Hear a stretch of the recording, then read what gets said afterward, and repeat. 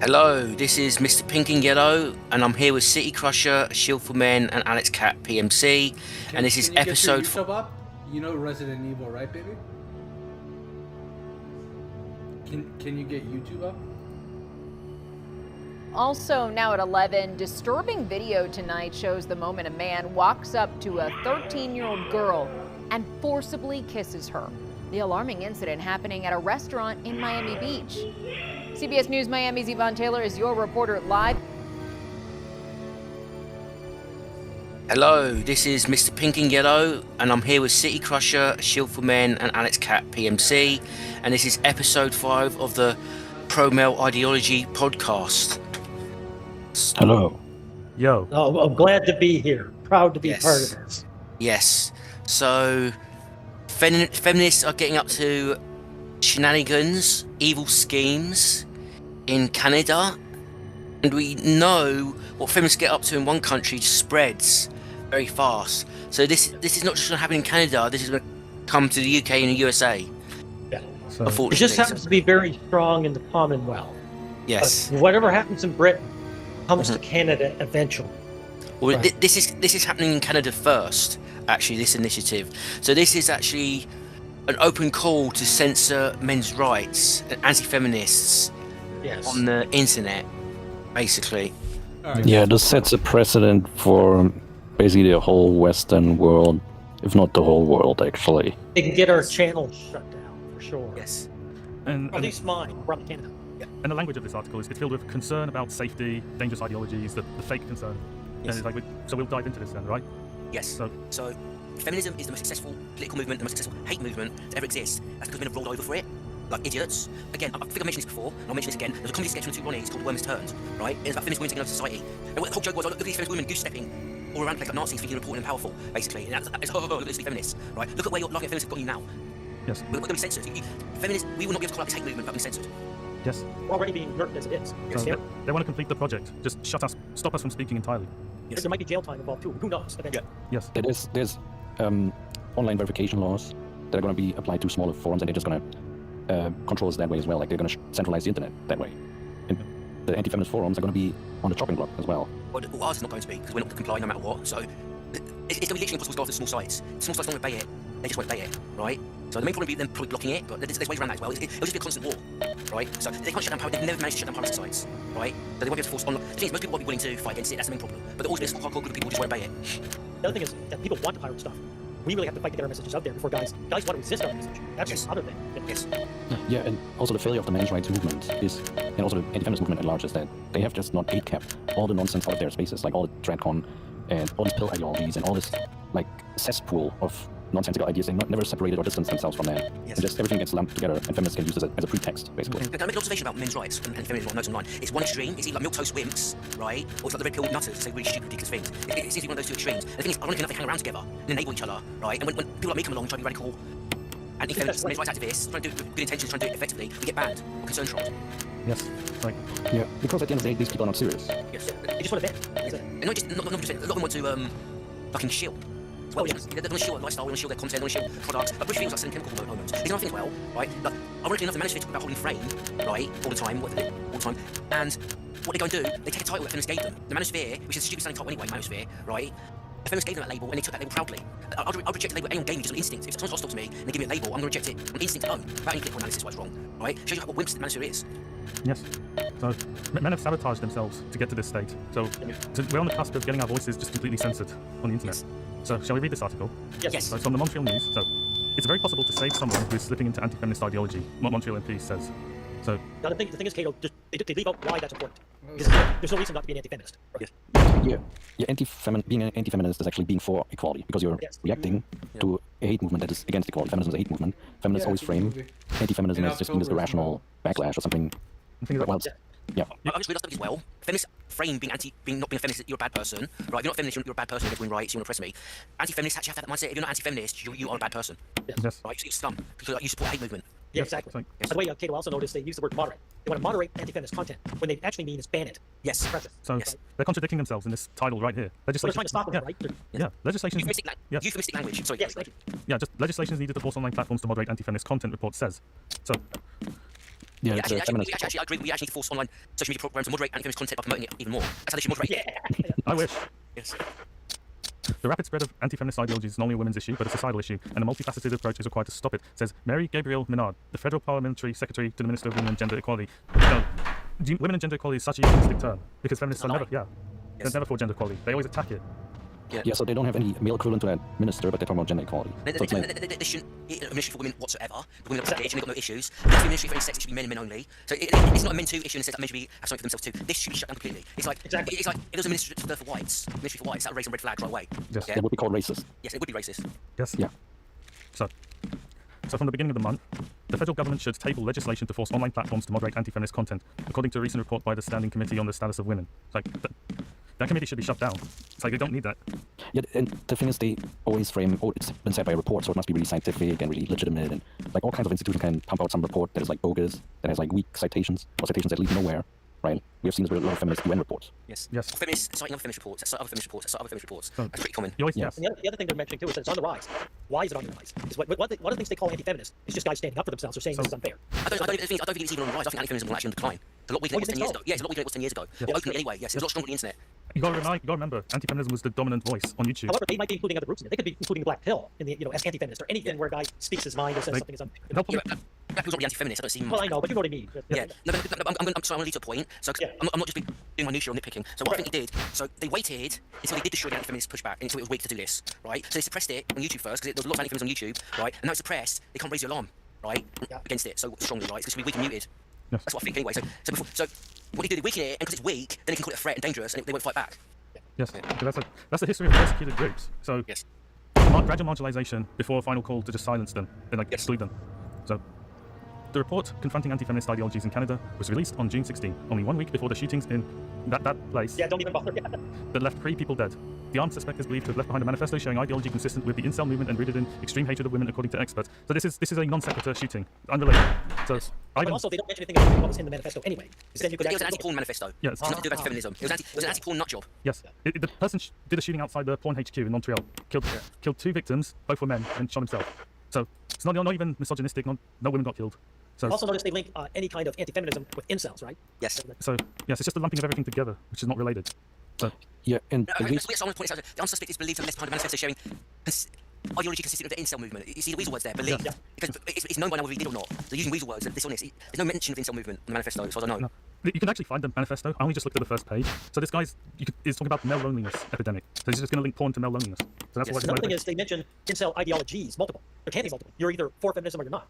So That's very, you gotta look at what they mean. That's what they're saying. We're going to take almost various groups and lump them all into anti-feminist. yes, so an unrelated shooting, there's nothing to do with opposing feminism, is now lumped with anti-feminism and called dangerous. So this is equivalent of like saying, right, we need to silence women's voices online. We need to ban them.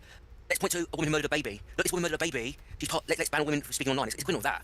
Yes. yeah, feminists always use some outlier male violence incident to just create a narrative and then silence male voices and push feminist censorship. The actual evidence shows that the so-called incel movement, it's not even a movement, community, like these men, generally speaking, are not violent. This is like what one of the largest studies on incels have found. Like most of them don't even support violence, right? And if we want to use the logic, oh, there's like some incident or some outlier example of some people of some group committing violence, then we would also have to scrutinize feminism because there are multiple examples, as we will show, of feminists, self-identified feminists committing violence. Yes. And also feminists commit structural violence. Yes. Yeah, So- that's even more serious. Yes, so the thing is, it's far more, the thing about structural violence is a lot of times it's seen as legitimate by society and it's lawful and it's legal, right? So it makes it far more dangerous, Yes. right? So like, you can't defend yourself from structural violence really, because it's illegal to defend yourself from structural violence. And if some nut job's coming at you with a weapon, right, you're legally allowed to defend yourself. You can't defend yourself from structural violence. Yes. Well, especially if they decide to make it legal for someone to harm you, then you can't call the police. Yeah. Yep. So it's a subject that is very important and dear to my heart, said Mary Gabriel Menard, Liberal MP for Hochelaga, Rosemont Est, and Parliamentary Secretary to the Minister of Women and Gender Equality. So it's just like saying the Ministry of Truth from I want 1984. to pause this because I know a lot of meek, mild MRAs do the men too thing. So we need a ministry for men too, right? I mean, what about men? What about men? Stuff like that, which is false framing. It gives into feminist frames. These feminist ministries have to be shut down because they hate groups, Yes. right? This is equivalent to having like the KKK having a ministry. No, they do not get a ministry. Period. Yeah, like even if there was a ministry also for men, this would be like a token, basically. Like it would be getting, Not feminists. Get no feminists on it. yeah, it would get like maybe some little scraps of funding or something and barely any influence. It's just there to promote this illusion that there's some equality. Well, they can't give anything because if an issue is male unemployment, for example, and what's causing it is giving quotas to women, then nothing can be done because the Ministry of Women will say, no, we want quotas for women. Right? So you guys have to suffer. The thing is, I do know that feminists do set up male charities, as well to like control the issue. Like there's a male charity called Calm, campaign against living miserably, right? And it's run by feminists. I know because I tried volunteering for it and I found out it was feminists running it like over 10 years ago. Okay, so yeah. Yeah, they basically do this in order to make it seem like they are really for equality when in fact they're not. But it's not just that, it's to control the issue as well, Yeah. right? They control the discourse completely, they control all the groups, they control the discourse. Yes, So the opposition, yes. yes, just complete full spectrum dominance. That's the strategy. Yes. Menard sits on the standing committee on the status of women. While she wouldn't comment on the shooting, she was. Well, no, sorry, status of women means the privileges of women. It's a euphemistic term. Yes, yes. Women are privileged. They're not oppressed. That's what the title's trying to make you think. So, while she wouldn't comment on the shootings, she was eager to share the findings of the report and its recommendations to counteract anti-feminist rhetoric. So, it was Menard who proposed the study that led to the report. In the fall of 2025, we published reports on coercive control and gender-based violence. She recounted. Following... The term gender-based violence is hate speech, right? It's so. And again, most domestic violence is committed by women. And I'm going to say something, I'm going to make a prediction. There's going to be a study in the future that's going to prove all the flaws of all current studies. It's going to prove that women commit 90% of domestic violence. I'm just going to make that prediction. Well, Shield, just to mention, like, whenever this comes up, Yes. there are many YouTube channels right now that will no doubt be suppressed here in Canada, like Violent Women or Women of Crime that I've showed you, and they show it's the women that end up doing the coercive control. There's so many videos saying stop white husband beater or boyfriend beater, right? So they're going to make this a one-way street, which is only going to affect men. And also they're going to lie about men. Like they're also going to say that a man coercively controlled a woman when he did not, of course. Yes. Maybe he was just arguing. Yes. So yeah, cause I think there's studies that show that women commit 70% of domestic violence. I've just got a gut feeling that's underestimated, actually. It usually is. So like they said, like 70% of the homeless are men. Mr. Pink and Yellow pointed out to me that, hey, they're including women who are sleeping in friends' places on couches or beds. Hostels as well. And Yes. hostels as well. In with men who sleep on the streets. So they've actually downgraded men to 70%. It's probably 95 or more percent, to be honest.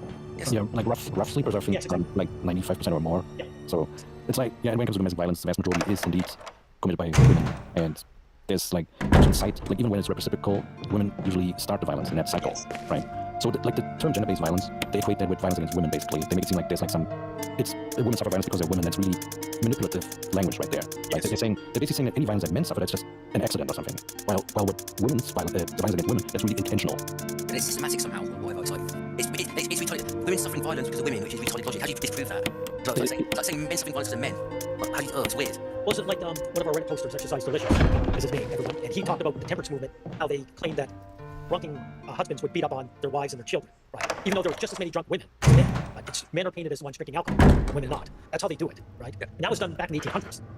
I think this is actually another example of structural violence done by feminism historically against men, because they want to forbid men, like hard-working men who come home after like a really grueling hard labor job.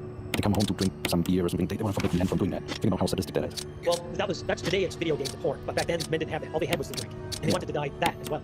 Yes. Yeah, very controlling. The only reason the temperance movement failed, it was a temporary thing, is that too many women wanted to get drunk too. So, following those two studies, I found it urgent to pinpoint the source of gender-based violence and intolerance in Canada, and the rise and unabashed aspect of anti-feminist discourse. Well, what permitted those movements to grow? Well, what permitted the feminist movement to grow is a better question. The feminist movement is, like, even if there was even like a tiny element of anti-feminist discourse being like evil or something, feminism would be a million times worse, and it's more powerful as well. Yes. So, some of the worst feminist discourse is celebrated by the biggest feminist organizations. It's Like, taught in gender studies as well. That's interesting, insightful, oppressed women. yes. Just articulating their frustrations at a patriarchal society. So it's enabled and supported then, in other words. Yes. The rapid spread of anti-feminist ideologies is not only a women's issue, but a society issue, she emphasized, and a multifaceted approach is required to stop it.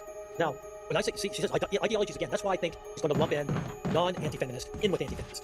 If they could put incel forms in anti-feminist. We just did. This article did by mentioning Yeah, incels. exactly. Yeah, and also like these look-smacking people. Yes, the Lucas guys too. Because they're complaining that women only vote for the top 10% or whatever these other guys. I believe that will be called anti-feminism, and that'll be cracked down. Also, you talk about, let's see, a multifaceted approach. Why multifaceted? I believe jail time will eventually be on the slam. It won't just be suppressing voices, right? It's not just jail time, they're treating them like terrorists. Yes, exactly. Yes. Among the report's 14 recommendations, Menard highlighted the first, including that the federal government support public awareness campaigns to counteract anti-feminist rhetoric. So, we looked at the 14 recommendations, we got the report up, we want to look at it. Not right now. Alright. So, Let's read this first. Yeah. we absolutely need to support prevention and the work being done by community organisations to counteract anti-feminist rhetoric, Menard said. What can Have you noticed that they don't actually show what they're saying, right? Because if they show what they're saying, they couldn't actually debunk it. Yes, Yeah. so what we've seen is very infalsifiable, because we don't even know what's being said. So, what we've learned from this study is that young boys don't seek out radical ideology that is not aligned with gender equality, but they are exposed to such discourse within 30 minutes of interaction on social media. Experts told us social media is often the entry point for young boys who are exposed to this discourse. You know, Okay, that is a huge lie. So they want to make it seem like the algorithm is supporting genuine anti-feminist content. That is complete fucking horseshit. Yes. What the algorithm promotes usually that is even like adjacent to these topics is like TradCon nonsense and lookism and like dating advice and bullshit like this. Would have I'll support what you had to say. I don't know if you remember, quite a few years ago, one of the anti-feminists, Sargon of Akkad, who went by the name of, he responded to this young lady who was complaining about geeks, calling out girls who were fake geeks, right? And she was complaining about that. And his response to her, which both you could find easily on the internet. Within a few years later, I could find her response on YouTube. I could not find his anymore. If it was on there, it's buried so far, you would never find it. It would never come to you. And also, on search engines, it's very hard to find old anti-feminist links I can find easily. Yes. I just used to put in the phrase of the article, and it'll bring it up, and I can't find it. It's internet's feminist controlled. So this whole article is lying. It's like, Yeah.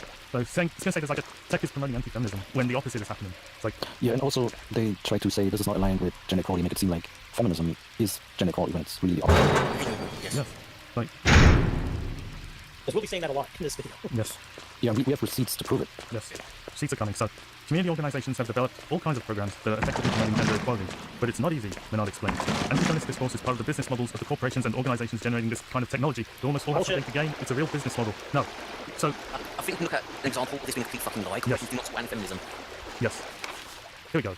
So, Intel spending $300 million to bolster women and minority hiring. Chipmaker to launch diversity and technology initiative that aims to expand women and minority hiring and retention. Okay, that's the intersectional feminist filter they put over in something. It's just shoving more women in that. In Django, remember showing whenever you see like a group of these hires, they're usually young white women. There's almost no men at all. Yes. And actually, even women of color are a small minority. So they're not really about even minorities. The minority is just covered. Yes, and those photos are across all the companies. It's like Google, Facebook, Blizzard, Rockstar Games, Ubisoft, all the companies. It's complete failure, lose the money, and you still do it over and over Yeah, again. free When Elon Musk, sorry guys, when Elon Musk took over, I forget what company took over, like, whether it was Microsoft, Twitter. but thank you. He got rid of all the dead wood, and people showed it like before and after. Before was a bunch of young, pretty women. After the picture was just young guys. He got rid of all the women that were just dead weight. Yes. Also, I want to mention another thing. A lot of big tech companies are linked in with the World Economic Forum.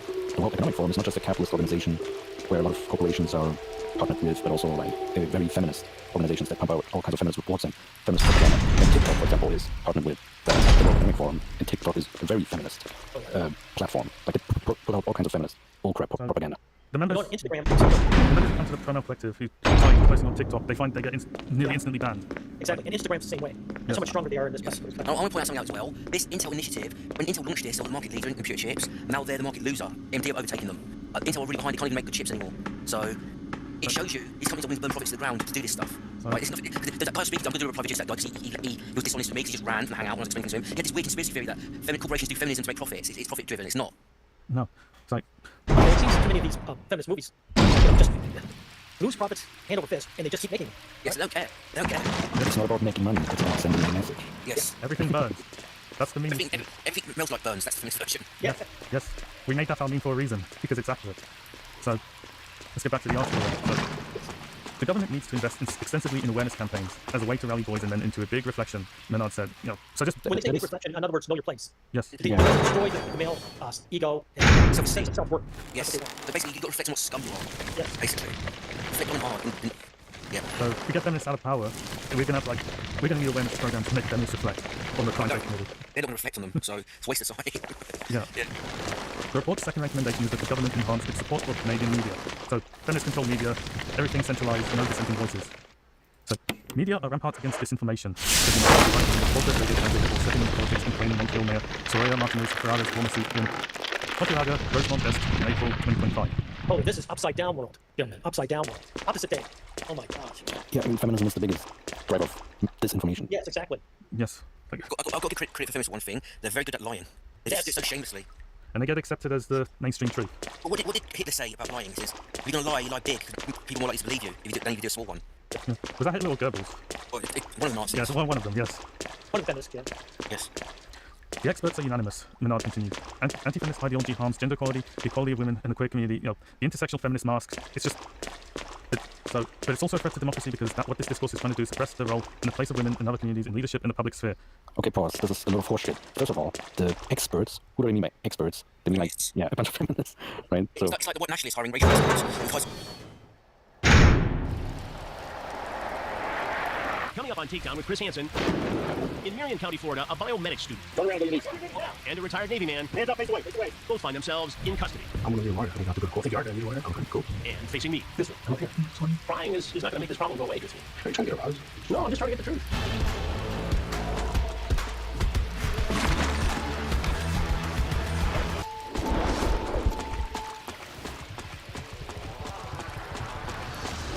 hope you're enjoying this free full episode of Takedown on our YouTube channel. But there's something you need to know. There are literally hundreds of new episodes either in production or on our streaming channel right now, uncensored, all on WatchTrueBlue.com. Use the code YouTube26 to watch all of the episodes for $2.50, or for an annual subscription, use YouTube Year for $20 off. Also, and this is very important, hit the subscribe button, and we'll see you on True.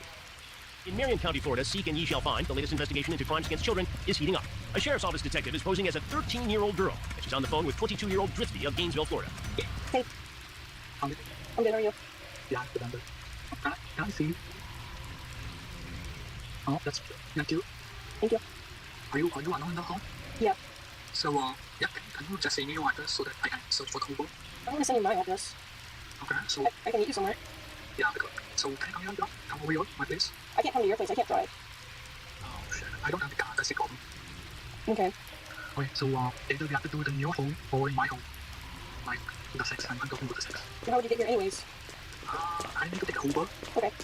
So if you're okay, just let me know your address. Is there any time limit? She was young, that type of deal. Nothing wrong. And today, just continued to go into what ended up now being an agreement to meet. So, And who does he think he's meeting? 13-year-old is about to be 14. And what is the scenario? What is going to happen? Subject is he's attending college in Gainesville, Indiana. He's claiming to be 22 years old, Indian male. He's here on a student visa. The age subject came out, in which 13 came out. He first engages in the minor. So that continues into engaging in the conversation. He doesn't back away from it. He just tries to ascertain, and he asks to have a video chat call. So he has the video chat. Correct. So on this particular one, we have a separate UC, another UC that's doing the chatting, just one of the ones that we use as a face. Actually talk to him, and yes, he definitely wants to engage in sex for money, and he's trying to rent a car to come from Gainesville here to meet with a 13, 14-year-old female to have sex. And has he discussed the price? Has he discussed what he wants specifically sexual? Sexually, yes. Oral. So he just said oral and sex. He tried to use codes. The UC was very good to kind of ask, like, what do you mean? I need to be clear, correct. And he was very straightforward with everything. So as far as we know, he has rented a car or is about to rent a car in Gainesville, and he's going to drive to this place. And he has engaged with the girl who's 13, about to be 14, to pay her for sex, knowing that she's underage. Yes, sir. As far as we know, he's 22 and he's a student at the University of Florida in Gainesville. Right. From India here on a student visa. That's correct, which has been confirmed already. We confirmed that. Is this a case where he would lose his visa status because of committing this crime? Yes, given the nature of how intense this type of crimes are, and the fact that he's either been a hands-on offender before, and we're just catching him now, or he's about to become a hands-on offender for the first time, it's very, very important to basically use everything out at our disposal. And a visa, is a privilege. So you're using that, he's definitely going to lose that. So.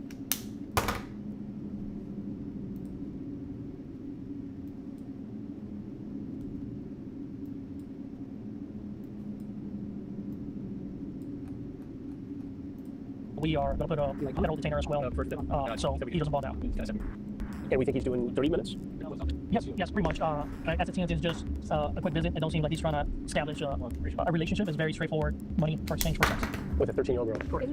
All right. And where's he supposed to meet her? Do we know yet? Yes, we have a location up here in one of the local gas stations. Got it. You want to go Very to good. bed? Thank you, sir. Yes, sir. Appreciate it. I've got 30 minutes or so to get to the meetup location, a gas station not far from the sheriff's office. What? The 22-year-old who's coming to meet a 13-year-old girl is a student. You feel bad? Unbelievably, on the way, we end up right behind his vehicle. Or it's not necessary. Whatever you want. Can you get out of the car? Nope. Oh my God, please, God. Now park, walk, and track Frisbee's movement. He looks around for his underage prey. She's not here. Just me and the Marion County Sheriff's Office to take him down. I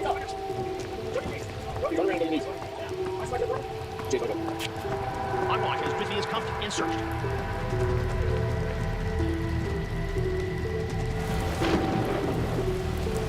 Just after he was taken down, the skies over Ocala opened up, but for this 22-year-old exchange student, the storm is just beginning. Frisbee is taken to the sheriff's office, where I get to bring my own storm of questions. Hey, Frisbee. How you doing? Oh, I'll get to that in a minute. Just sight. Talking about sex with a 13-year-old girl. I know you're sorry, but I'm trying to understand why you did it. It's fine to be sorry, but you did something here that is very illegal and potentially damaging to a child. Would you do this in your country if you were in India? I'm up here. Sorry. Who am I? I'm Chris Hansen. Any expectation of privacy? Trithvi was quiet during my interview, and that's because he's being charged with use of a two-way communication device to facilitate a felony, use of a computer to seduce, solicit, and lure a child, traveling to meet after use of a computer to lure a child. Resources? That's kind of crazy. Yeah, pretty much. But one thing I am interested and curious about. Alright everyone, welcome back. So I recently made a tier list video in 2 parts, so I figured I'd follow that up by asking a a lot of top players what they think about it, you know, get their input on it, see how they differ from mine, and basically just try to have a discussion about why they placed a certain civ where they placed it. So first, our first guest is arguably one of the best players that don't play tournaments. Luckily for me and for every other tournament player, we've got Pegasus Rush over here. Hello. Hello. Thanks for having me, Kavath. Thanks for So I being did take here. a look at your video about the tier list the other day. Frankly, I was disgusted. I'm kidding. But listen, in my opinion, Yeah. the best bicep exercise I would put in S tier is the hammer curl. Yeah, for sure. That is how you get good at Age of Mythology, by the way. That's the real top secret scrim. But just to make sense of this thing right here, this is my tier list, the one on the right, and this on the left is the tier list made by Pegasus Rush, aka Peggy. So let's start with the first one. I think we can all agree that Susanoo has to be like one of the best gods in like every single tier list, right?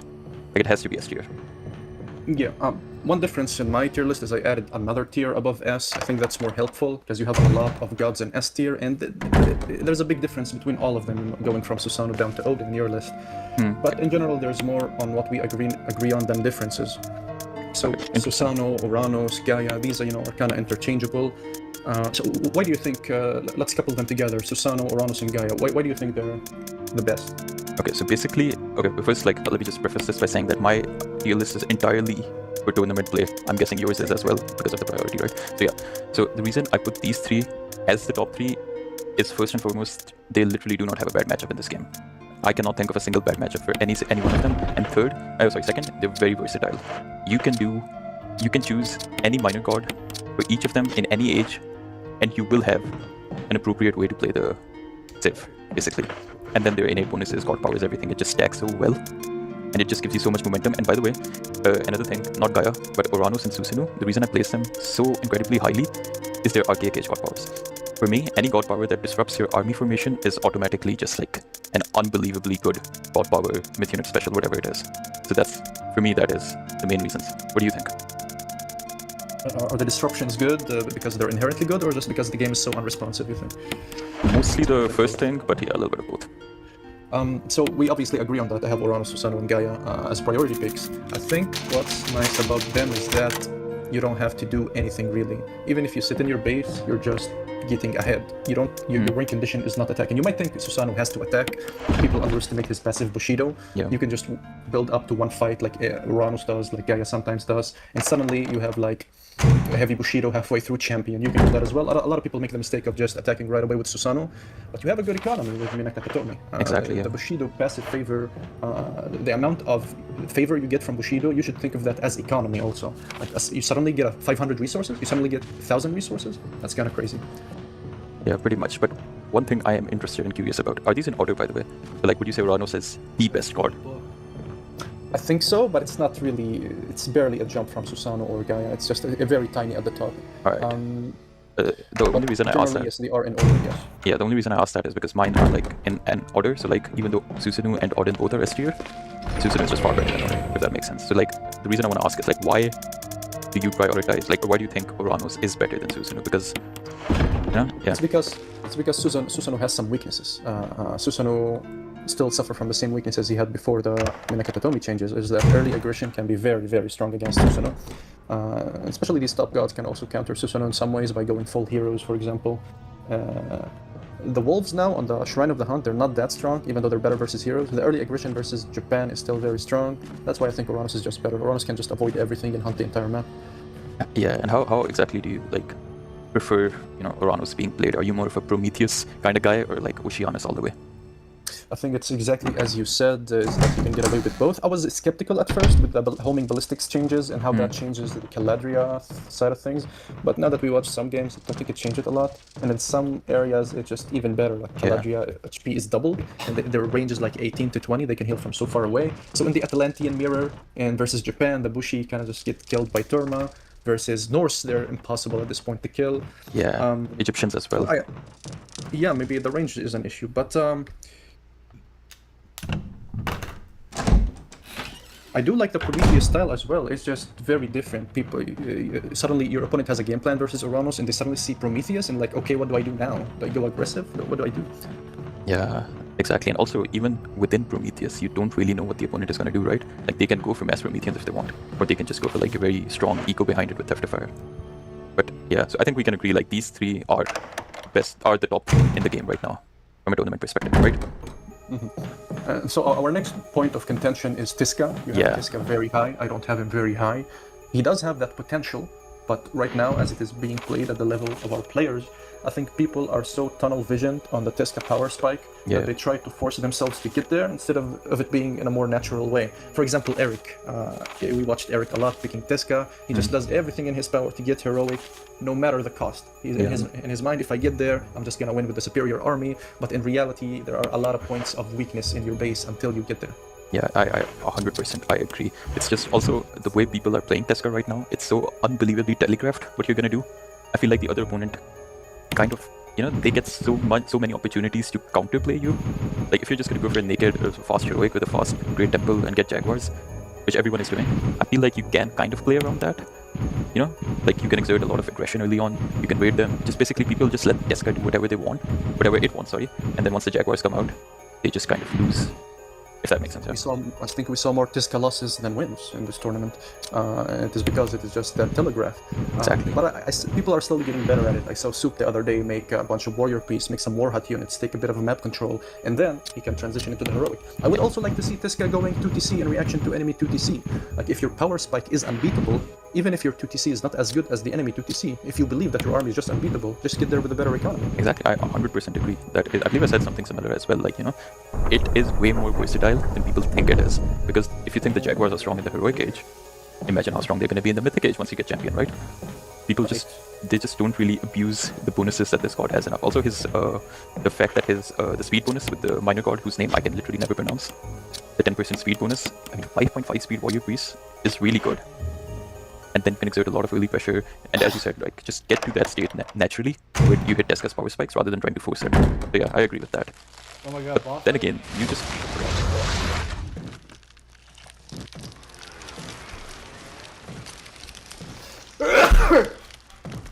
no way.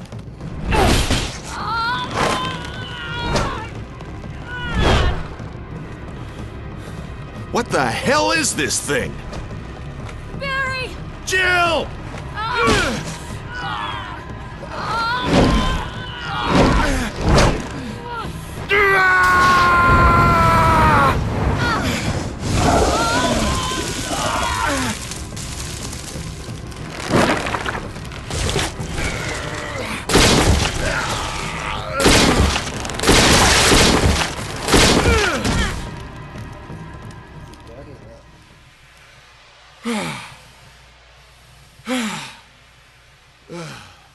I thought it was finished. Yeah.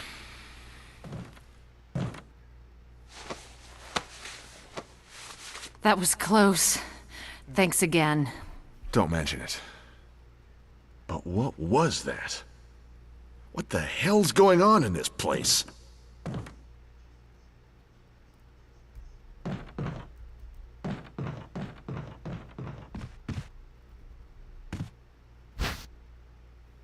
Oh my god, mansion key, yeah, baby. Oh, the helmet key. Hell yeah, bro.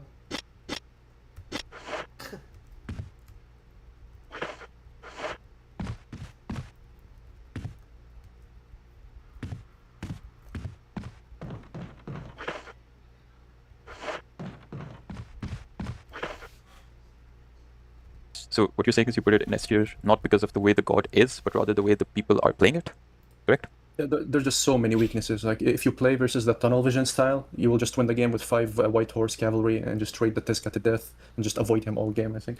But like I said, I think slowly it's gonna get higher and higher and higher. I'm not doing this as in like the perfect ideal scenario of every single card because we're not robots. Yeah, of course. I think people need a bit more understanding. So okay, my biggest issue with your tier list is that you placed Kronos and Tsukuyomi in B tier. And we all know how much I love Tsukuyomi. Yeah, we all know that, trust me. I've been watching your games. The reason I placed Tsukuyomi, I'll get to Kronos in a while, but the reason I placed Tsukuyomi relatively low... Something about that mansion still bothers me. Again, he just runs into that one of the main weaknesses of Japanese is the fact that he's very vulnerable to early aggression, right? Like imagine Zeus with the 2 heroes and like a Minotaur or 2 Minotaurs. That, I believe he's really vulnerable to it, that Amaterasu isn't, that Susanoo isn't, because they get Shrine of the Hunt. And secondly... Okay, but hold on, we don't have to worry about Zeus on land. How many Zeus on land did we see in this qualifier? No, 0. Well, Zeus was just like an example. I just meant like early pressure as a whole, right? Could be anything. Could be like 5 Hersers from Odin, just like popping up at like 30 seconds into the game, as they like to do.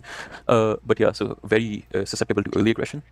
Secondly, his heroic age, he doesn't get the same power spike that Amaterasu and Susanoo get. And what I mean by that... Really? Yeah, I know this is a bit, not exactly the popular opinion, but what I mean by that is, let's say you're Amaterasu. You go heavy into Samurai, right? Let's say you're playing against Norse. The Norse is forced to go heavy into throwing X-Men, right? And then Amaterasu hits that massive power spike in the heroic age with the Thunderburst and the Raijus.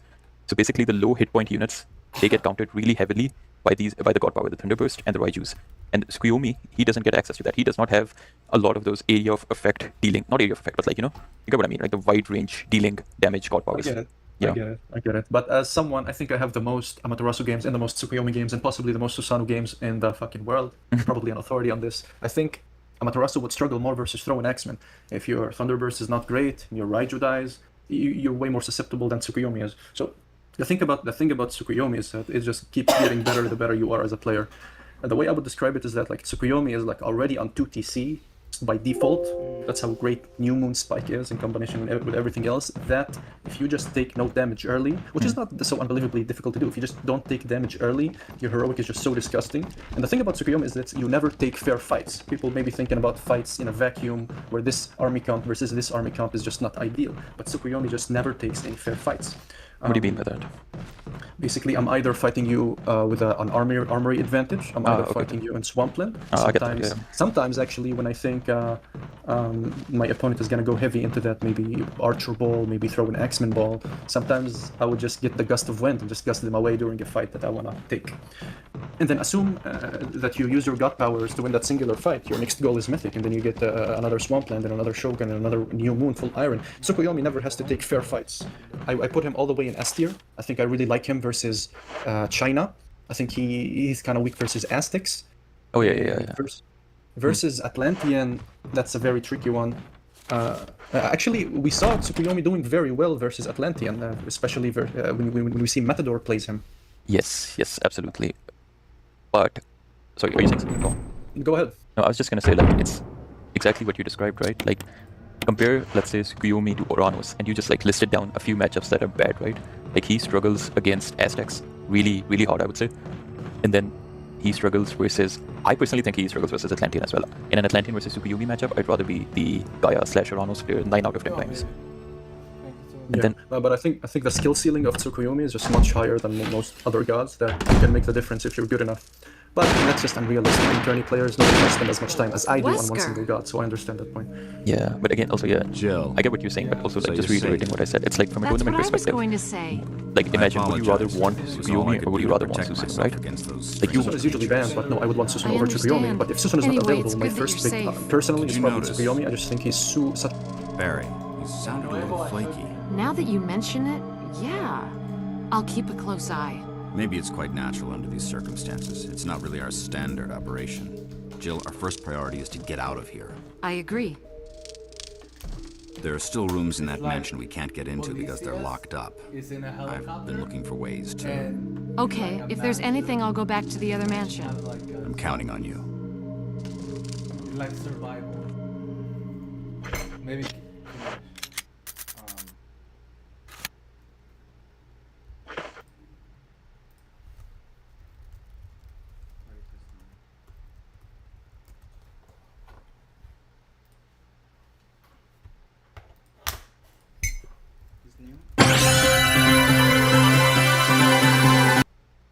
This is the new one. Or no, what is it? Yeah, I watched your. No, not the movie. Not the movie. It's a game. It's a key, baby. Look.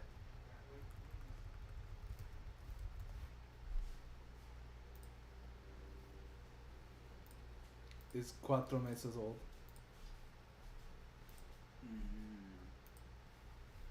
Grace,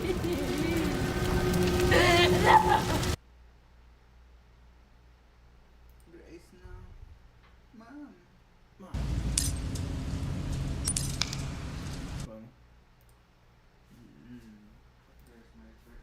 could watch Carter overnight. Oh, I didn't know you had it in you. He wouldn't be safer with Supergirl. Hi, Miss Grant. How's Carter?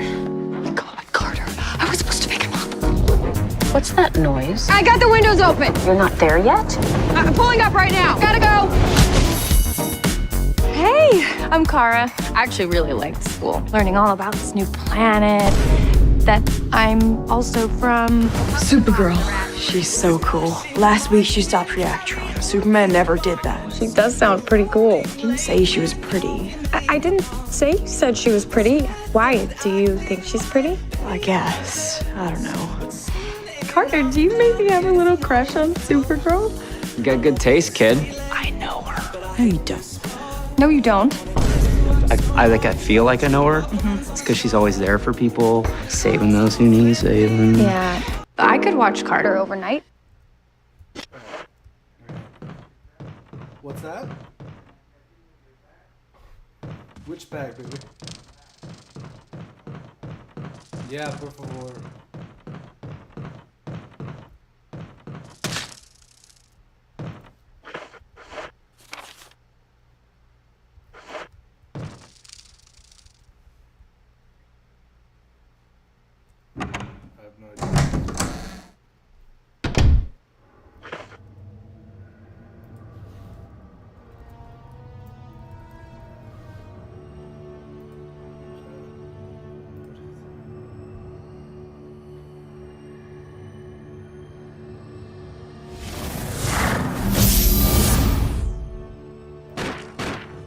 Wesker.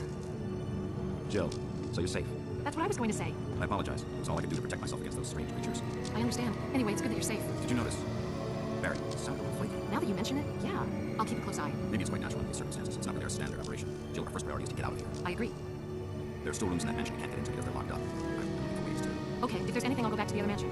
count on you.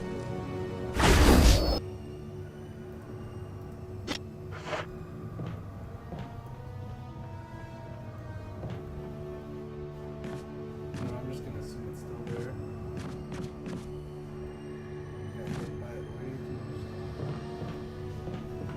Is that a zombie?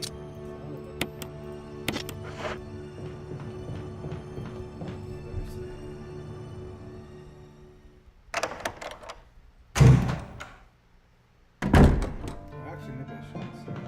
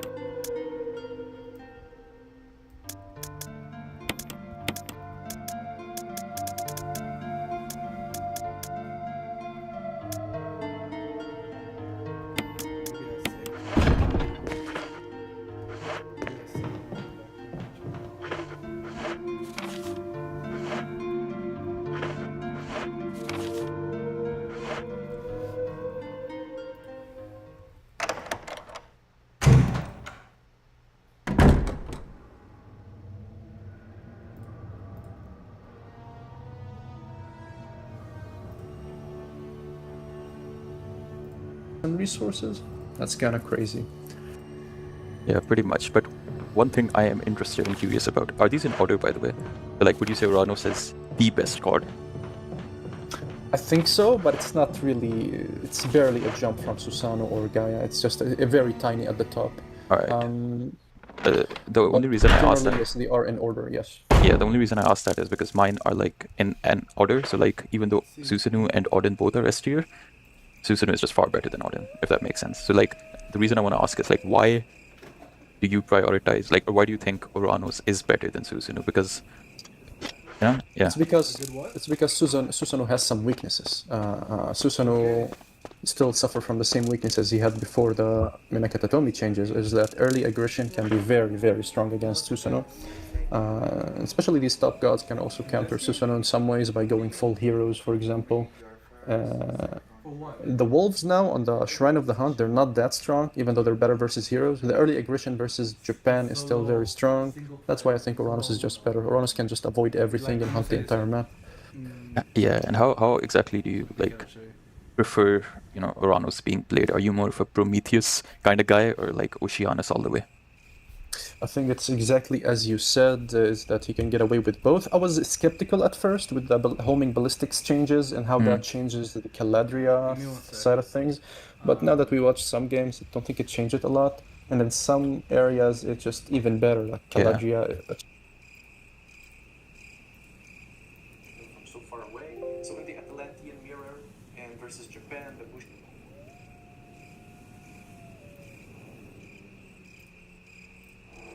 This is Resident Evil. It's the original game.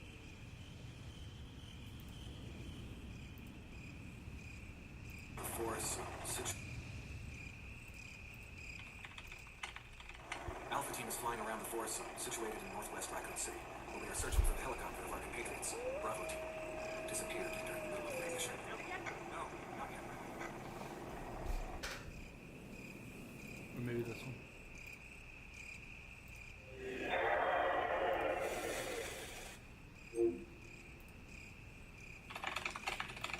Alpha team is flying around the forest zone situated in northwest Raccoon City, where we are searching for the helicopter of our compatriots. Bravo team disappeared during the middle of their mission. No, not yet. Bizarre murder cases have recently occurred in Raccoon City. There are outlandish reports of families being attacked by a group of about 10 people. Victims were apparently beaten. The Bravo team was sent in to investigate, but we lost contact. Look, Chris. Bravo team's helicopter was a derelict.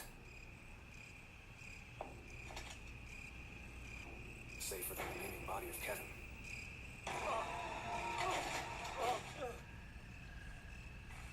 We continued our search for the other members, and it turned into a nightmare.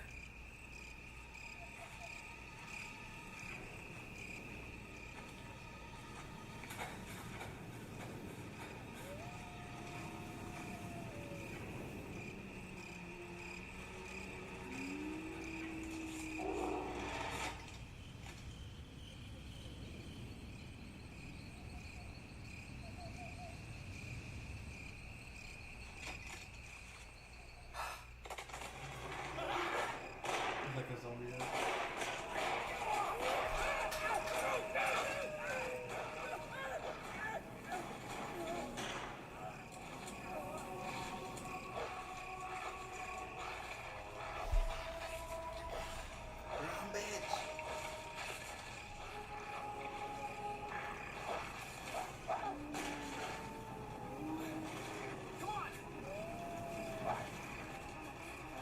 Run, dude. Run for your life. Yeah, zombie. Doberman with the virus. Like a virus. You bring me my cup? Yeah. Are you finished? No. Okay. I'm finished. Don't worry.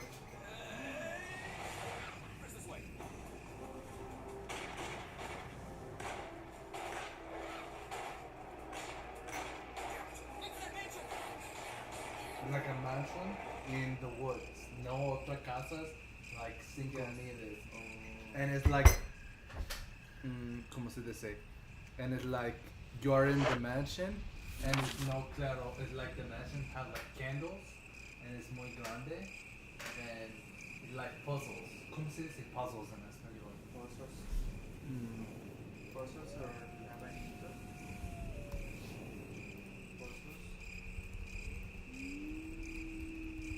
Pozos. Puzzles, yeah. Rompecabezas. Okay. Yeah. Y terror de supervivencia. Tienes munición limitada. Oh my goodness.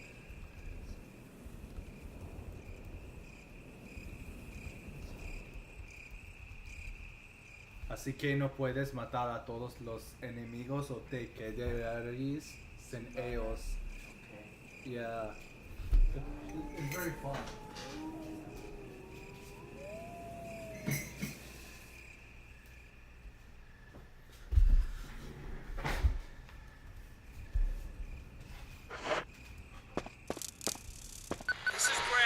Stars Alpha Team.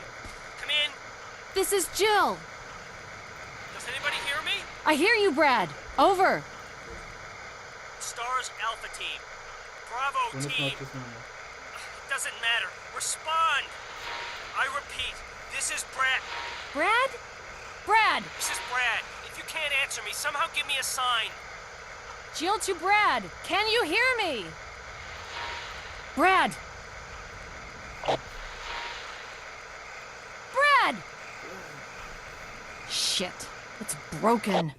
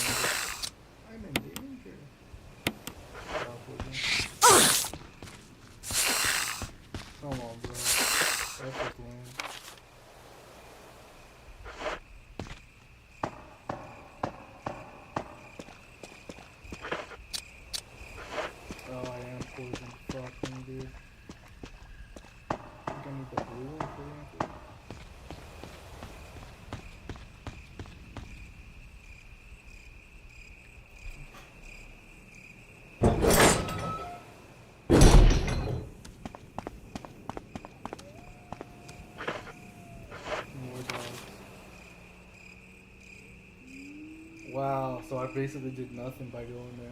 Wow, that was a total fuck up on that. Okay, I can cure the poison.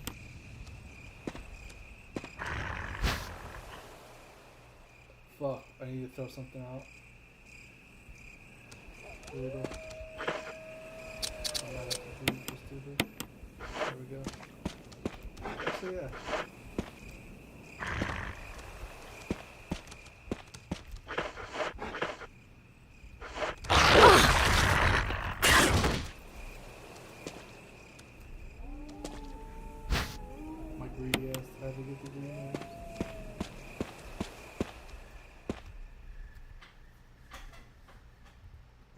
Is Norse, they're impossible at this point to kill.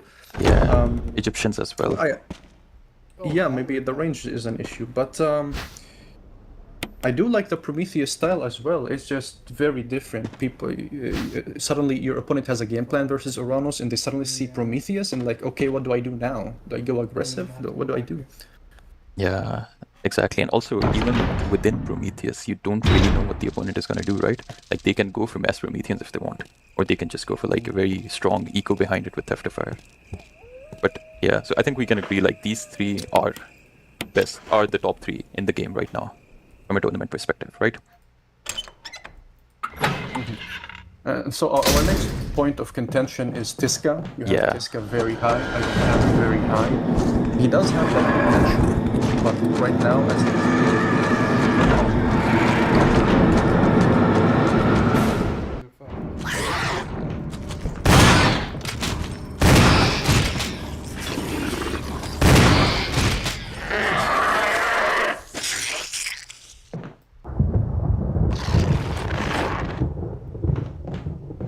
Dude, what the fuck is that thing?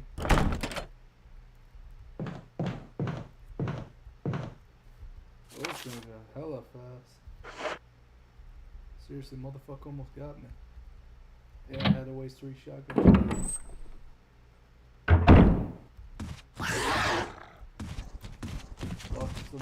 Oh my god!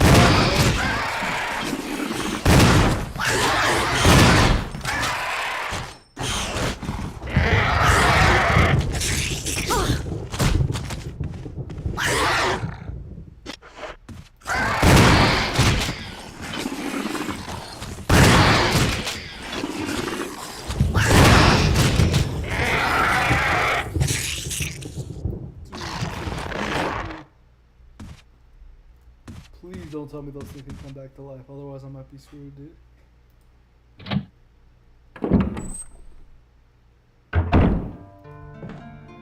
Well, I can try believing the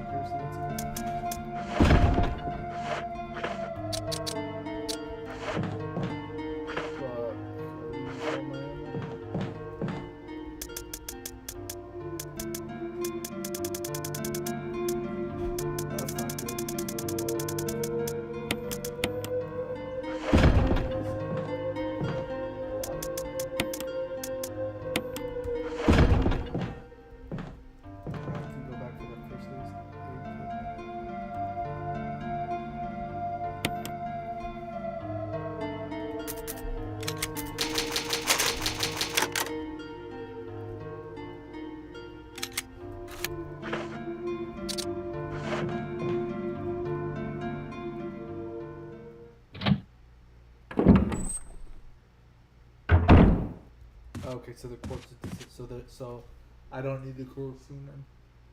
I don't need it. Cool.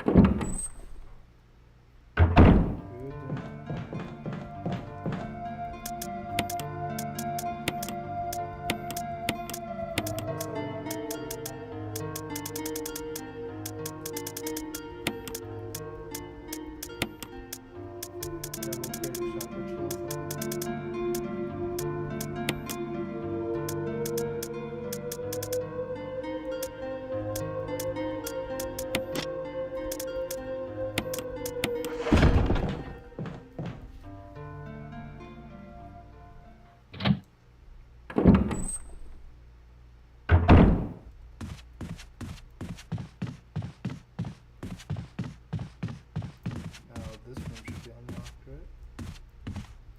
Wesker fixers. Math. I thought we were gonna fix it. What the fuck?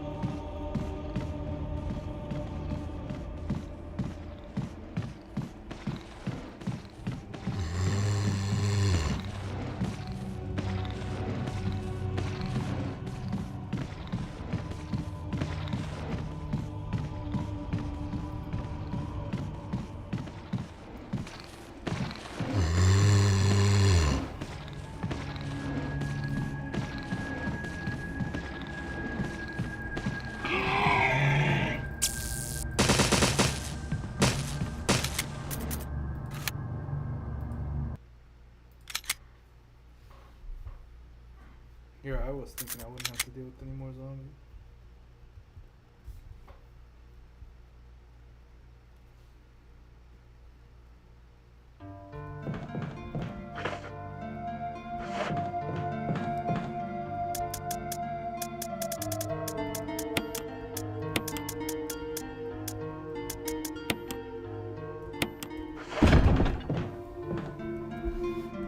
At the level of our players, I think people are so tunnel visioned on the Tesca power spike that they try to force themselves to get there instead of it being in a more natural way.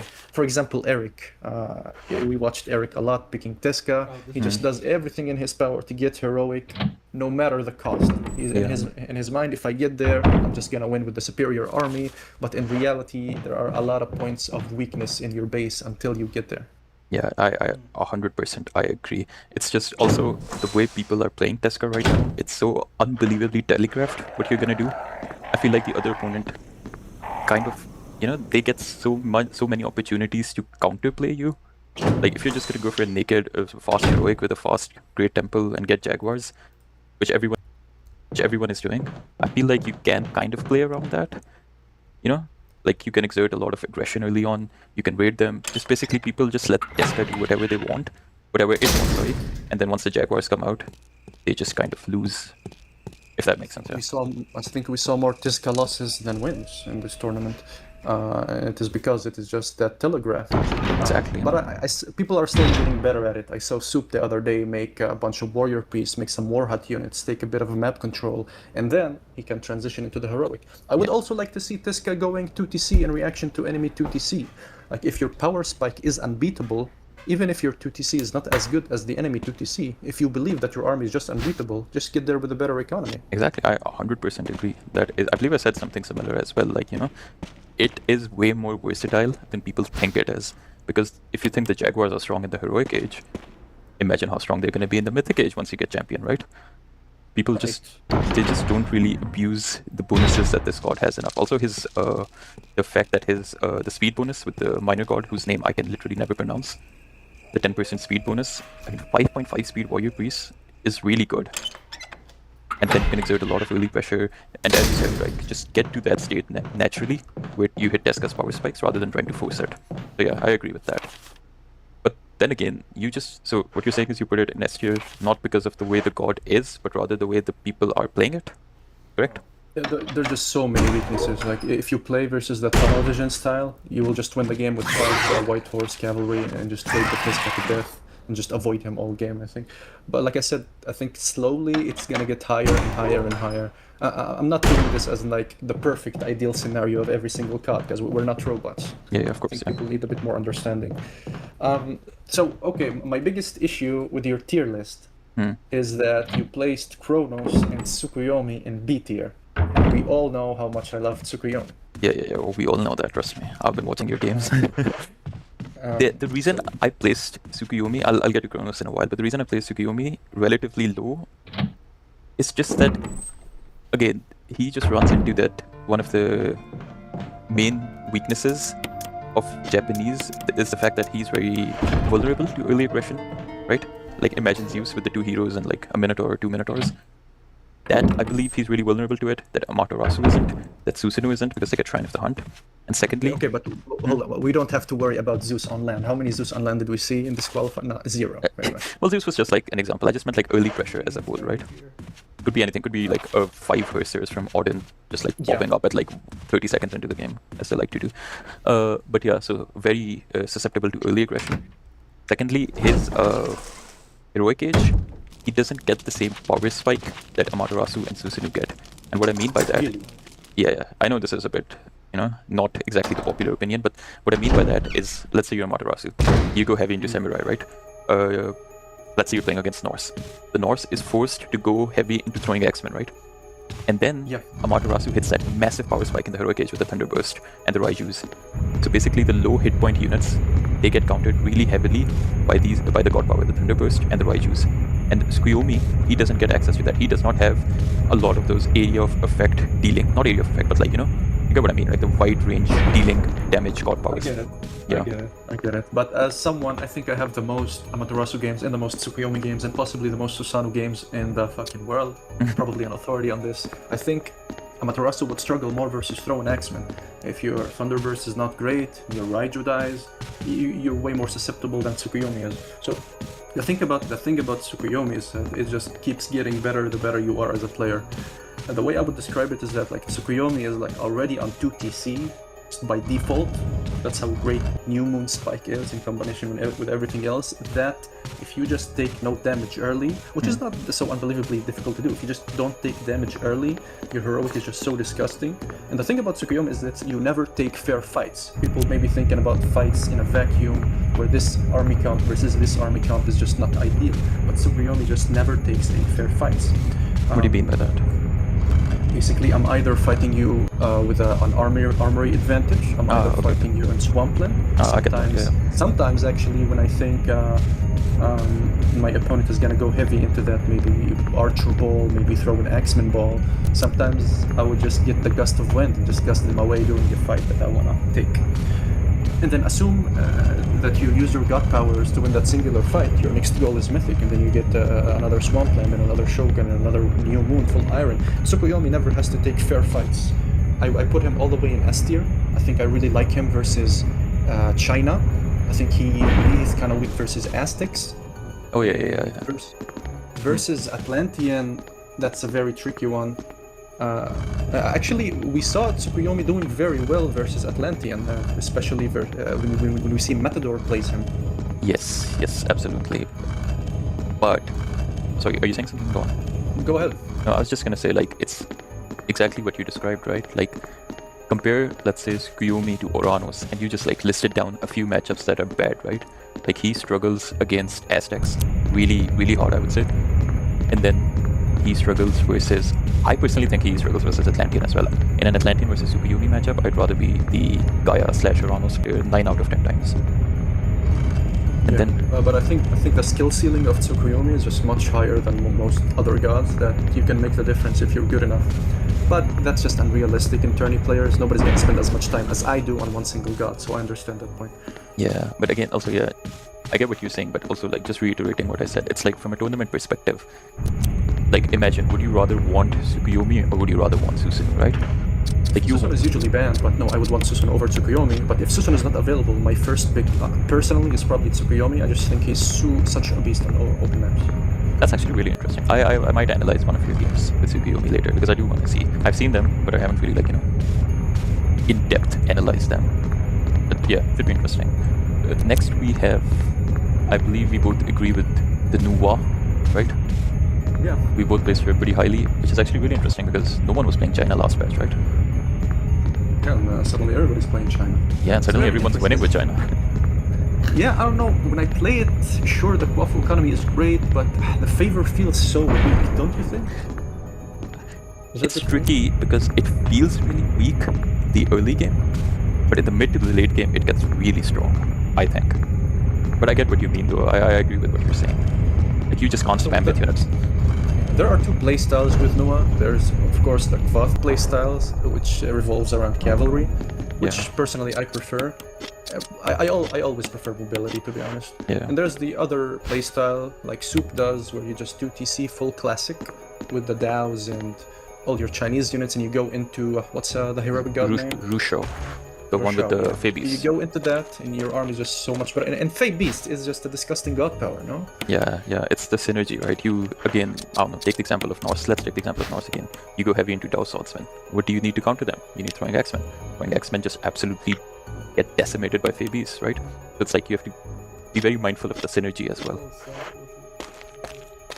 Yeah, and we also see like China is doing so exceptionally well against Atlantean. Every time I see that playstyle of just Daos and Javelineers and Fire Archer, just spam everything with your economy. Because the 2TC timing with Noah is just busted. You can get your TC before 4:30. If you just keep spamming classical army, we see it often overwhelming the Atlantean. Yes, I have been at the receiving end of that. Yes, it is very brutal and very difficult to deal with, actually. Because the Terma lose to the Javelineers, and the Murmillo just gets shredded by Fire Archers. And you just need like a small front line of Dao Swordsmen, and that's literally all it takes. And if you can add in a few myth units, it just becomes borderline unbeatable until you get to the Heroic Age, and then you start making the extremely broken, extremely overpowered Arcus.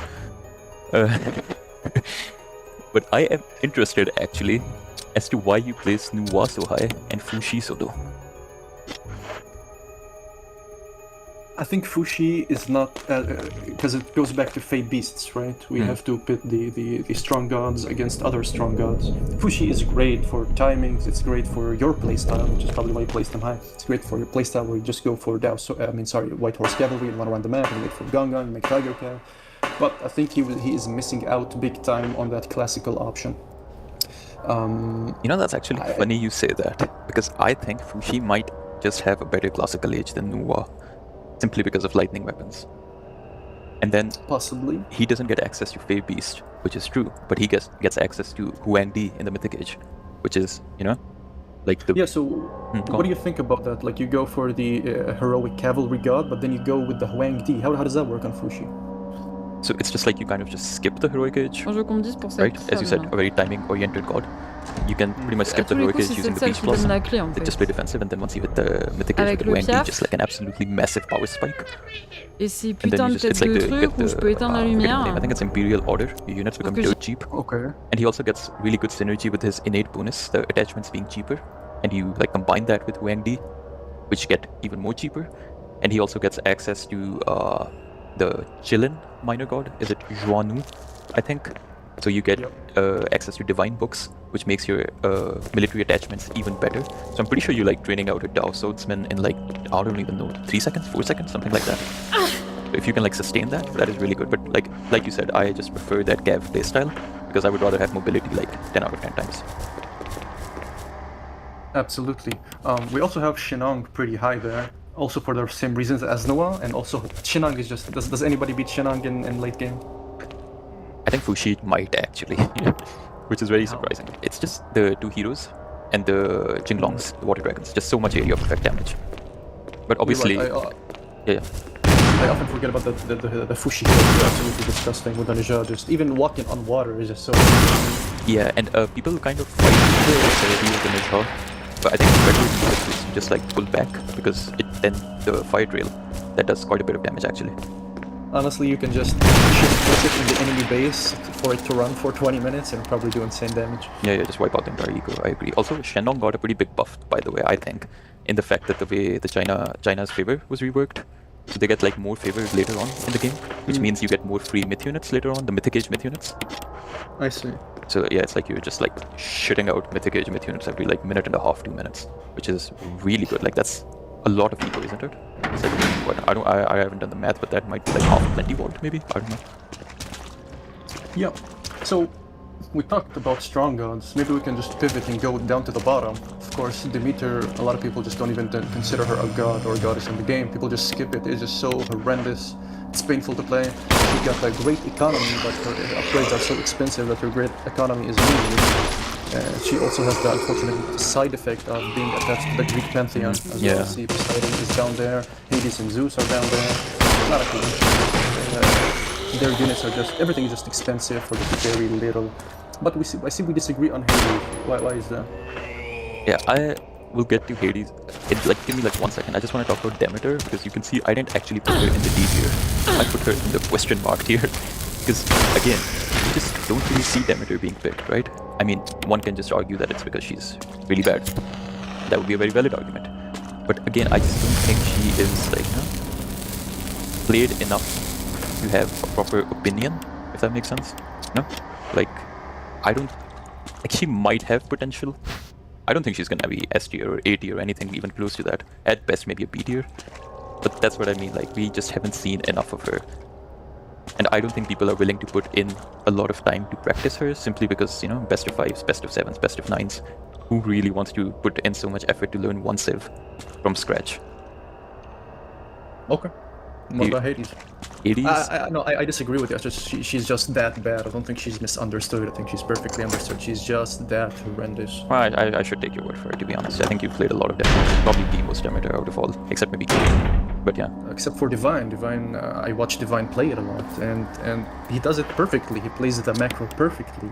But what are you even macroing for? He just gets to a point where what's the point of all this expensive upgrades that I'm getting if I'm just gonna lose anyway in the mid game?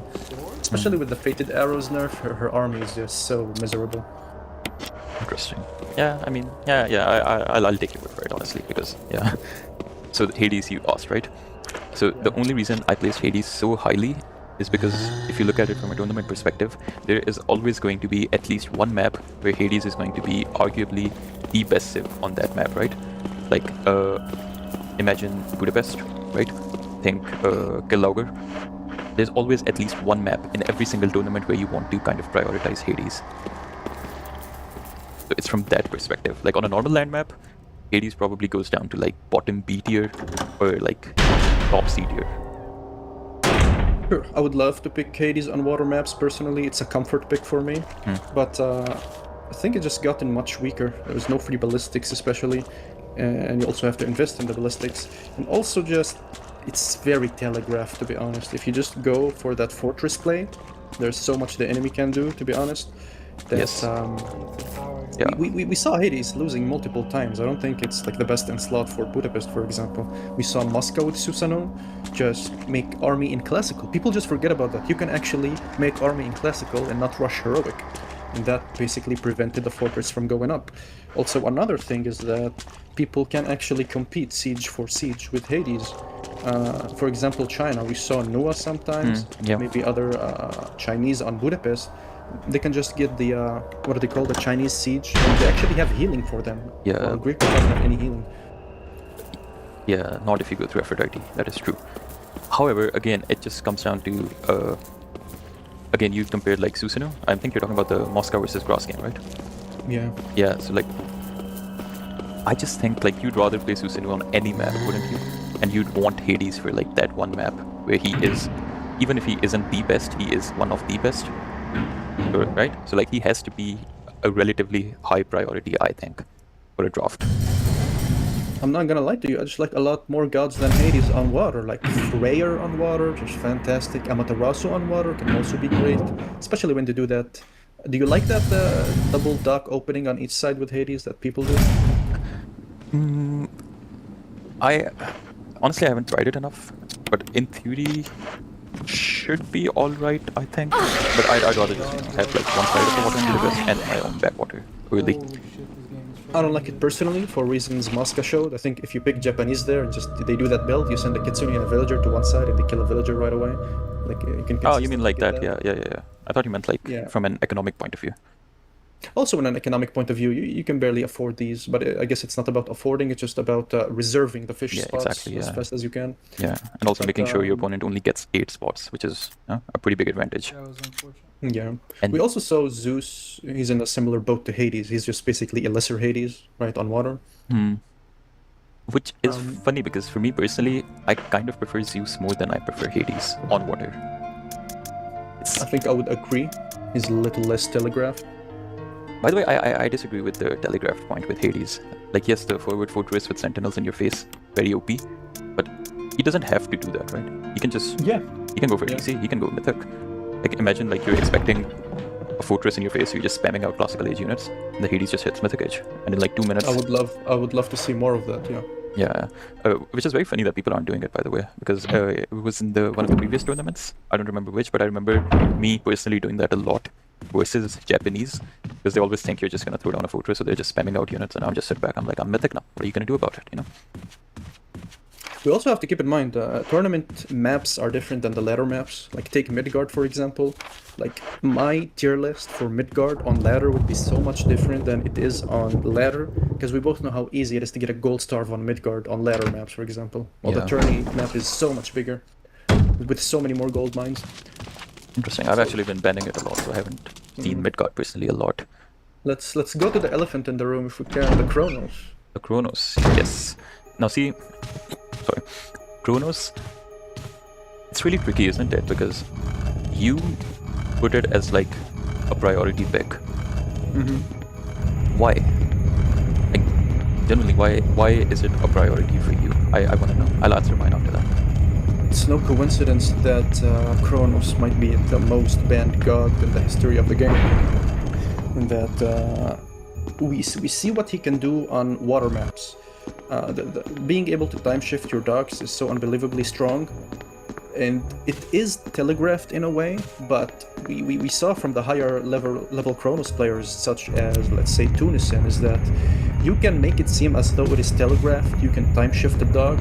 You can time shift the dock and not make anything. You can time shift the dock and make one ship, and you can just grab PPC behind it. We saw a matchup, Chronos versus Zeus, which I thought might be 50-50, but we saw Zeus play perfectly and Chronos still managing to get the win. It's like Mediterranean minus the consequences. Yeah. If that makes sense. Yeah, that actually makes a lot of sense. Yeah. Interesting. But okay, let's say we don't talk about water. Let's say for a land map, right? Would Chronos still be a priority? Land map. He might be, depending on the land matchup. Like, for the same reasons that he was very strong before. Like the Crush, I believe, is still very strong. There is the counterplay where you can destroy the temple, but like Boyd says a lot, like you have to have a build order, a different build order with every single god against Chronos, just in case of a Crush. And that alone, he doesn't have to be, let's say, strong on paper, but it's just that factor of, oh my fucking god, now I have to just adjust my game plan and take you to uncharted territory that you maybe did not practice. Because tournament play is all about consistency, and Chronos is just that one god that might put you in an uncomfortable spot. Okay, I 100% agree with everything you said, but for tournaments, do you not think that, one, you can scout really well? Like, every top player in a tournament is going to be scouting really well in the early game, right? So you know you're gonna get rushed. Two, I feel like every top player can, one way or another, unless they have like a horrible map, kind of defend against the Chronos Rush, right? Without taking too much damage. Yes, that's Civ dependent, but to your point, like, if I'm playing versus your Chronos, and I'm doing my best to prepare, because, okay, look at it this way, maybe from a build order perspective, sometimes you just have to commit to a build order right away before you can even scout the opponent, but let's just even ignore that. If I'm playing versus you, and I'm expecting a crush, and I go to your base, I see a manor, okay, maybe he's not advancing so fast, maybe he's doing a crush a little bit later, and then suddenly I see, maybe I advance, like, I have to advance somewhat fast, like maybe 330, maybe not insanely fast, 4 minutes, and I see that you went to Prometheus, and you're sitting in your base, I don't know if you have 6 oracles, I don't know if you're just gonna wait until you get to 8 satyrs. I think that's just very hard to do. Yeah, I think I know what game you're talking about as well. But yeah. That one doesn't work, but in general, I see you do that. Like, you think I'm gonna do one thing, I'm just gonna make 8 orc. Yes, exactly. See, now, if that was the thing, and if Uranus, no, not even, like if any other god in the A or B tier had that power, they would be an instant S tier, right?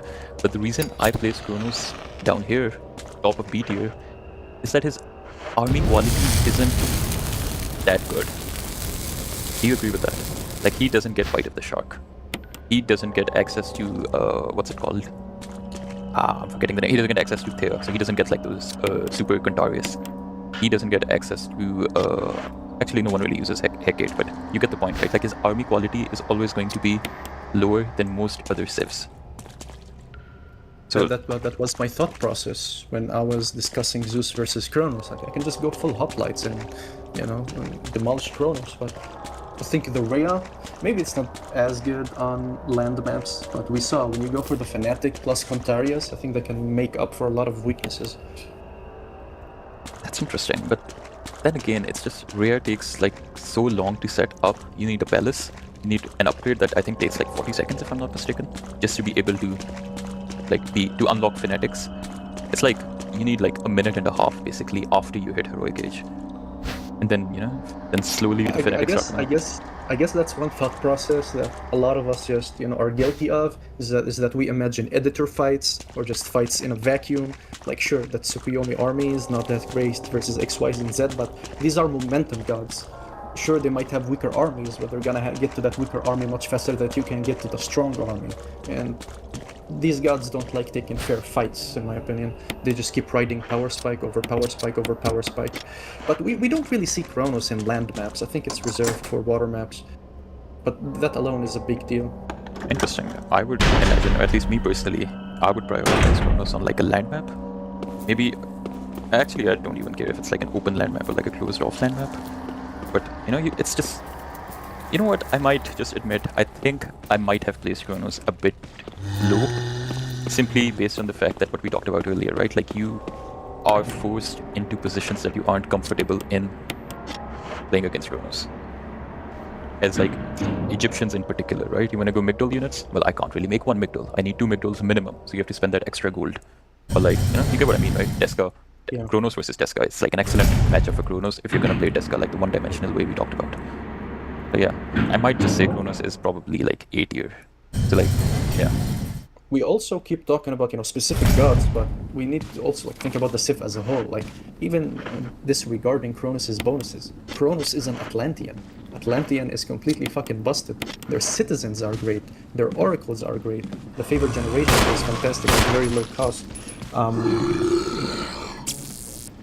I think it feels so modern as compared to Greeks, as compared to Egyptian economy. Citizens are just so insanely good. Even if you had like an Atlantean god with 0 bonuses, the fact that it is Atlantean is already so incredible. Interesting.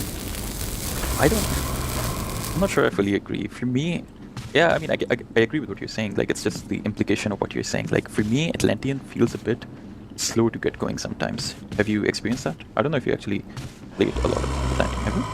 I didn't play Atlantean, but the reason I don't play Atlantean is because of that reason. It feels slow to get going. So you do agree with that statement, yeah?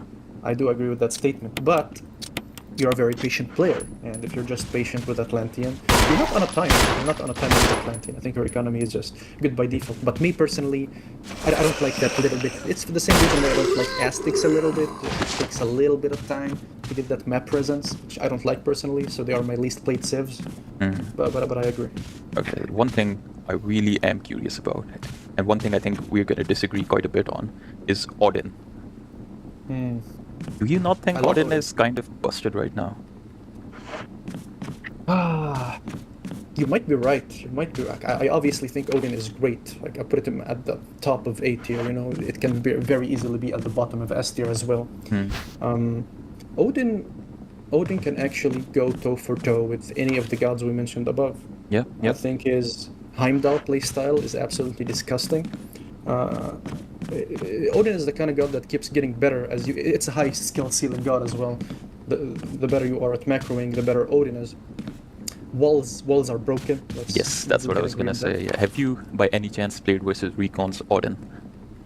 Yeah, I was probably like on a 20 win streak, and then Recon Odin showed up, and he made a few walls, and I didn't know what to do. A few, yeah. I'm sure it was a few. It's like, you destroy a wall, and then you run into like 6 more layers of walls, especially on a map like Elysium.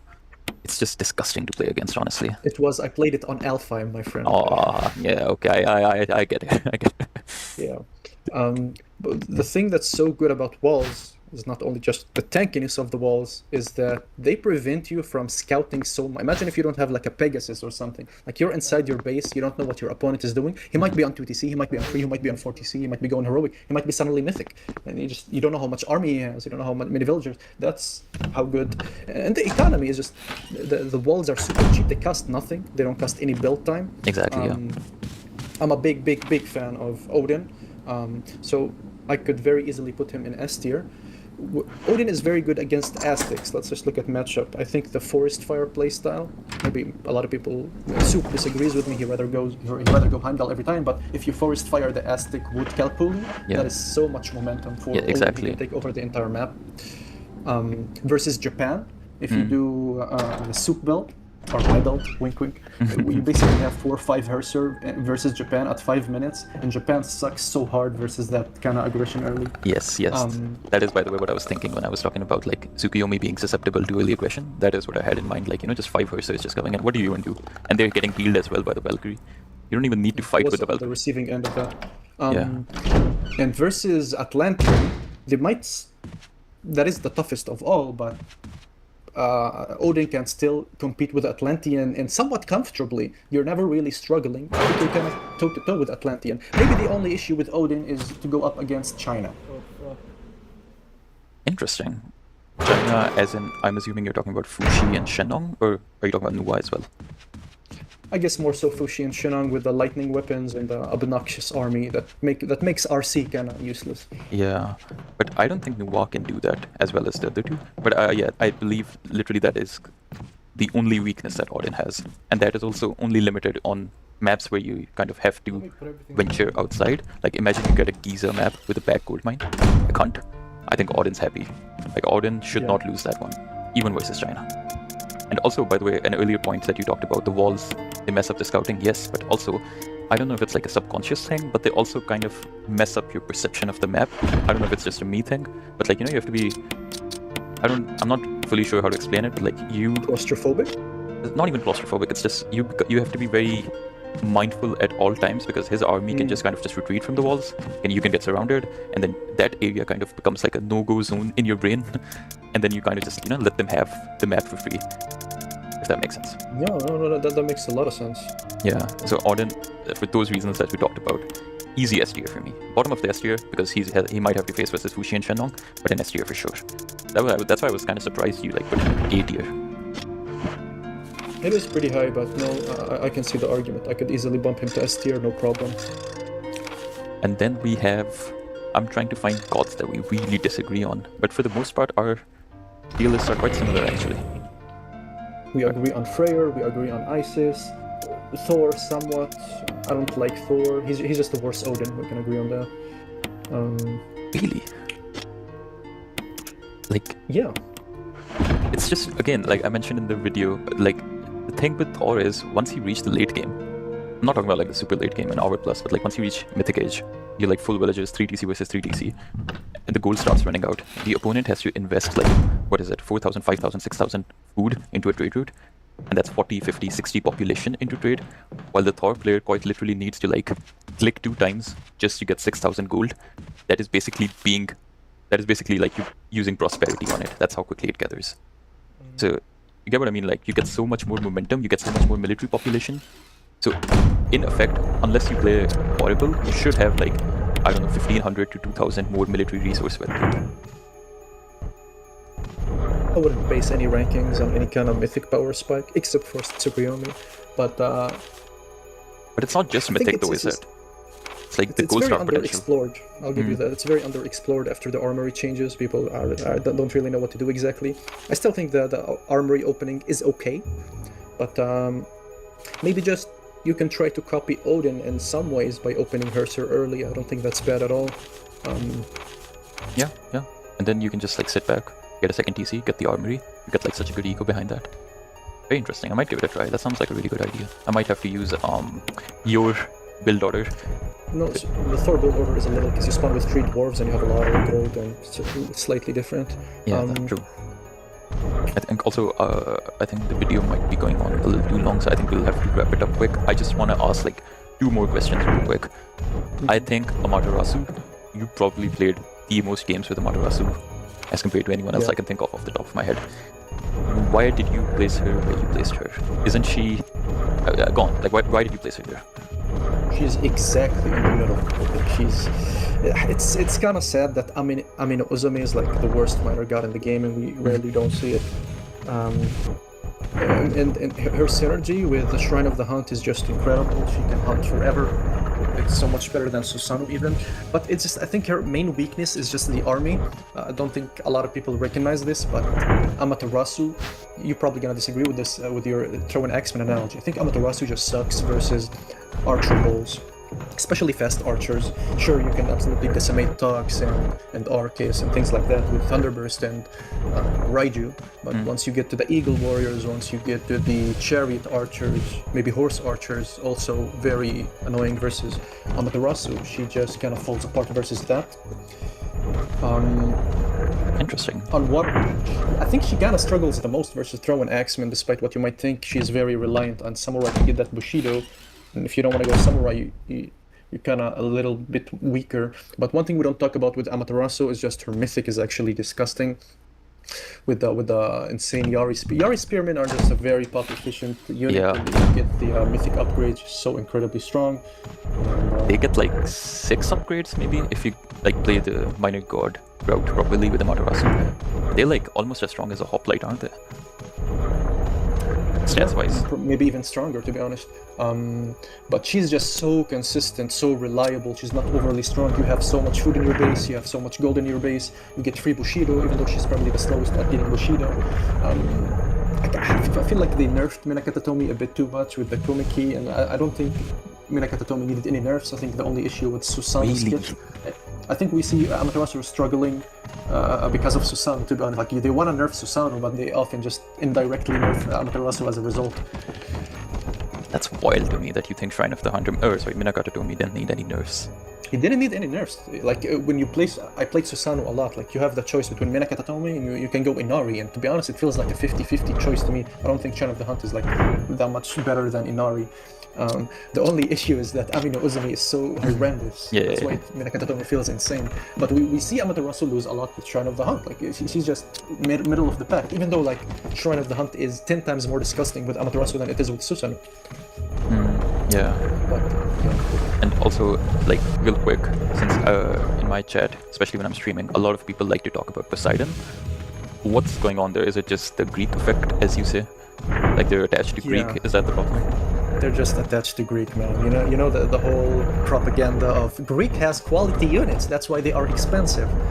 They're just expensive in shit, especially with Demeter, with 0 bonuses on the army, and Poseidon to some extent, because Counter Cavalry is so good already, and Hippias is just arguably one of, if not the worst, Cav in the game, and they just don't fare well. we see the Spearman power creep over and over with the DLCs, with the Yari Spearman, with the Chinese Spearman. Even Halberdiers were so disgusting at some point that if you are forced to go with the Bass-based and the talks with no upgrades, it just feels so dirty, you feel so disgusting. You need to take a shower, you don't have Athena or Poseidon, and the only play you have with Poseidon is to skip to Hitairoi, which makes the matchup playable again. But it's just so... It just loses versus...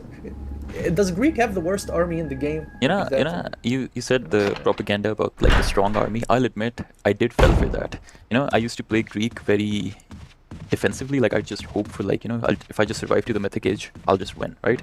But as we keep getting more and more civs, it just feels like I'm just losing, right? It doesn't matter. I've got iron upgrades. I have like a full pop army. My army just kind of loses. So yeah, I think the army quality for Greeks is it's not good. It's just not good. It's not even like not as good as people think. I just think it's not good. It's like bad. Yeah, I agree. But one thing I will say is though, like the Hitairoi, I think they are one of the best units in the game. Especially if you go through Dionysus. And also like you see Mosca play Poseidon, right? And he just plays like a really beautiful Poseidon. But then people start thinking that Poseidon is good. But I think it's like, there's always going to be like one player who just plays one shit civ so well, they make it look S tier. Yeah, if you notice, Mosca never goes Aphrodite. He knows how good Hitairoi are. That's why he always goes Dionysus for the cavalry upgrade. Exactly, yeah, he plays for that Mythic Age Hitairoi power spike a lot. And also, I think we're gonna wrap it up. Do you have any like final words or something you'd like to say, or anything, I think the only non-concrete thing here is the Aztecs.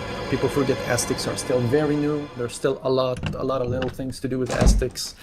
We didn't talk about wits. They are very incredibly strong, and they keep getting stronger. Sure, they get nerfed a little bit, and they drop down from S tier, but the more I see them, the more people play them, they keep getting stronger with their playstyle. They might eventually get back to S tier, or priority. We also don't know what the future holds, right? What's the next patch gonna be like? Especially with Hagrid not on it. Yeah, I don't even want to think about that. Sounds awful. But also, I forgot I wanted to ask. Have you encountered wits, this hard, pronounced wits, as Japanese? Oh, yeah. That's impossible. It is impossible, right? Because it just doesn't work. It doesn't matter what I do. It just doesn't work. And imagine you did the same thing, right? It's just the spearman and the archer spam. Yeah, I had an idea. I even did it with Tsukuyomi. I immediately identified the weakness. I opened like one stable and 3 archeries. Like you have to go full archers at that point. And I new mooned my armory. I had ballistics. I was up in armory. All of this in classical. But the thing is, once you start retreating, you're dead. Once you start retreating with a slow army versus the fast wits army, you're dead. Yeah, I had the exact same thought. I tried that. The problem is, Earth Monster. What do? Right? Your low hit point archers are just gonna get decimated by Earth Monster. Earth Monster, and then I keep forgetting the name, the Digipla for wits does an area of effect damage. So once you're running after the Earth Monster, your units tend to clump up, and they're just gonna get like erased by that. So it just feels like an impossible matchup for me. It is, probably. And apart from that, I think for the most part, we do agree that our tier lists are quite similar. Yeah. And I will be very surprised if most top players deviate from this. What do you think? I asked Recon and Tunison, so I'm going to be making an analysis / review / discussion / podcast, whatever you want to call it, with them as well. It should be pretty interesting. But do you think most tournament players will agree with this? I want to say yes, but honestly, like I see some different takes in the chat often. I think we're going to see very different tier lists from the Brazilian players, like Tunison and maybe Mosca if you have him, and maybe Grass. I think Recon might probably be in agreement with this, but the Brazilian player is going to have some spicy takes, I think. That's actually interesting. That's because, and that's really interesting because they do practice with each other, and it's like, it becomes sort of like an echo chamber where, one player says this god is the best and they win so hard with it, and then suddenly everyone starts picking it. That's really interesting, actually, yeah. But yeah, all right. So thank you a lot for helping me out with this. I really appreciate it. Do you want to plug yourself, your YouTube channel? I know you recently started posting again. I will. Nah, I just I posted one video. I don't even remember the name of my channel. Pegasus something. I'll link it. We'll put it in the link. I will. Description, maybe I'll post. Maybe I won't. But yeah, thanks for having me. Thanks for helping me out with this. Yeah. Peace.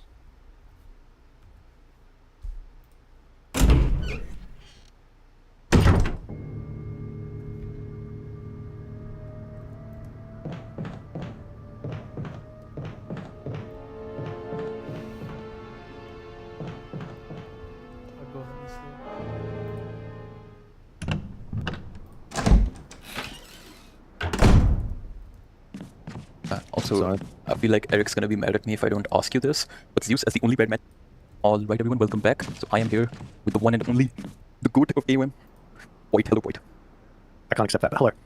So this is gonna be like the second episode of my Retold Roundtable series that I've started. It's where I discuss basically the state of the game, pretty much, with all of the prominent members of the community. So I felt like it would be completely inappropriate to do this without Void himself, the most well-known member of our community, obviously. So we are gonna do a tier list first and foremost. If you guys haven't seen my tier list, it should be like 2 videos down, so you guys should check that out first. And then this will be Void's tier list, and then we will...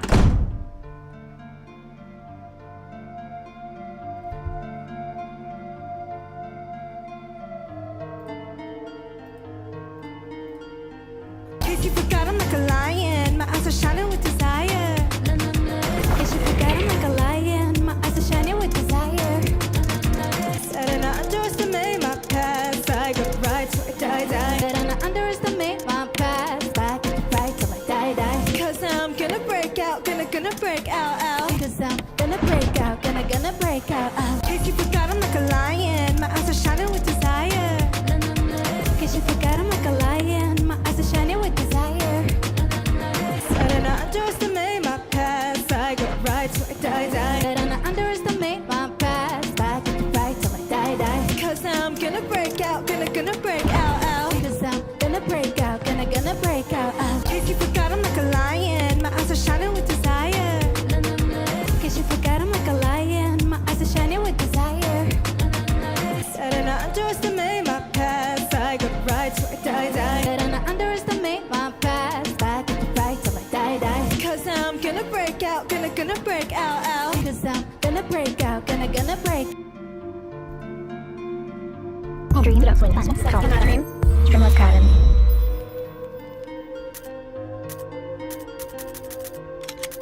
Anti-T-T-T fragile, fragile, anti-T-T-T fragile, anti-T-T-T fragile, fragile, anti-fragile, anti-fragile. A journey to hell will be riding. You make me boost up, singing your lies like a symphony. Give it to me louder. Hide me, I'm here in a chit chat. Yeah, everywhere I got rivals. They pray for me to crumble. Baby, I'm ready to rumble. I'm coming through. If you forgot I'm like a lion, my eyes are shining with desire. Put some gasoline in the fire. You know from the ashes I'll be rising. Don't you forget about my all-point shoes. I've been making that sacrifice. Said I underestimate my past, I got right till I die. Top of the world, got wave. Hands up in the air, no one won't behave. Only caution tape, I'm anti-fragile, anti-fragile. Baby, I'm on my way. I've been making moves like a queen checkmate. Now you know my name, I'm anti-fragile, anti-fragile. Anti-T-T-T fragile, fragile, anti-T-T-T fragile, anti-T-T-T fragile, fragile, anti-fragile, anti-fragile. Break it, baby, rock it, twist it, lock it, baby. All I know is you can't chain me. Cause I'm gonna break out, gonna break out. Break it, baby, rock it, twist it, lock it, baby. All I know is you can't chain me. Cause I'm gonna break out, gonna break out. Top of the world, I wave. Hands up in the air, no one won't behave. Only caution tape, I'm anti-fragile, anti-fragile. Baby, I'm on my way. I've been making moves like a queen checkmate. Now you know my name, I'm anti-fragile, anti-fragile. Anti-T-T-T fragile, fragile, anti-T-T-T fragile, anti-T-T-T fragile, fragile, anti-fragile, anti-fragile.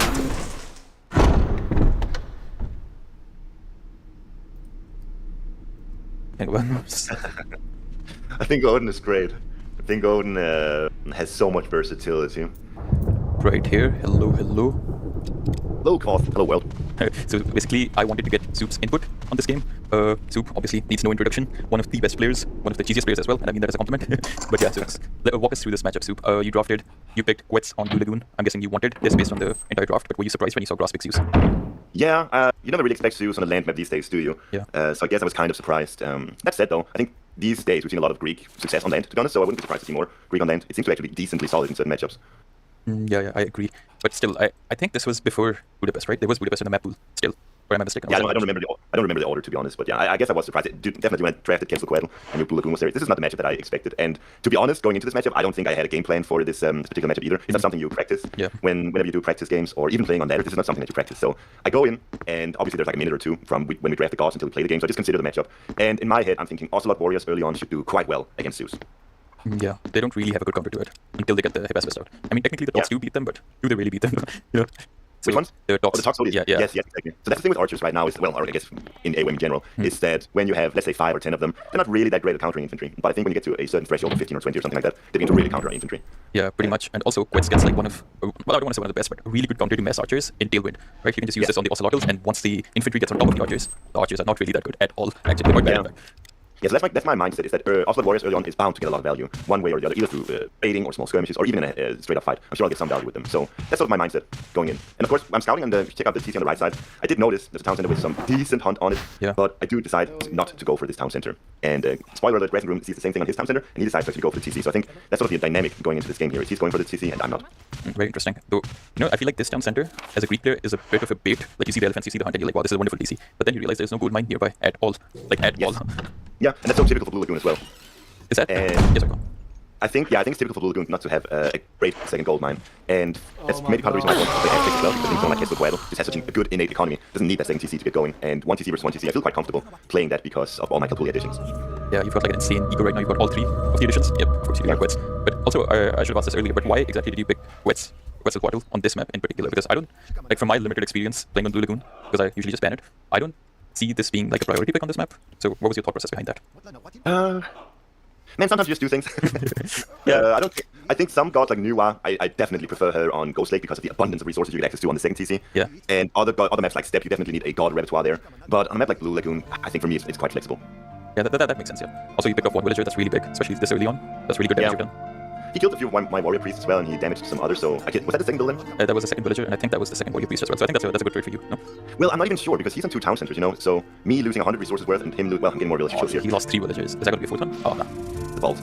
But me being 1 TC and him being 2, if he can just stabilize now, I don't think those 3 villagers are that bad, so long as I haven't gone for, this early pressure into second TC. I think he's good, because you notice the villagers, it's pretty equal right now. He's just going to get more and more ahead. Yeah, exactly, but also picking off 3 villagers this early on means that it will take significantly longer for his second TC to pay off, which gives you a much bigger window to do damage, which I think you are abusing well enough.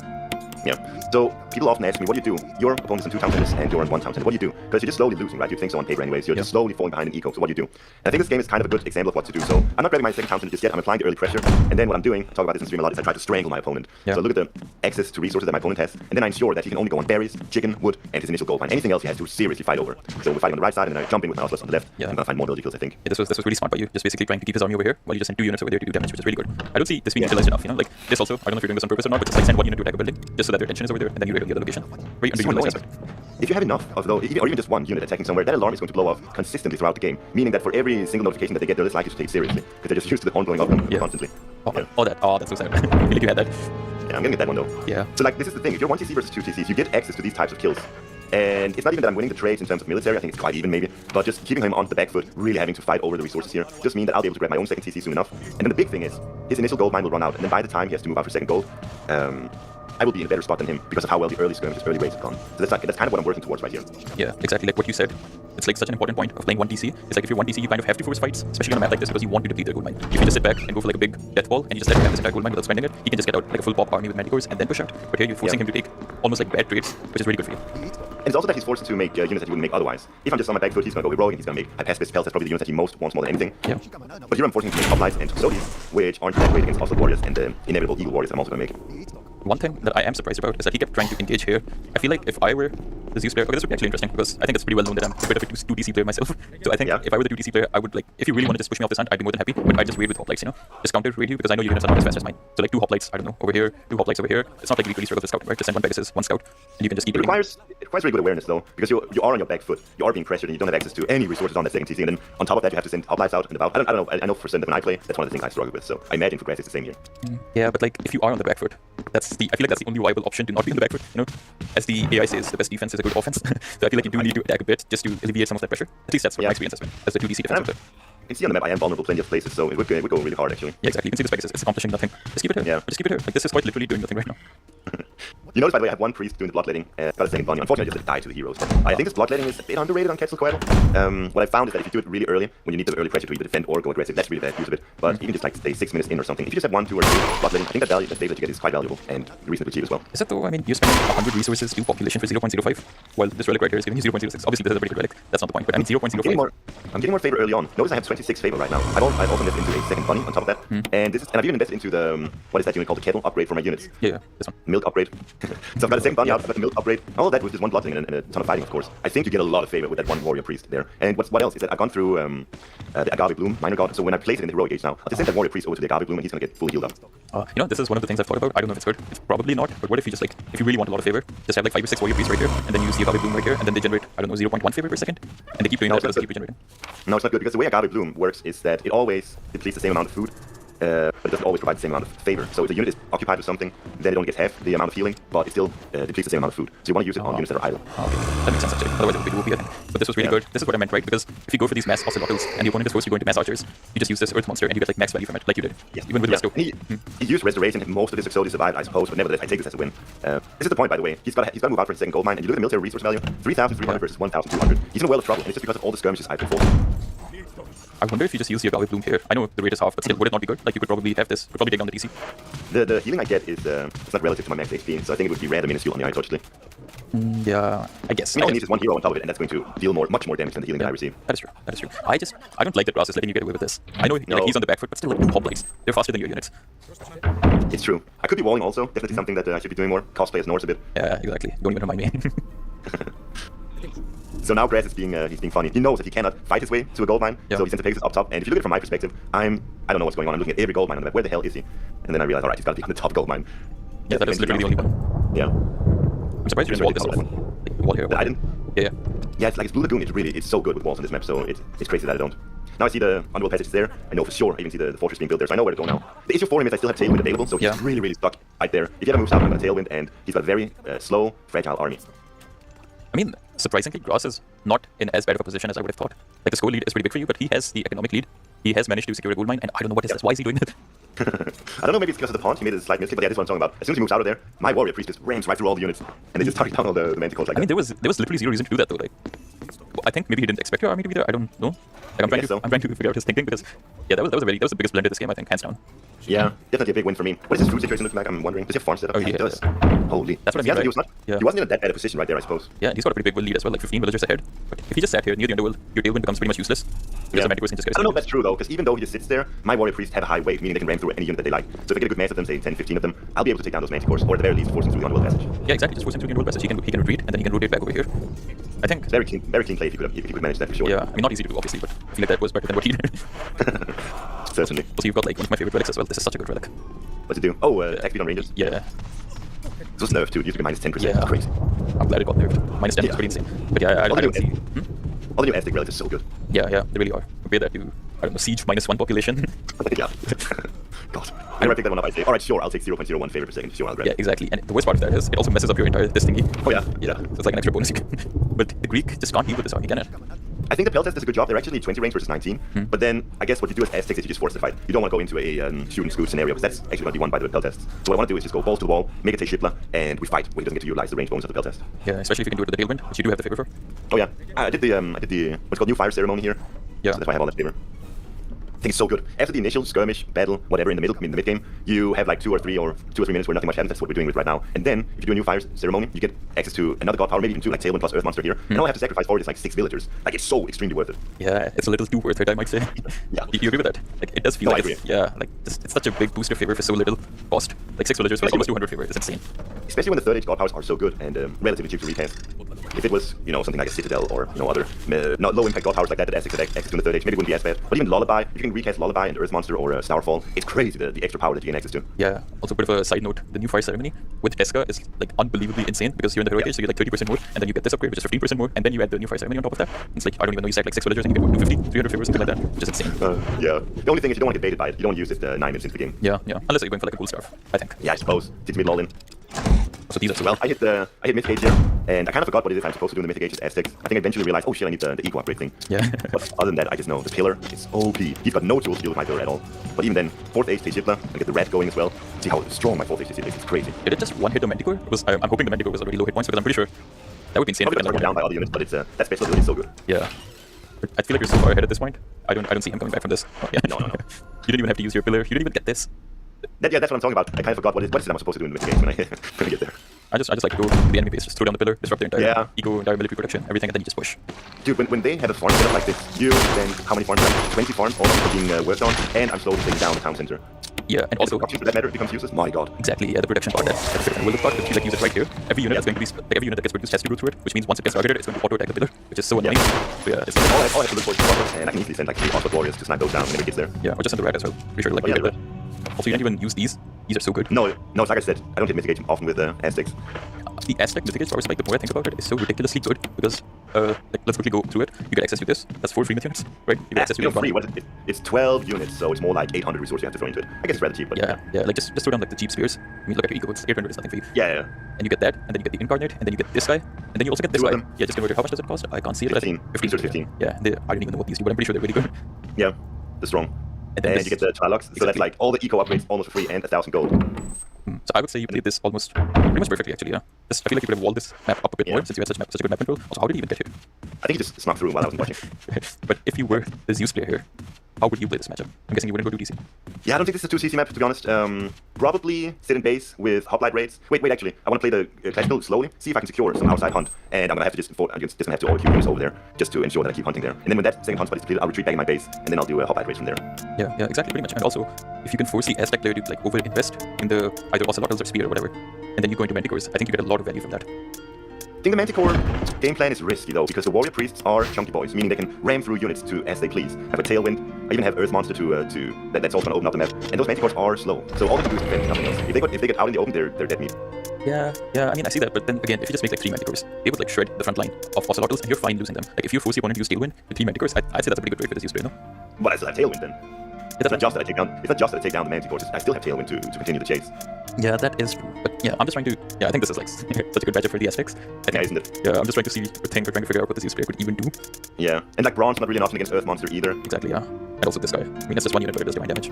Yeah, he's strong. He's very difficult to use in small skirmishes, but if there's a big fight and he just gets to continually use his attack, I do think he's good. Yeah, a really good usage of this is what you did right here, actually. You just use the Earth Monster, and by the time the Earth Monster throws signals out, you've got one of these right here, just converted. Gets like so much and then I touched on top of it. Yeah. It's like the rolling attack. Also, so now that we're done with the game, what do you think about Aztecs in general? Because I feel like people have a bit of a mixed opinion, because like obviously I think they're really good, right? But I do see a lot of comments about people saying that they're not that good, which kind of surprises me, because how are they not good? I think they're potentially the best civ. Weasel Potchley is like my S+ tier god. Oh yeah, for sure. He seems so damn strong. And then Quetzalcoatl and Quetzalcoatl seems to be quite decent into most matchups as well. I would place him behind Weeds though. I don't think he's quite as versatile. Mainly due to the fact that the noble hot bonus that Quetzal has access to isn't useful in many matchups, like versus Norse. You don't really utilize it much versus certain matchups. I can't really think of it right now, but I think it's such an integral part of his kit, and you don't always utilize it, and you just end up playing sort of like a discount Weasel Potchley with him. That is true, but I do feel like his economy is arguably one of the best in the game, isn't it? Like, especially if you get to the late game, and then you get access to, what is it called? This upgrade, and then you just get Feast of Renown, Feast of Sustenance, and then you just set the rally point to your temple, and then I don't even know, like every 15 seconds, I think you're getting like an extra 15% on 100 villagers. If you set up those 24 farms or whatever, near Kalpuli, you get the Feast of Sustenance. If you get that setup going, you're assuming so hard, plus 15% eco to everything. Yeah. It's actually insane how good it is. Yeah, though it is difficult to set up, that I agree with. Yeah, but I think on a map like Giza or any map with a large amount of open space, it's not even that difficult. And I think the trick is to sort of have a game plan. I'm gonna grab this hunt spot, then this hunt spot, and then I'll place my Kalpuli where I need it in the corner, and I'll send all my herdables there and slowly start the farm transitioning then. Yeah, and also there's like such good synergy as well with like this upgrade. The farms work better, and then they give you food as well. It's like, yeah. Also, you want to like quickly give me your thoughts on one or two of the pantheons if you've got time? Like just quick Yes. because Amaterasu OP, broken as fuck. Did you see my game versus Mosca, where he played Amaterasu? What map was it? On Elysium. He went Shrine of the Hunt. I went Kettle, actually. I don't think I saw that, no. Well, it was a very, very uninspiring game. I just grabbed map control, and I thought, this is great. I have map control, I'm hunting, I'm doing that for 15 minutes. And then he just used Shrine of the Hunt, and he does nothing for 15 minutes until he finally moves out with like a perfect unit comp. Because he's got Shrine of the Hunt, he's got the gold ring from Amaterasu, all the free shit that he gets. And then he just moves out and he wins with his perfect army. I couldn't believe it. Yeah, this is why I just hate playing versus Amaterasu, because like if you do something, you're losing because you're giving them the shield. If you don't do anything, you're losing because, well, they've got Shrine of the Hunt, they've got free gold. Like what do you even do? It's just annoying to play against. Especially, I'm surprised, like I'm happy for Mosca, because Mosca and Denison played this god so unbelievably well. Like I'm sure, I haven't even seen the game, but after he took the fight, if the game went on, I'm pretty sure he was going to be like 2TC, but the game just went right through it. I think the game just ended. Yeah. Then they get Thunderbirds and they have the Solar Shield on their Kaijus or their Shinobi, whatever it is. Whatever unit's being targeted down, they're going to use that. It's impossible to deal with. So, dude, the Shrine of the Hunt, it's been OP for a long time. And I think in the hands of capable players who can really just sort of sense the game and utilize it to the greatest strength. Where they see, okay, my opponent's on 2 TCs or on 1 TC, and then they attack at the perfect time. Yeah. I think in the players, in the hands of capable players who can do that, this seems to me just insane. Yeah, and also people think Shrine of the Hunt is good on like low hunt maps, but it's like unbelievably good on high hunt maps because of this upgrade. Like an extra 15%. That's crazy. That is so good. Yeah. And also, you can even just hunt outside and then allow the Shrine of the Hunt to accumulate 8 deer. Yeah, exactly. And also, I feel like Amaterasu doesn't really have much to spend favor on, unless she's obviously pushing in the classical age. So you can just spam out a shit ton of Raijus as soon as you hit heroic, which is really good as well. Also, you are an extremely good Chinese player. I have been meaning to ask you actually, so I might as well just ask you while I'm recording. What exactly changed? Like China was, I'm pretty sure, considered by almost every top player to be like the worst pantheon last patch, right? I think what changed is that Peasants got a small buff, plus 5% gather rate, which meant that 2 TC booms are a lot better, because when you do the 2 TC boom, what I like to do anyways is have 1 TC make Quaffle and the other make Peasants, and then 1 TC is going to be 5% more valuable, more or less. So that's really nice. And then I think the big one for me was Dao Swordsman plus 0.2 speed. It may not sound like much, but it does mean that this core unit becomes so much more viable. And in turn, that allows a different playstyle for China. We don't rely on horses and age jumping, but we can actually go for just unit spam and map control.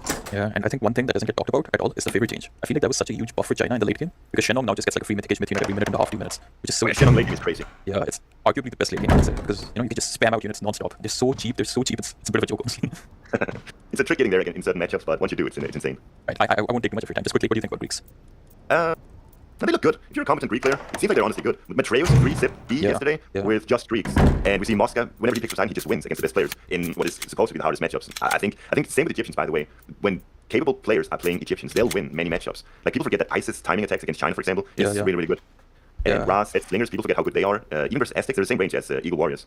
Yeah, I don't know if you remember, there was one game, it was Mosca versus Eric.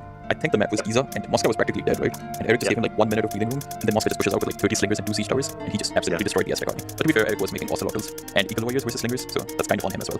Norse is just OPS++. I'm just kidding. What do you think about Norse? I think Odin is great. I think Odin has so much versatility, and the hunt bonus really helps him out a ton. I think Loki sucks. I think Thor, yeah, he's not good. No one takes him either. I just keep banning him, honestly. I don't want to play versus Loki. It's just annoying to play against. I feel like you've traumatized me a bit.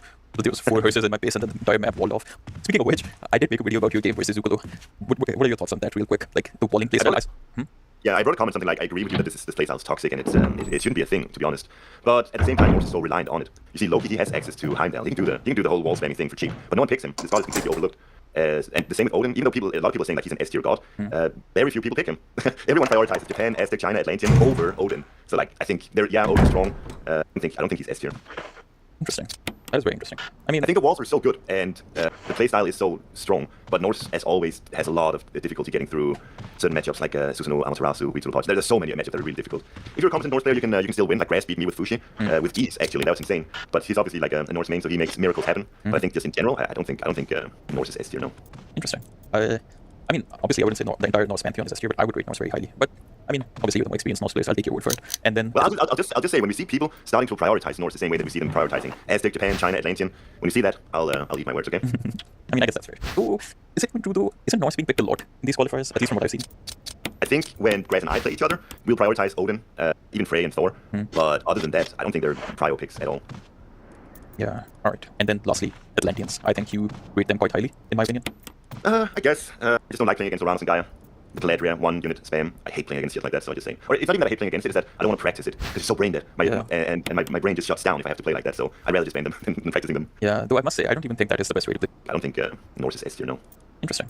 I mean, obviously, I wouldn't say the entire Norse pantheon is S tier, but I would rate Norse very highly. But I mean, obviously, with more experienced Norse players, I'll take your word for it. And then, well, I'll just say when we see people starting to prioritize Norse the same way that we see them prioritizing Aztec, Japan, China, Atlantean, when you see that, I'll eat my words. Okay. I mean, I guess that's fair. Oh, is it true though? Isn't Norse being picked a lot in these qualifiers? At least from what I've seen. I think when Grass and I play each other, we'll prioritize Odin, even Frey and Thor. But other than that, I don't think they're prio picks at all. Yeah. All right. And then lastly, Atlanteans. I think you rate them quite highly, in my opinion. I guess. I just don't like playing against Uranus and Gaia. The Galadria, 1 unit spam. I hate playing against shit like that, so I just say. Or it's not even that I hate playing against it, it's that I don't want to practice it, because it's so brain dead. Right? And my brain just shuts down if I have to play like that, so I'd rather just spam them than practicing them. Yeah, though I must say, I don't even think that is the best way to play these exclusives. Like, I don't personally even like doing that. I mean, in some matchups you kind of have to, I guess. Yeah. But mostly it's just, you can play for the mid game, you can play for the early late game. That's where they shine. Yeah, that's true. And deciding between Hyperion and Thea, deciding between are we going for a Archer myth unit setup, or are we going full melee, there's a lot of intricacies to it that I'm just not on top of, so I'd rather not deal with it. Yeah, that makes sense. These are really good, by the way. Just a side note. I've been making people call them meme towers, but they're like 125 resources in favor, often in abundance for Atlanteans, so they're just really sick. The only downside is that you can only build 5 of them, which is pretty sad. Yeah. But they look cool though. They really do look cool. And also, I'm pretty sure they do like 120 damage per hit if they're fully upgraded, which is insane. Yeah. Oh, so they get all the tower upgrades? Yep. No, they don't get the tower upgrades. They get the iron upgrades, the armory upgrades, and then they get advanced fortifications. Oh, okay. That's still good. Yeah. So, alright. Thank you, Soup, so much for casting with me. I really appreciate it. Getting your input on this game. I will link your YouTube channel in the description as well, and I really appreciate it. Thank you. For sure. Let you cough. Bye. Okay.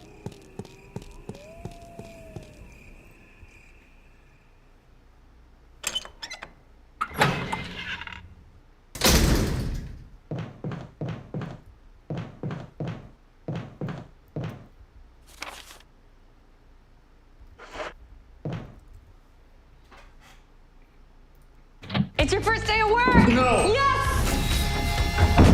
How is it? It fits! It's Yeah? perfect, yes. Now you just need glasses. Oh, no, I have got that covered. Thank you. No. Like real glasses, like mine. Well, they're not real, but they keep it so no one knows I'm Supergirl. I'm pretty sure no one's gonna mistake me for Supergirl. No. Mike Matthews. Wynn got you a birth certificate, social security card, everything. Thank you for helping me be more human. Mm-hmm. All right. Those definitely say Mike to me. Really? Yeah. Good morning. Wait, what are those alarms for? No, they're not alarms. That's a phone. Eve, have you met our new intern? Thank you so much. Sure. What's your name? Mike, number 49800. No, Mike. You don't need to give her your social security number. That's why I memorized that fake ID for You nothing. mean your real ID? Have you seen Monel? I asked him to take this down to marketing 2 hours ago.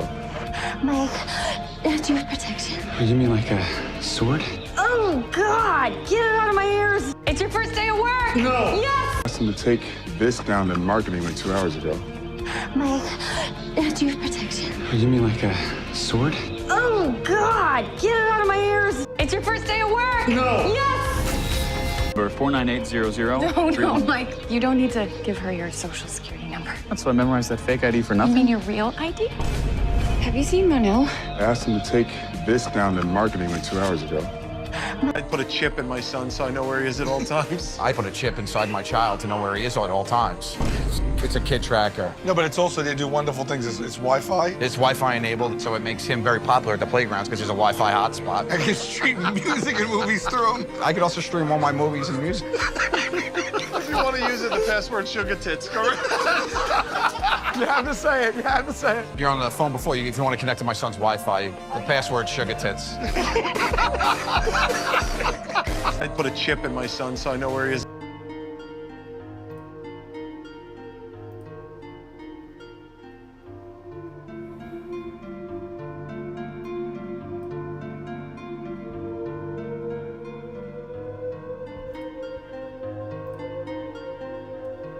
Misogyny doesn't exist. It's a fact. And saying so triggers the man-haters. Here's a perfect example. This man-hater, Rabid Manny, he got upset, and he brought this example proving misogyny. And you know what this example was? A disgusting hit piece on the male gender, where this disgusting man-hater, Spill, claims that men can't handle rejection, and then therefore become violent. But to prove this is what it is, propaganda, I'm going to compare it to this woman who was rejected by her man, and she called in a bomb threat just to get after him. She wasted everyone's time, taxpayers' money, and police and FBI manpower just to get after this guy. You will not see anything like that in this hit piece by this disgusting misandrist. Now, let's hear a bit of this. Situation going on right now, so what's your business here? I got a friend going down to New York City to see my daughter. Yeah, I'm sorry, ma'am. Like, She was going to go to New York City to see her daughter. You can't go. You can't go, lady, because a woman got rejected by a man. it's closed for a long time. We don't know yet. We're trying to figure that out right now. On the night of April 7th, 2026, this man ended his relationship with his girlfriend after an argument. No, he ended the relationship. Note that. Also, all you look at some guys. Look, is this guy Chad? No, he's not Chad, okay? Around 8:45 a.m. the following morning, authorities at the Roswell International Air Center received an alarming report that the man was about to board an airplane with a bomb. Within minutes, multiple officers and bomb team personnel responded, placing the airport on lockdown and investigating everyone in the area. When all these people are just trying to get home. Mind their own business. They're being investigated, right? Just because this woman couldn't stand the word no. Officers located the man in a rental vehicle. They immediately treated him as a potential terrorist. But that was the point, wasn't it? Punish the man. What they didn't know was that the real suspect was still out of their sight. There you go, guys. There you go. Now, let's get into a bit of this, and you'll see what's going on here. Absolutely not. I'm fine. No, I know you're fine. But you know what, Jason? Oh, by the way, this is a guy who saw her upset. A male neighbor. This is more misogyny, everyone. A male neighbor saw she was upset and called in a wellness check. Right? And I want you guys to notice something else. This woman, she owns a house and a vehicle. I want you to know that because guys will call this woman crazy. I knew an actual crazy woman in my own hometown. She did not own her own place. She had to be looked after. Someone's paying her rent for her. If you're actually crazy, you can't look after yourself. This woman isn't crazy. What she is she's either a narcissist or she has histrionic personality. That's what she is. She can function well in society. The guy I kicked out that's currently trying to get an air flight out. See how it switches up? He rejected her, but she kicked him out. Right. Oh, yeah. No, that was... No, Jason. I talked to him. No? Okay. Well, he's out here. Yeah, he was I don't on... know Jason. Jason or something like that? Nope, don't know. Okay. Well, he was calling, making sure that you're okay. So she's even denying this guy, who's being kind to her, even exists. I don't know any Jason. He's probably a male neighbor. But there's a difference between male and female right there. He's concerned over her, and she's like, I don't know this loser. Nope, I'm perfectly okay. This is a horrible breakup. You guys know. I don't know. All right, well, you can report it if you like. Personally, I had a guy come out here from Indiana. A guy came out here from Indiana. Guys, how come he's not dating women from Indiana? Because women aren't interested. Men deal with rejection on the regular, right? Women don't, but when women do get rejected, this is the reaction. Okay. And he decided on my birthday yesterday that I wasn't enough. See, wasn't good enough. No, what it is, she got an argument with him and he realized this person is hostile. She's a bad person. I don't want to be around her. See how the script gets flipped? Right? Okay. So this is where I am. What's the number? Do you know it by chance? Or could you look it up? Yeah, absolutely. Yeah. This is so embarrassing. Okay, I'm gonna skip this because the police basically call her and give her a hug and all this business. But you know the score here, right? Now, he questions her about the call. Let's see, 1342, we'll get there. Where are we here? Yeah, right about here. Was the call you made legitimate? The call you made legitimate. Was there actually a bomb ever involved? Is he being detained? He already is. Yes. He already is. Well, then he's gonna have to deal with it. There you go. She avoided answering his question, right? Well, what she wanted to know was he being detained, was he being punished? Also, everyone who wanted to get home or on their flights, they're being punished as well. You won't see that in this video, will you? So we'll start this at the beginning. We'll start this. What happens when a man hears the word no? For most, nothing. But for a growing number, rejection has become a trigger, and some men are— There you go, for a growing number. This is a dog whistle to strip men of our rights by calling us vicious or dangerous. Now look at the smile on his face. This guy's making a joke. actively learning how to attack women who reject them, to the point that women— Okay, that was a joke video, obviously, right? So this is a propaganda hit piece against men. are now giving tutorials on how to protect themselves in these scenarios. These aren't hypotheticals. Some have lost their lives. My sister was at— Bullshit. These women go on and attack men just like the spill person constantly, right? Notice a single woman passes away from a male attack. All of us are like this. Yet, how many guys get the police called on them by their girlfriend whenever they get an argument? It happens many, many times, right? Secret girlfriend explodes. You can find this all over YouTube. Yet we men do not call for women to have their rights stripped. We don't say women are dangerous, even though they are really, to us. We don't say that and say something has to be done about these women, right? So again, misogyny doesn't exist, does it? Because you do not see men doing hit pieces like this, like the spill print. Cut in her home. This is not a freaking joke. This is real, and this is the result when someone snaps. Why? What's this about? Why are they showing this? There's no need for that. Some guy killed a girl. They arrested him and put him behind bars. There's no real story here. Disclaimer. Violence after rejection can also be committed by women, but the evidence we found points overwhelmingly to a pattern of men turning rejection into punishment, which— Lies. Take a look at this. 16% of Australian teens said they usually try to get back at someone who rejects them. Now, 16% is not a majority, for one thing. Secondly, getting back at them is not saying I would kill her, or beat her, or attack her. How would they get back? That's left out. Also, there's no comparison to the women, right? How much is the percent of the girls who said the same thing? It's not done. Nearly half Canadian students rejected someone online for aggressive retaliation. And 93% of identifiable aggressors were men. Now, 93% of them are men. Aggressive. What do you mean by aggressive? They're probably including, or not probably, they're including being yelled at. So if a guy raises his voice, that'll be considered aggressive. So men aren't even allowed to raise their voice or get upset. And of course, it's 93% of men, because men are the ones who have to hit on the girl. Women say it outright. They said, they'll tell us. What is it? It's a complicated channel. Where the guy, he interviews women, and they just say outright, the man has to make the first move. So of course it's going to be 93% men. But again, their aggressive retaliation includes just raising their voices. So you can see where this woman is a liar. Oh, he even says something down here. American women worry more than men that rejecting an unwanted advance could lead to being yelled at. So they're replacing being yelled at with actual assault. Can you see this woman is a disgusting feminist propagandist? Which is what we'll be examining in this video. So let's see how deep this goes. I'm glad you're hiding your face behind a cartoon character. You deserve not to have your face shown. Now, there's a lot to be inferred, right? The inference was here, for example, with this woman, was that this guy, he was desperate to find a woman, he found her online, he didn't know what she was actually like, she put on a nice face, right? He flew all the way there and found out she was a narcissist, so he ditched her, right? That's what can be inferred there. What can be inferred here? I suspect it's a racial slur. If you listen closely, this girl probably called him the N-word. Starting with a certain viral video that's recently been clogging social media feeds. The footage captures a confrontation between a 14-year-old boy and a 15-year-old girl on the corner of East 107th Street and 3rd Avenue in East Harlem. It was 3:30 p.m. on a Monday. School had just gotten out, and the girl was on her way to squash practice when things took a dangerous turn. It allegedly began when the girl refused to give the boy her phone number. Rather than accepting the rejection and moving on, the boy, who was partially masked, responded by blocking the girl's path on the crosswalk. That's when the threat started.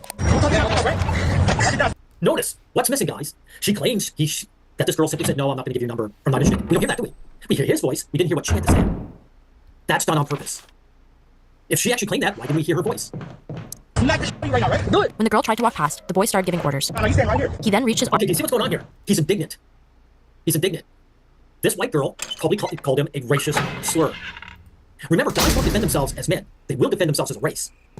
This isn't rage. This is indignant. Like, I dare you to call me that again. Arm out to physically block her from leaving, repeating. At this point, you can hear the fear in her voice when she tries to stand up for herself. After all, from the camera person egging... No, I bet he was standing up for himself, not her. Guys, I bet she called him a racial name. And he says, "Call me that again." The boy on. To other off-screen male voices. It seems she was outnumbered. And what happened? Other on-screen male voices. Men white knight all the time. Guys, you know this. You know, men white knight all the time. So for all these other men...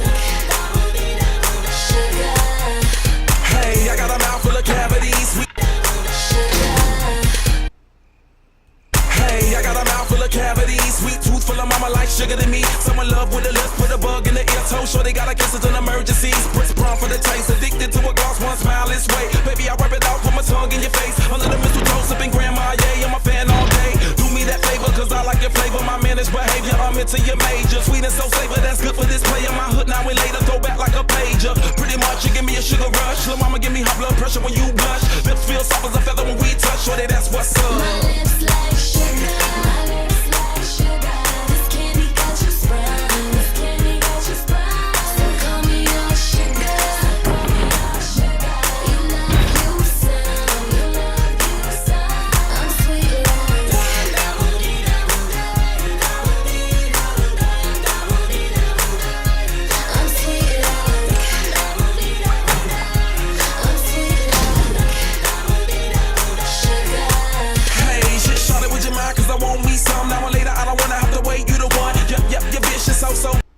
She feels really clunky. Or the dog just doesn't respond, or it's just very sloppy. There's a good match for my Victor snipes. Will we actually snipe anybody? We'll see. If we believe chat, of course. There's a man there. I can't snipe him, he's too close to me. Can't be boring then. Hide away. Hide. Just break these. I always regret if I don't break these walls quickly. Oh, hello. I'm not about to hit him here, but that's fine. Oh, I don't know, actually. Maybe I can. No. Thank you. I don't like that top generator. It's quite an awkward one to defend. I might just keep Victor there, because he's not doing a generator. Like, I don't think I care about that top gen being done, so I'll just keep Victor on him. Just recall him when I need Victor, and I don't need him right now. Like, he's greedy, but I think trying to get the M1 with his ace is a lot better. Because he's not doing the gen, he can't do the gen with Victor on him. But, you know, I could have recalled him for ace, maybe. Okay, I'm still holding him on there. You're here, right? What? Yeah, okay, now we recall Victor. I'm gonna get his hit. And yeah, balance, still sprint burst, okay. That actually sucks, I miscalculated that. No, really miscalculated. So now he gets to do the gen, and I just lose the impression from that. But he'll be fine, though. As long as you just go pre-drop everything, can I get the hit first? Man, that tree wasn't there, I would have gotten up quicker. You're just gonna pre-drop everything, aren't you? I should have just done my Victor then. Oh no, I got the hit, good. That's quicker than doing double Victor. Yeah, when you have Victor on, you can't do generators and you can't heal when you... I can't miss this again. I'm gonna put him on the gallows, because he might be on the gallows now. They did main, and I don't really care about main. It's quite an awful gen, there's killer, so it doesn't really matter. That's interesting, I did not think there would be a man here. You can heal her, but you'll get... Okay, wait, go on top of the woman. Here, go here, we need to be quick. So I don't want the woman being healed, is the thing. Okay, bada bing, that was beautiful. That was good. Put her here. Okay, that actually kind of stinks, I would have liked that on the gallows. Well, okay. I'm building up the snowball, you know. Balance as well. Assassin's Creed! Okay, I'm hooking. Where's my Vic? Okay, he's on main. Okay, really cool. Because if he was close, I could have tried to ambush him. It's just good, because now I know where everybody is. I could have blocked. This is actually a really hard pallet. The barrel! No, I missed the barrel! Are you joking? Did they patch that out? You're meant to be able to bounce off the barrel. Oh my fucking god. Okay, be boring then. If you're gonna be boring, I'm gonna be boring. Booga booga. You're fucking kidding me. Oh my god. This is just embarrassing. Like, I'm actually just so sloppy. I can't believe I fucked up the barrel. You're meant to be able to bounce off that barrel. Well, now they all heal. From that misplay, I've lost all the health states. It's all about who plays faster, and I did not play that fast enough. Oh well. Here. Okay. You know, with 3 people or 2 people? You're not injured. Where's Vic, man? Didn't get to see. You're up there again. They just love main building then. Huh. This? Am I just go patrol then if you're gonna play like that? Okay, you're actually running away. Where's the last guy? Isn't he also there? Because he triggered this. Yeah, he was there the whole time. He just ran back. I didn't see him. Recall we need him. We don't need him now. The Egyptians in Age of Mythology rely on a diverse army that excels in specific roles. Each unit serves a clear purpose, and understanding their strengths and dominating their opponents. Let's break it down. Into you. The spearmen are the Egyptian counter to cavalry. Trainable from the barracks, these spear-wielding warriors are highly effective at taking down mounted units with a bonus damage. Their strengths, they have high bonus damage against cavalry and mobility. Their weakness, vulnerable to range units and anti-infantry units. Axemen. The Axemen are your go-to unit for dealing with enemy infantry. Also trainable from the barracks, these light warriors excel at cutting through enemy foot soldiers.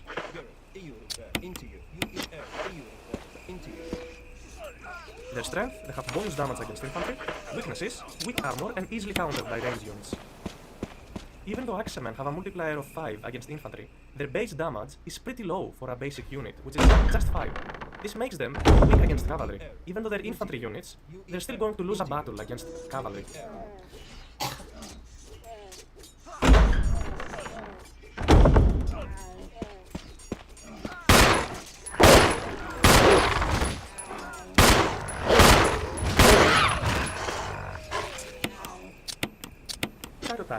The chariot archers bring mobility and firepower trainable from the Negroes.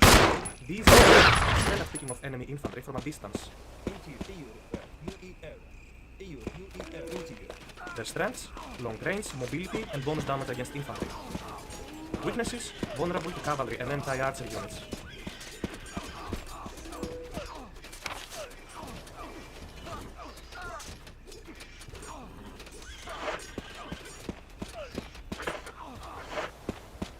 Slingers. The slingers are the Egyptian counter to enemy range units. Trainable from the barracks, these low-cost units deal bonus damage to archers and other ranged troops.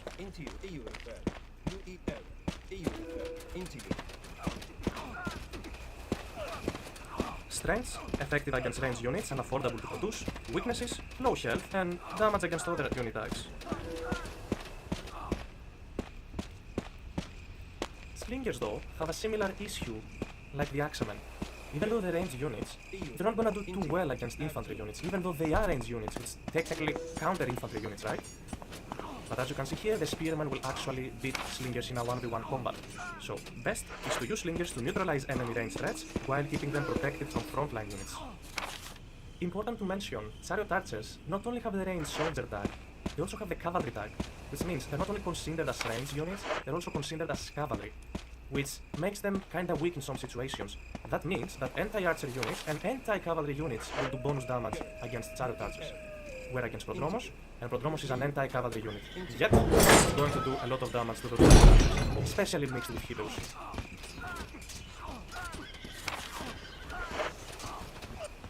Camel Riders. The Camel Riders are fast-moving cavalry units that specialize in countering enemy cavalry. Trainable from the Miglos stronghold, they're an excellent choice for countering enemy mounted units.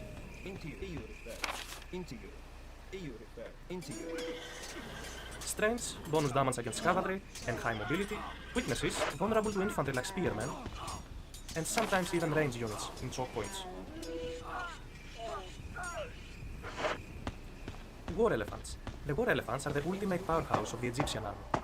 Trainable from the Miglos stronghold. Strengths, high health, and massive damage to units and structures. Weaknesses, expensive and vulnerable to spearmen and anti-cavalry units in general. War Elephants are best used as a speed unit, breaking through enemy defenses and soaking up damage while your army follows up.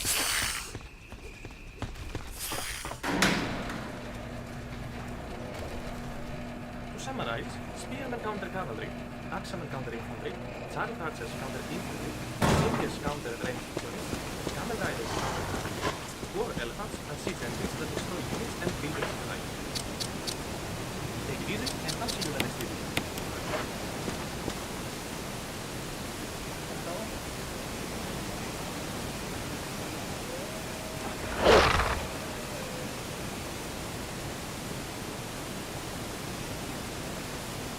The Egyptians in Age of Mythology rely on a diverse army that excels in specific roles. Each unit serves a clip. Hello and welcome. In this the next one. Hello and welcome. In this video, found the Atlantean units one by one. The Atlanteans in Age of Mythology Retold bring a unique blend of advanced technology and mythological power to the battlefield. Let's break down their core units and their roles. Marmillo. The Marmillo is the primary infantry unit of the Atlanteans. Trained from the military barracks, it is an all-purpose fighter with high DPS and hack armor.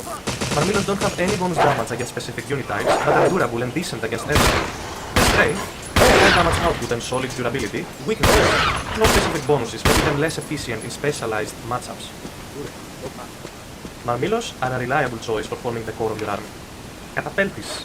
The Catapeltis is a counter-cavalry unit trained from the counter barracks. Heroizing these units or upgrading them with their unique tech, Catapeltis can have a very high mobility. They also have extra damage against cavalry, a big multiplier, a 4 multiplier against cavalry, and they're a critical tool for neutralizing mounted threats. Strengths, bonus damage against cavalry, and high mobility. Weaknesses, vulnerable to infantry and range units. So even though Catapeltis is a great unit, one of the strongest units to train against cavalry, yet, that's their only role, which means basically they're going to most probably lose to any other type of unit, such as Marmillo. So if you ever see yourself as Atlantean facing Catapeltis, you can just train casual infantry such as Marmillo to take them down.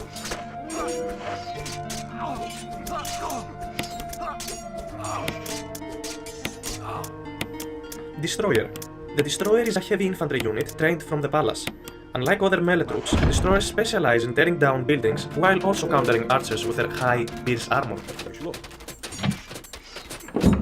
Strengths, bonus damage against buildings and durable in combat. Weaknesses, less effective against infantry and cavalry.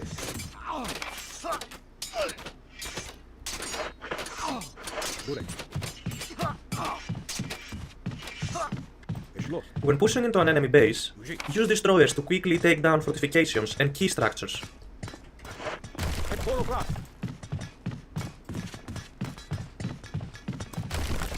Fanatic. The Fanatic is a powerful and aggressive infantry unit trained from the palace in the Mythic Age. Unlike standard Atlantean soldiers, Fanatics excel at taking down both infantry and cavalry.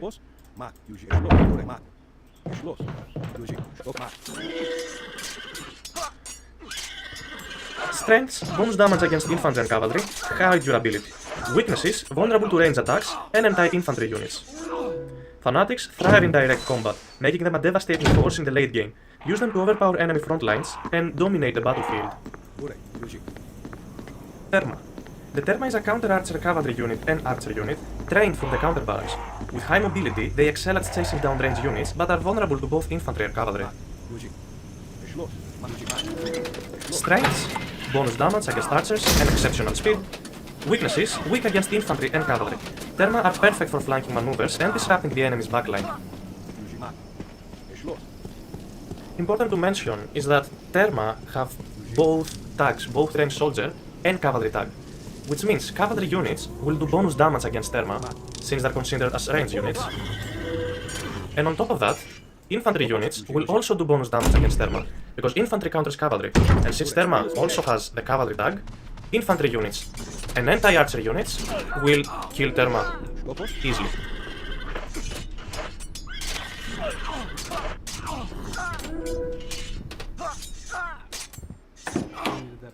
Arcus. The Arcus is the Atlantean range unit trained from the military barracks.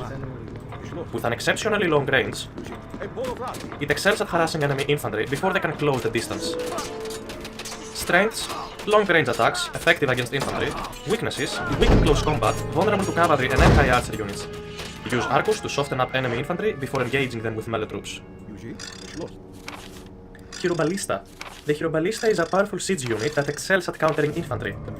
It also has the range unit tag, making it vulnerable to cavalry and anti-archer units. Trained from the counter barracks, this unit is ideal for breaking through enemy lines. Strengths, bonus damage against infantry, excellent range damage. Weaknesses, vulnerable to cavalry and anti-archer units. Position Hierobalista units carefully to maximize their impact while keeping them protected. So then again, even though Hierobalista is considered a siege unit, they actually also have, as mentioned, the range soldier tag. Range soldier tag, which means anti-archer units such as Therma will do bonus damage against them. Look how quickly they're going down. To summarize, Marmilo are decent against everything. Catapeltis counter cavalry, Therma counter range units, Hierobalista counters infantry, Contarius counter ranged units, Arcus counter infantry, Destroyers counter archers and buildings, Fanatics counter infantry and cavalry, and are decent against everything. Thank you for watching, and I will see you in the next video. Hello and welcome. In this video, we're breaking down the Chinese human units. First up, we have the Ge Halberdier. This is a unit that heavily counters cavalry, with a multiplier of 5 against cavalry, a very low base attack, like 4.4, which means they're not going to do that great against anything else but cavalry. They have a speed of 5, which makes them valuable at raiding if you would like to use them like an Egyptian spearman. They have extremely high hack armor, making them very resilient against cavalry, and in general very decent against hack type of damage units. But they have a very low pierce armor, 5%, which means they die very quickly to arrows. Next up, we've got the Dao Swordsman.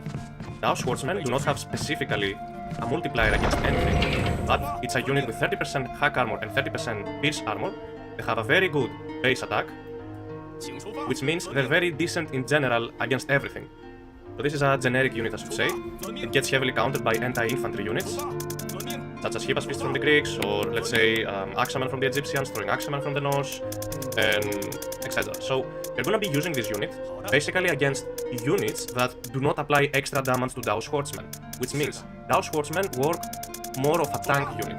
So you're gonna be using this unit against cavalry, not to counter cavalry, but to tank cavalry. You are also gonna be using this unit against infantry in general, such as halberdier or spearmen, maybe berserks and herdmen. Because these units, the Dao Swordsmen, are so resilient, they will be your front line, and behind them, you are gonna have the DPS army, such as archers, or siege, or myth units, a general army that will do most of the damage, while the Dao Swordsmen are tanking the attacks. The Kuzu Javelineers. Think of the Egyptian slingers or the Greek peltasts. These units have a multiplier of 3.5 against range soldiers, so they heavily counter archers. They have a very low base attack, like 3.3 base damage per second or 5 damage per hit. They have very low hack armor, which makes them weak against cavalry or anything that can reach them in melee combat. And they have a high pierce armor of 40%, so they are resilient against arrows. So these units totally counter range soldiers overall. The damage they will be applying to peltasts, dog shows, and all type of archer units is so high, so great, it's a unit so cheap and so good to train. You are going to be going for it.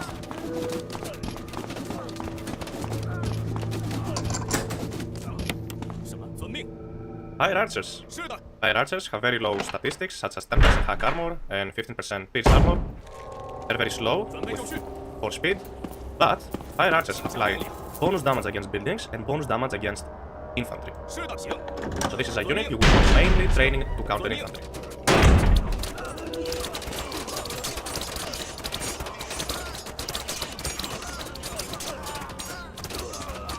Their multiplier is so good against infantry that makes Chinese actually not having a fully anti-infantry unit. So let me give you an example. The Greeks, for example, have hypaspests to heavily counter infantry.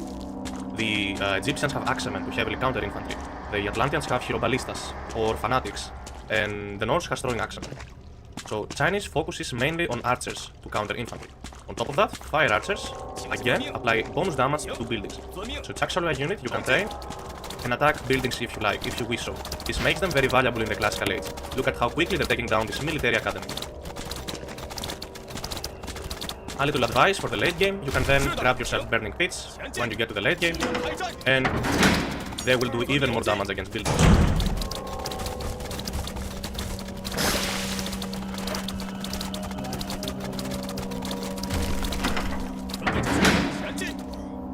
Another type of archer that is available to the Chinese is the Chukanu.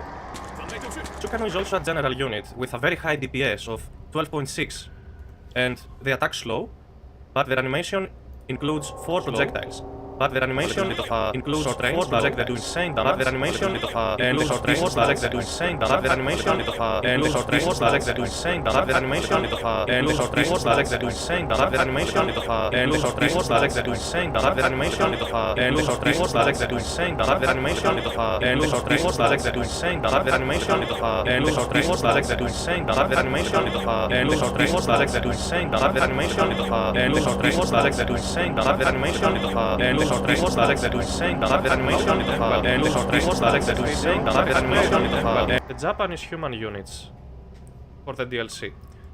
Starting samurais. Hello and welcome. In this video, Chinese heroes. It starts with the pioneers. The pioneers are very similar to the priests from the Egyptians, but they have greater hit points, better statistics overall, and they do pierce damage instead of divine damage. So priests are actually better overall at taking down mid units. Pioneers are also good.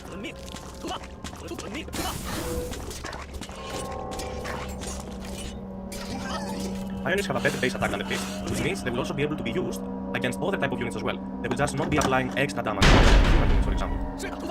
It's okay as the Chinese to get access to the sages. Sage can heal allied units, they do pierce and divine damage at the same time, have a nice multiplier against mid units, and on top of that they have the ability to convert enemy mid units for a short while during a fight. Have low speed and low hack armor. You can see, I get to use mid units for myself to fight while stunning the enemy.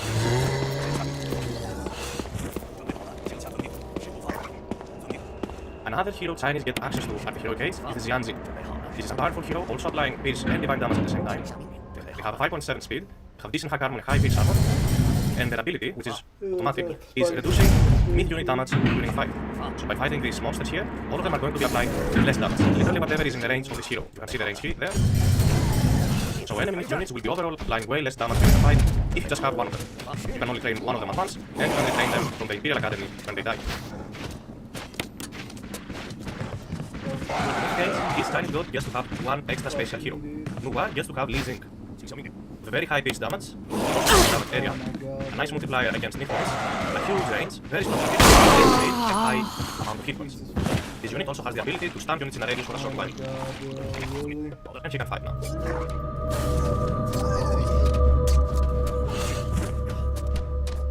A very powerful hero, as you can see, the area damage being applied, all of these units being attacked at the same time.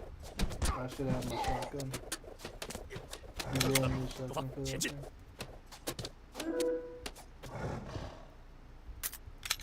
As Fuzi, going to the Mythic Age, you get access to Yang Xian.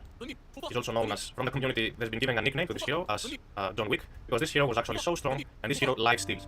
Also has insane amount of hit points and very high statistics. Is so hard to kill, definitely your frontline during a battle. Also your Ninja, who is available at the Glasscalades, gets boosted a lot per ADA. So this is how a Mythic Age Ninja looks like. Only 2Z has access to these two heroes. They're very powerful. And they will definitely win a full population fight for you against any civilization. And then, there's a non-unique hero at the Mythic Age. She's also probably one of the strongest heroes in the game, as it has up to 800.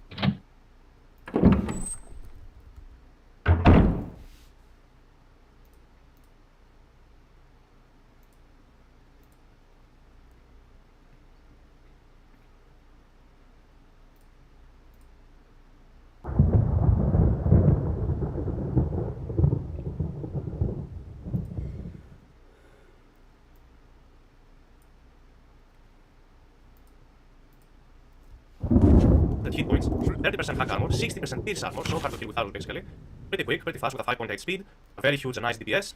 Also applies crash damage, 36 crash damage per second, which is insane. So this unit is also very good at taking down buildings. And on top of that, a damage area. So this unit applies damage to everything in its radius when it attacks. Let's see how it's going to do against this ball of Nyx units. On top of that, has the ability of Sage, that can convert one Nyx unit for even a greater while. Look at these both Nyx units going down at the same time because of the area damage. So definitely this is one of the strongest heroes in the game. So here's how an army full of these heroes is going to do against a big mass of Myth units.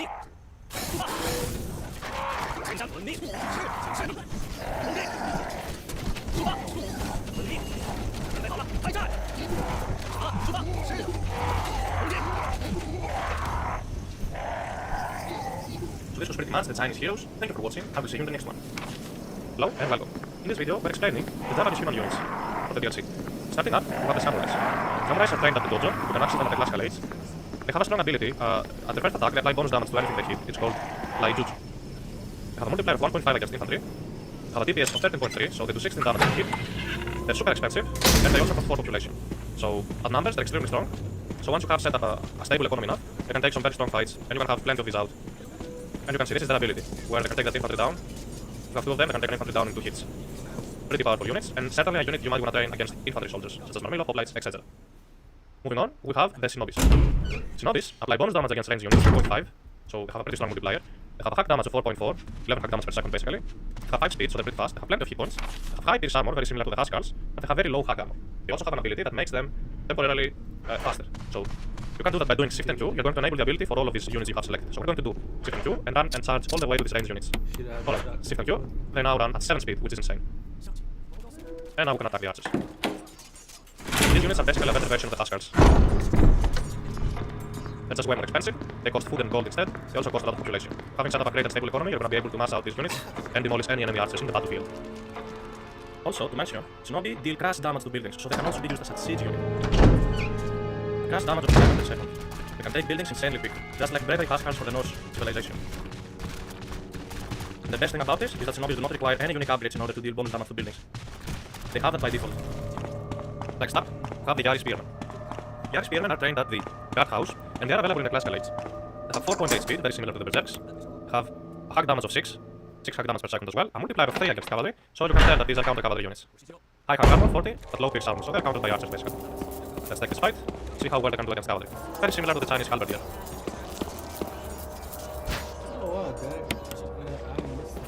Next up, we have the Yami Archer. Yami Archers are trained at the guardhouse, they are available in the Glasscalades. They have a multiplier of 1.25 against infantry, so they counter infantry. They have a long range, 18 range, very good for a Glasscalades unit, and a pierce damage of 5.3%, so they do 8 per hit. They usually work better when they have a human shield in front of them, but they can still take on infantry units. Have low, very low stats, as you can see, 50% hack armor and 50% pierce armor. Next, we have the Anti-Hunter Riders. Anti-Hunter Riders are trained from the stables, you can access them in the Glasscalades. They have 9 DPS, and they do 1.35 against range units. You can even take on range units alone.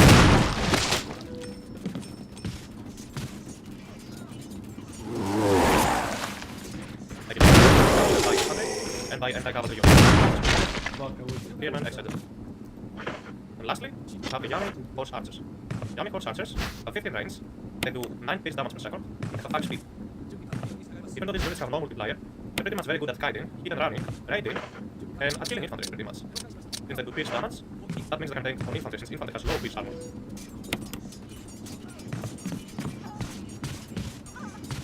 Army Force archers are trained at the stable, and you can access them in the heroic age. So this was pretty much the units for the Japanese civilization. Thank you very much for watching, and I will see you in the next one. Hello, and welcome. In this video, we're explaining the Japanese heroes and their abilities. Starting up, we have the Nico. Basically a civilian unit, trained from the town centers. It has a multiplier of 10 against myth units, but a DPS pretty much of 4, hack damage per second. So it's not that high, but still, it does maybe around 40 damage to myth units. It's only a unit you're going to use to fight defensively, because Nico is usually your hero that is grabbing the relics very early on, or the type of hero you just use to generate favor on the shrines. Next up, we have the Ona Musa. Ona Musa is trained by the dojos, pretty much. So by training with samurai, you can mix in a couple of Ona Musas in whenever you're in a fight. Pretty high DPS for a hero, I should say. 13 hack damage per second, and a multiplier of 6 against myth units. Definitely very strong against myth units. And plenty of hit points, 250 hit points. This unit is like a tank, and they scale per age up, so we like to see that. We also have the Bushi hero. Bushi hero is trained from the house guard, or the guard house, more I should say. And he's a ranged hero. 8 multiplier against myth units, pretty useful, and a DPS of 6.7. So he's a bit better than a Toxu T, and also applies bonus damage against myth units. So you can train Nikos from the arcades, you can train Una Musas and Bushi. Greek human soldier units include the hoplite, a steady spear-wielding infantry that excels at countering cavalry. With their high armor and attack, hoplites are a reliable choice for frontline battles. Hoplites, though, will not survive a big mass of archers. They might get a chance to win against ranged soldiers if they get on top of them, if the enemy doesn't micro the archers properly. Most likely, the ranged soldiers will treat hoplites with a decent micro. The Hippas Beast, on the other hand, is a light infantry unit that specializes in countering other infantry, including the hoplite. Hippas Beasts are perfect for breaking through heavy infantry lines. However, they're vulnerable to ranged attacks and cavalry, so be sure to pair them with supportive units to maximize their effectiveness. The Myrmidon is a unique infantry unit, available only to Zeus in the Mythic Age. Unlike other units, it can only be trained from fortresses, reinforcing its role as a specialized late-game powerhouse. What makes the Myrmidons truly exceptional is their divine damage.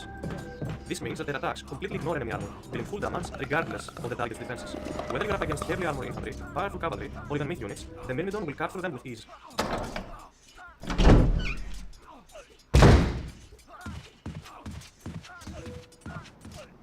The Hippeus is a elite heavy cavalry unit. This unit shines as a dedicated counter to ranged units and light infantry. With their high armor and strong melee attack, the Hippeus excels at closing the gap and neutralizing enemy archers. Their durability allows them to absorb damage, while their speed ensures they can chase down fleeing enemies or flank vulnerable units. Next, we have the Prodromos, the Greek light cavalry unit. This unit is designed to counter all their cavalry effectively and excels in mobility-based roles. The Prodromos is faster and lighter than the Hippeus, making it perfect for chasing down enemy cavalry or raiding unprotected areas. Its bonus damage against cavalry allows it to win direct engagements against even the toughest mounted units. Let's talk about Hetairos, Poseidon's unique cavalry unit. Like the Myrmidon, Hetairos can only be trained from fortresses. What sets Hetairos apart is its area of effect damage. Unlike standard cavalry, Hetairos doesn't just strike a single enemy. It hits multiple targets in a small area with each attack. This makes them incredibly effective against tightly packed groups of units. 33 shotguns. That should be good. The Belfast is a versatile range unit serving as a counter to enemy archers. These light skirmishers are a crucial part of the Greek army, offering mobility and specialized damage output. The Belfast is specifically designed to excel against ranged units. Their high-pitched armor makes them resilient to our fire, while their javelins deal bonus damage to enemy archers. This combination makes them an essential tool for neutralizing ranged threats. The Gastrafetoros is Hades' unique Mythic Age archer, trainable only from fortresses. What makes the Gastrafetoros stand out is its bonus damage against buildings. With their extended range and high attack, these archers can quickly tear through enemy structures, making them an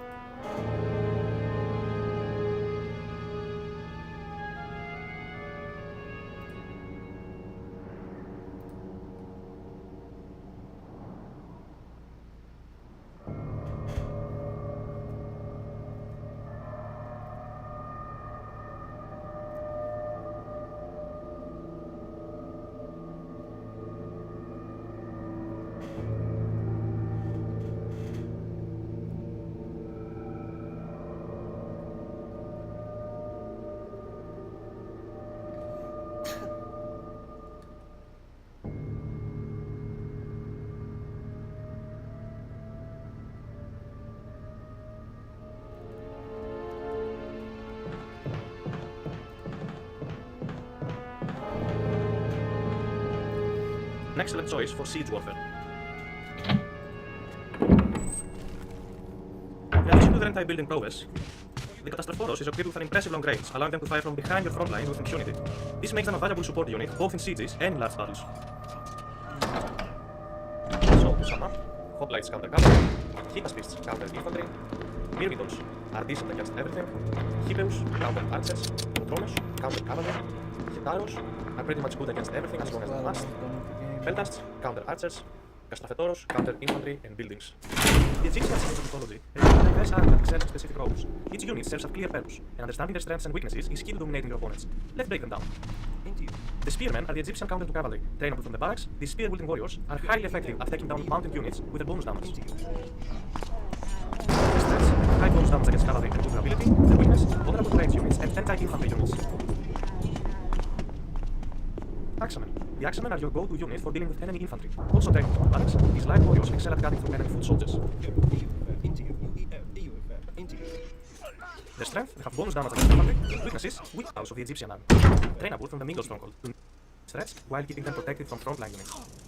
Important to mention, chariot archers not only have the range soldier type, they also have the cavalry type, which means they're not only considered as range units, they're also considered as cavalry, which makes them kinda weak in some situations. That means that anti-archer units and anti-cavalry units will do bonus damage against chariot archers. Where against Prodromos, and Prodromos is an anti-cavalry unit. Yet, it's going to do a lot of damage against chariot archers, especially mixed with Hebrew. Kamen Riders. The Kamen Riders are fast-moving cavalry units that specialize in countering enemy cavalry. Trainable from the nuclear stronghold, they're an excellent choice for countering enemy mounted units. Strengths, bonus damage against cavalry, and high mobility. Weaknesses, vulnerable to infantry like spearmen. And sometimes even range units in choke points. War elephants. The war elephants are the ultimate powerhouse of the Egyptian army. Trainable from the middle stronghold. Strengths, high health, and massive damage to units and structures. Weaknesses, expensive and vulnerable to spearmen and anti-cavalry units in general. War elephants are best used as a siege unit, breaking through enemy defenses and soaking up damage while your army follows up.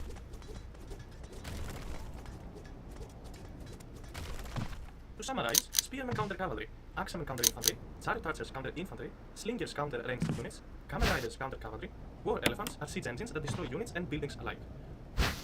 Take it easy, and I'll see you in the next video. The Norse army in Age of Mythology Retold thrives on mobility, aggression, and adaptability. Their units are trained primarily at the Longhouse with additional options at the Great Halls. Let's explore their key units and roles. Hello and welcome. In this video, we're going to break down the Norse units. Hildman.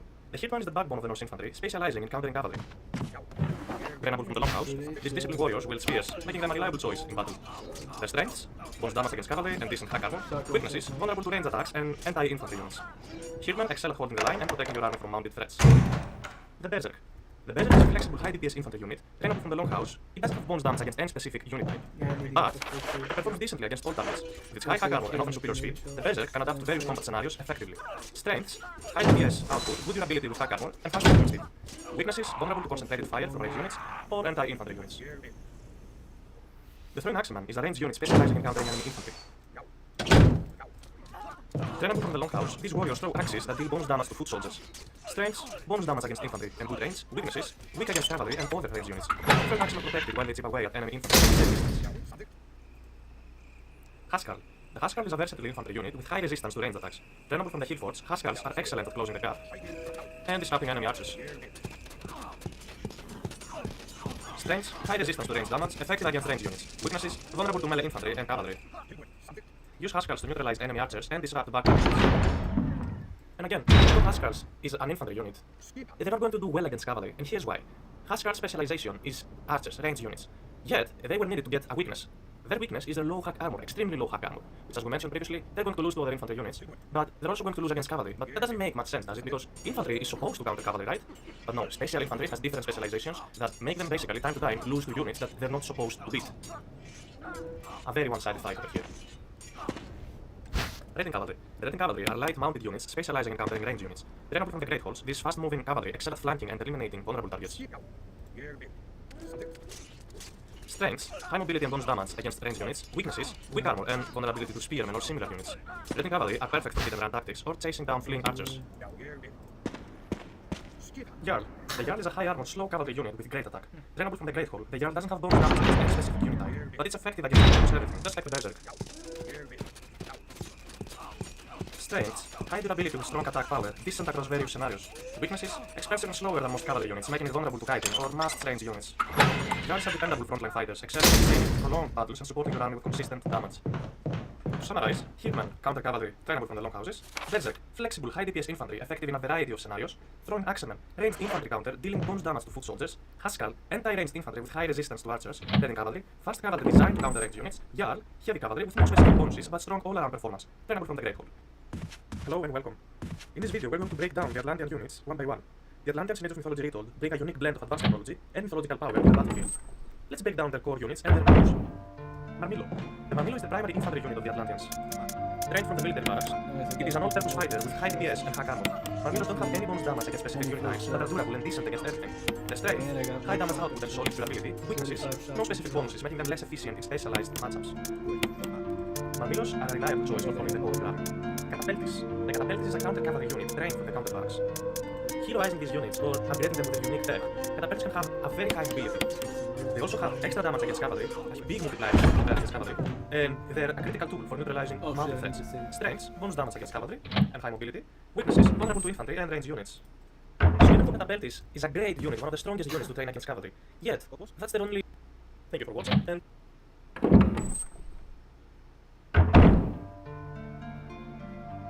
I will see you in the next video. Hello and welcome. In this video, we're breaking down the Chinese units. First up, we have the Ge Halberd. Not many people know about it, it's the bow attack. It's like around a damage that a therma would do with one hit. So you're gonna have to use that manually, like if you press on the keyboard Alt and Q, it's automatic. So they're gonna be using the special ability themselves, you just have to select. The counter archers that have a multiplier of 1.75 against archers have a very high base attack, they have very high pierce armor, but their downfall is they have very low hack armor. They die too quickly to hack damage type units such as infantry, maybe to other cavalry. One more good thing about the White Horse Cavalry is they have great hit points, 171 hit points, and they're not too expensive, they're just a bit heavy on gold. So let's use their ability, using them against the archers. And we now take the fight. So this is a unit we will be mainly training to counter infantry.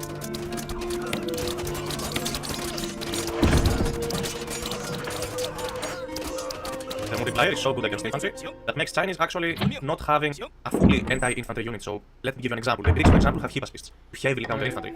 The Egyptians have Axemen, who heavily counter infantry. The Atlanteans have Hieroballistas, or Fanatics, and the Norse has throwing Axemen.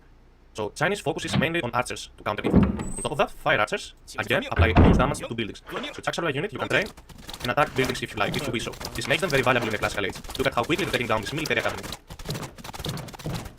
A little advice for the late game, you can then grab yourself burning pits when you get to the late game, and they will do even more damage against buildings.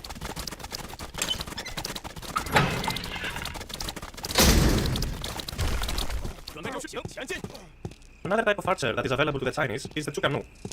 Chukanu is also a general unit with a very high DPS of 12.6, and they attack slow, but their animation includes 4 projectiles. Have a little bit of a short range, but they do insane damage, and they have decent stats, like 20% hack armor and another 25% pierce armor. They're very slow at 3.8 speed rate, and they don't really have that much of great hit points, but it is a decent unit. Just at the moment, in the latest patch, it feels like training fire archers is gonna be better for you. Of course, if any updates happen, this video will be updated. But again, Chukanu are mostly used to kill infantry. A great thing about them is that they don't overkill, and automatically. So by killing this infantry here, the rest of the projectiles hit the next unit. So let's show that again. Let's kill this spearman. The remainder of the projectiles hit the right next unit. So it's an amazing feature for Chukanu, and I believe they have some great potential because they don't overkill. And especially if you get ballistics, they will never miss. And it's a very useful unit in big numbers. It does cost population overall, and that's expensive, but I'm pretty sure we'll see more Chukanu in the future. White Horse Cavalry. White Horse Cavalry is pretty similar to the Heroes, although they hold spears. And they have a secret special ability that not many people know about it. It's the bow attack. It's like around a damage that a therma would do with one hit. So you're gonna have to use that manually. Like if you press on the keyboard Alt and Q, it's automatic. So they're gonna be using a special ability themselves. You just have to select. The counter archers that have a multiplier of 1.75 against archers have a very high base attack. They have very high pierce armor, but their downfall is they have very low hack armor. They die too quickly to hack damage type units such as infantry, maybe to other cavalry. One more good thing about the White Horse Cavalry is they have great hit points, 171 hit points, and they're not too expensive. They're just heavy on gold. So let's use their ability, using them against the archers, and we'll now take the fight. As you can see, they heavily counter archers, and they're very resilient to pierce attacks. And the second type of cavalry Chinese has available, which is a mythic unit, is the Tiger Cavalry. Tiger Cavalry have a multiplier of 1.5 against archers in general, and 1.5 multiplier against cavalry. So they're double counter units. Have a very high DPS, Very high statistics overall, 30% hack armor, 35% field armor, at 5.3 speed, so they're quite fast as well. They also have great hit points, at 187 hit points. And they're very good at their role, at trading, healing archers, and everything. Another thing about the Tiger Cavalry, beginners might not know, is they dismount when they die. So every time a cavalry dies, a Tiger Cavalry dies, an infantry unit spawns. As you can see, there's the infantry unit. So it's like basically the enemy units are killing the forces first, after the forces are down, the soldiers fight. You can see the Tiger Cavalry also doing extremely well against all the cavalry type units. And the best thing is that these infantry units, the cavalry dismounted, they have a multiplier against cavalry. 1.5. Which means you're going to do even greater against cavalry. So definitely, if you're going to have cavalry, you're going to be training the Tiger Cavalry, because they also spawn also down with the enemy cavalry. So this is pretty much about the Chinese units, the Chinese human units, I should say. Thank you for watching, I will see you in the next one.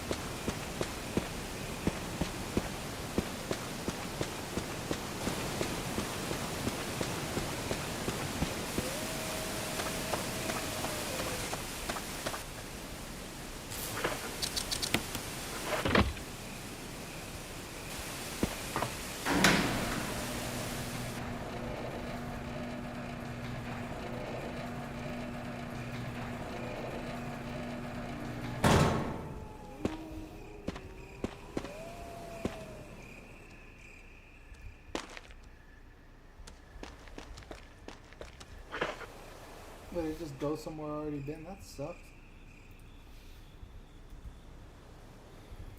How do I get past the waterfall?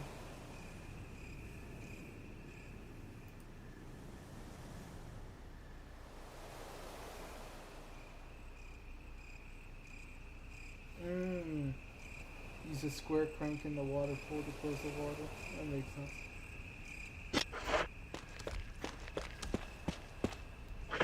God damn.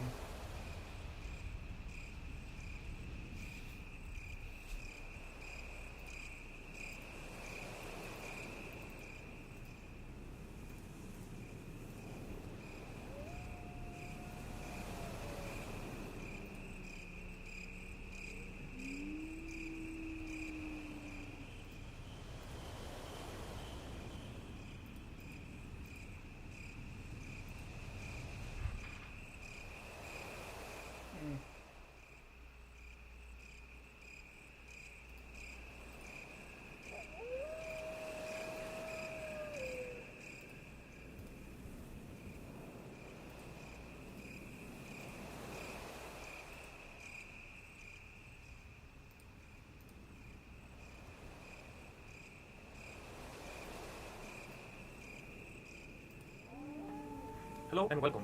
In this video, we're going to break down how overkilling works and what is the best efficient way to micro the pelters and in general anti-archer units against all the range. How overkill happens. All pelters target a single archer. If you have 10 pelters and they all attack the same low HP archer, most of the projectiles go to the archer, so a few are needed to finish the unit. Pelters enemy archer is ready dying. Except attack will still land, further wasting damage. Poor target selection. Without control, pelters will not the nearest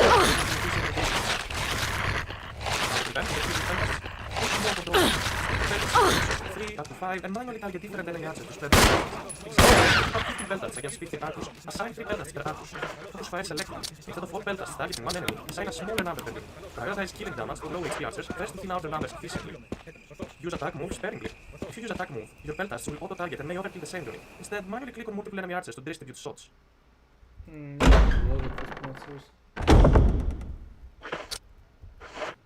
Or just gonna load and get the crank.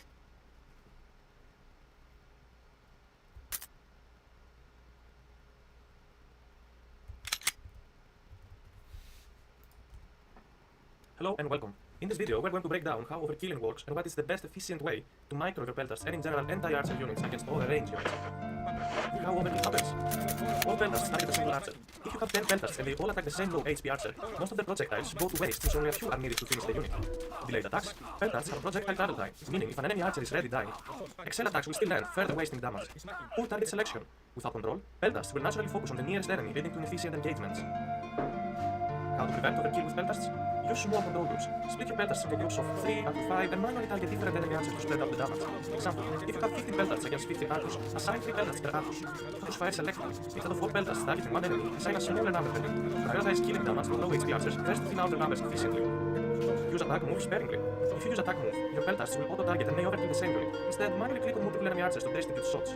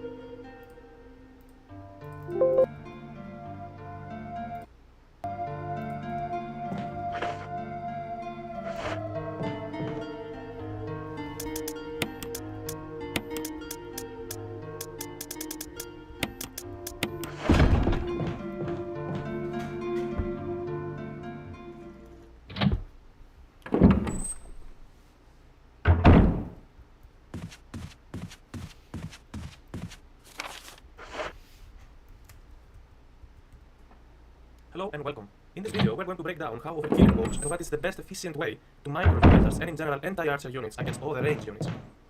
And how overkill happens. All pelters target a single archer. If you have 10 pelters and they all attack the same low HP archer, most of their projectiles go to waste since only a few are needed to finish the game.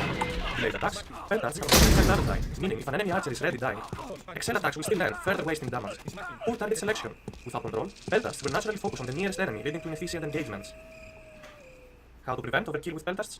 Use small groups. Split your pelters into groups of 3 up to 5 and manually target different enemy archers to spread out the damage. Example, if you have 15 pelters against 15 archers, assign 3 pelters per archer. Focus fire selectively. Instead of 4 pelters targeting one enemy, assign a smaller archer. Prioritize killing damage to low HP archers first to thin out their numbers efficiently. Use attack move sparingly. If you use attack move, your pelters will auto-target and may overkill the same unit. Instead, manually click on multiple enemy archers to distribute shots.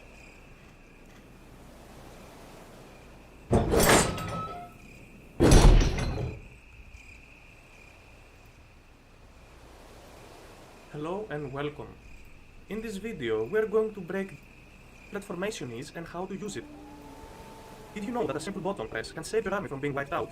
Spread formation is an underrated but powerful tool in Age of Mythology that can reduce damage, improve survivability, and give you better control in fights. Let's break down why and how to use it. Here's what would happen if you didn't use spread formation against a Mythos, for example. All of your army would basically get wiped out without using it. And here's how it should be if you use spread formation. Spread formation is a command that spaced out your units, making them harder to hit with splash damage. You can activate it either by setting up a hotkey for it in settings, or by clicking the formation button in the UI. When should you use spread formation? Anytime you're facing siege weapons, area damage, or powerful god powers, like Meteor and Tornado. It's especially useful for archers and mid units that can be easily wiped out by splash attacks. Spread formation isn't always the best choice though. Here's where you should have used it. In close combat, if you're fighting melee units, spreading out and weakening formation and making it easier for enemies to surround you. When charging into battle, you want to use it as one strong force, not scattered against fast scattered. Fire and being charged down. Mastering spread formation is an easy way to take less damage and win more battles. It's a simple habit that can make a huge difference. Try it out in the video. Thank you for watching, and I'll see you in the next one. Hello and welcome. In this video, we're going to break down how we're healing goals, and what is the best and safe way to mine your vendors and general anti-archer units against all array units. How all it happens. All vendors target the same archer. If you have 10 vendors and they all attack the same low HP archer, most of the projectiles go to waste since only a few are needed to finish the unit. Delayed attacks, vendors have projectile target time, meaning if an enemy archer is ready dying. Excel attacks will still there, further wasting damage. Full target selection. If after all, vendors will naturally focus on the nearest enemy, leading to efficient engagement. How to prevent overkill with vendors? Use small control groups. Split the vendors in the groups of 3 and 5 and manually target different enemy archers to spread out the damage. For example, if you have 50 vendors against 50 archers, assign 3 vendors per archer. Use fire selection. Instead of all vendors targeting one enemy, assign a smaller number per vendor. Prioritize killing damage for low HP archers, first thin out the numbers will be simpler. Use attack move sparingly. If you use attack move, your vendors will auto-target and may overkill the same unit. Instead, manually click on multiple enemy archers to distribute shots. Hello and welcome. In this video, we are going to explain attack move and manual targeting. Attack move is a crucial command in Age of Mythology Retold. It is essential for efficient army management, without requiring constant manual targeting. How to use attack move? You first set up a hotkey or use the default one in settings for the attack move. So, you select your army right after. You press the attack move, the hotkey set up, and left click on a location. To me, I have set up attack move on tab. So, I first select my army, and every time I press tab, this icon, this cursor appears, which is the attack move. And then for my units to attack the closest nearby army or unit around them, I'll have to left click on any location. Let's do it. That's how attack works. It is very efficient for large armies.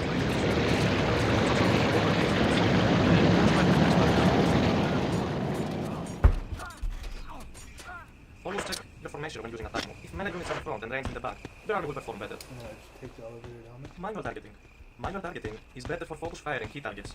It's more micro-intensive, but effective, and preferred for taking out enemy seeds or heroes first. Basically, units priority, units you want to kill at the battle first. That could be a hero if you had an army of mid units, or it could be a siege weapon that is destroying one of your town centers. That's how it works. You just right click and you right click on the enemy unit. But here's the issue. By doing that, most of your units will try to attack one single unit, causing your army to first overkill one unit, which basically means less DPS for the total battle. And it also means that most of your units will also try to go around, will also try to find a pathing into attacking that unit. That's the main negative part about manual targeting. So attack move might not look as important to you right now, but in the videos later you're going to realize how helpful it can actually be. Thank you for watching, and I will see you in the next video. Hello and welcome. In this video we're going to break down archer positioning in choke points. In Age of Mythology Retold, positioning is just as important as the units you train, and when it comes to archers, using choke points can turn a small force into an unstoppable defense. Why choke points matter? Not in gap, archers are vulnerable. Cavalry and infantry can surround them, closing the gap before they deal much damage. But in a choke point, your archers become much harder to reach. By placing archers behind natural barriers like cliffs, forests, or walls, you limit the enemy's ability to engage in melee, forcing them into your firing line.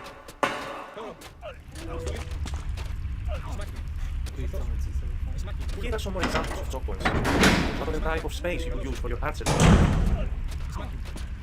Here, as you can see, I'm locating my archers just between two buildings in such a close space that I'm actually not allowing my opponent to attack with all of his units at once, since those are melee units. I have range attack, so in choke points, I'm going to have a way bigger advantage. Again, same thing applies for trees like wood lines, natural resources like gold mines. You can literally anywhere to choose to take a fight with your range units.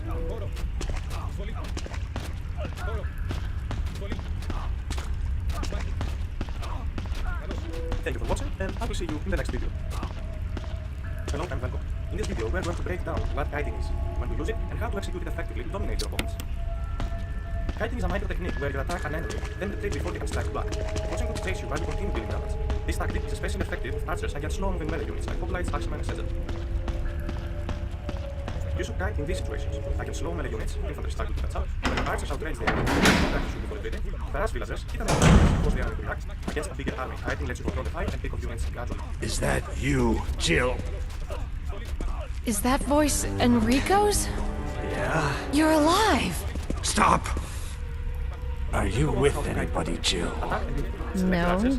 But why? The stars are finished. Someone is a traitor. Umbrella set us up. Enrico!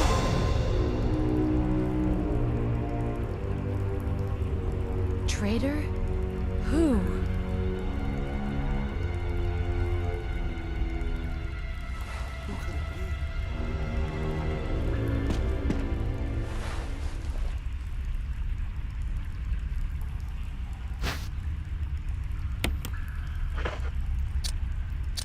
They have 2 points.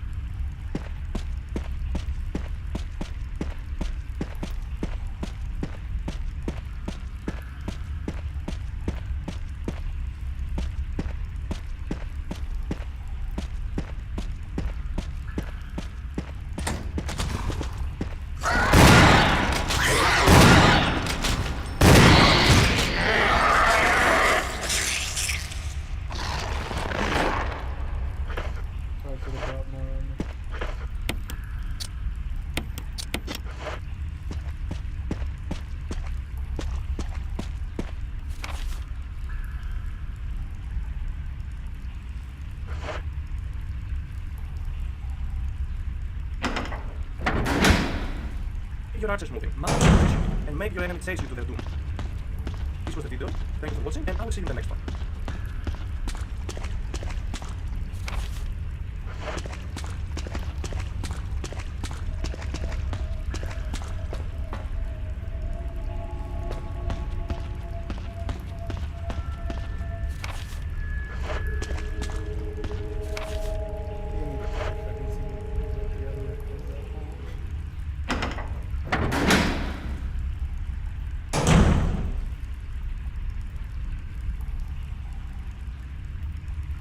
Hello and welcome.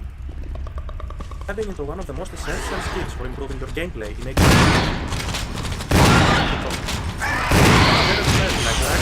Are you slow?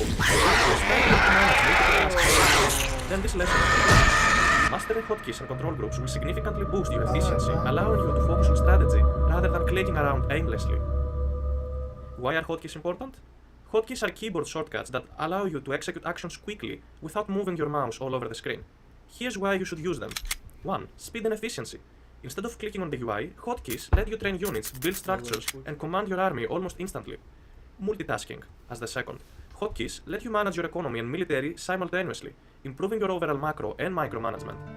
Third, consistency. By memorizing hotkeys, your actions become second nature, allowing you to react instantly in high-pressure situations. Fourth, competitive advantage. Players who use hotkeys will always have an edge over those who don't, simply because they execute commands faster. Let's go over control groups now. What are they and why use them? Control groups allow you to assign numbers from 1 to 9 to units or buildings, letting you select them instantly by pressing the corresponding number key. This is crucial for managing your army and economy efficiently. How to use control groups? Assign a control group, select your units, and then press Ctrl and a number. So, by selecting my Marmillo and pressing Ctrl and 1, they're added to my control group 1. So now, every time I press 1 on my keyboard, it selects my Marmillo, those units I assigned to control group 1. Adding to a control group. You can add more units to a control group by pressing Shift and click additional units, then reassign with Control and number. So, if I have those Marmillo on my control group 1 and I want to add my Contarius 2 in the same group, I'm going to select my Contarius and then I'm going to press Shift and 1. Now my Contarius are added to control group 1, so every time I press 1 on my keyboard, it selects my Marmillo and my Contarius. Also, if I wish to add those Argus, the range units, on control group 2, I can either just select them and press Control and 2. Now they're added to control group 2. Or I can just honestly select them since the control group is empty. I can even add them to control group 2 by using Shift and 2.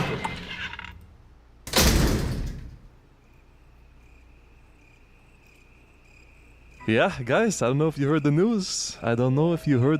But Cross Off might be back. But yeah, guys, there's a new server. Let me just go over it real quick. Cross Off is a game mode in the game where you can toggle. Basically here in social, you can toggle crossplay off, and what this does is it puts you on a different, on a different matchmaking thing where very few people are queuing in crossplay off. So what you can do is if you have like a dedicated community, is you can queue in crossplay off and you can find a lot of like comp players, you know, or you can find a lot of whatever community is using cross off. So what we're trying to do with the server, every time you 4K or 4 out another like server member who's on the server, you can post a screenshot of it, and then we'll like manually update the leaderboard. So we're gonna have a cross off leaderboard for the month for the people who get like the most 4 outs or the most 4Ks on killer. Provide kind of a space for like people who are trying to get into comp but like DBD rank is like too difficult or there's too much pressure. You can like join, you can create a Swift VC here. Like if you want to meet people or like try to play cross off with them, you can play with them. You can see who's queuing, so you can snipe them, you know, you can snipe us, snipe our Swift, and yeah. That's kind of it. Like we don't really care. I mean, we kind of care if we get 4K because like the ego or whatever. But like for us, it doesn't make a difference, you know. Like for us, it's like we need like optimal builds to get the 4 out. Like yeah, we don't want to get fucking screenshotted and posted on the server, but like it doesn't really matter. So we get minus points. Oh, oof. For us, this map's so disgusting. I don't know why the NA3 keeps doing this shit. Okay, it's corrupt again. I remember he will release my dogs into the wild, and from that moment, I knew that I had to figure out a way to get rid of him. Joshua Sutter, he's my brother. Always had my back, always just loved his big sister unconditionally. So I asked my brother, Josh, will you just go and stay up there and do whatever Ricardo wasn't doing? The next day, I brought Josh up there and I talked to the landlord to evict Ricardo. And that was going to happen on February 1st. Day too late. January 31st, 2015, approximately 23:45 hours. Can you just tell us what happened there? Yes, my girlfriend comes over. Josh has made numerous. Pressing Shift and 2, they're now also added to control group 2. Jump into a control group. Double tap the number key to center your camera on the group. So, let's say we were raiding with those Contarius, and we have the main army on control group 2. So, let's say we're here in our base, just defending the enemy pressure with these units, and we have sent the cavalry away to hit some villages. For me, to jump from this location back on my cavalry units, I can just double tap on 1 on keyboard. So, if we double tap on 1, now the camera has changed. The camera has switched the screen over those Contarius. And same we can do for the rest of the control groups. If I want to go back to my Marmilo now and the Arcus, I can just double press 2.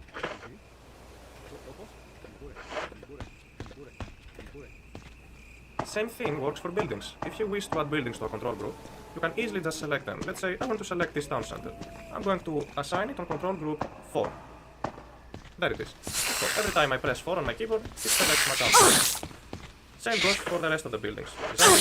You can maybe drop a market, and you can assign it to control group 5. Every time I press 5, it selects my market. Every time I select 4, it selects my second town center.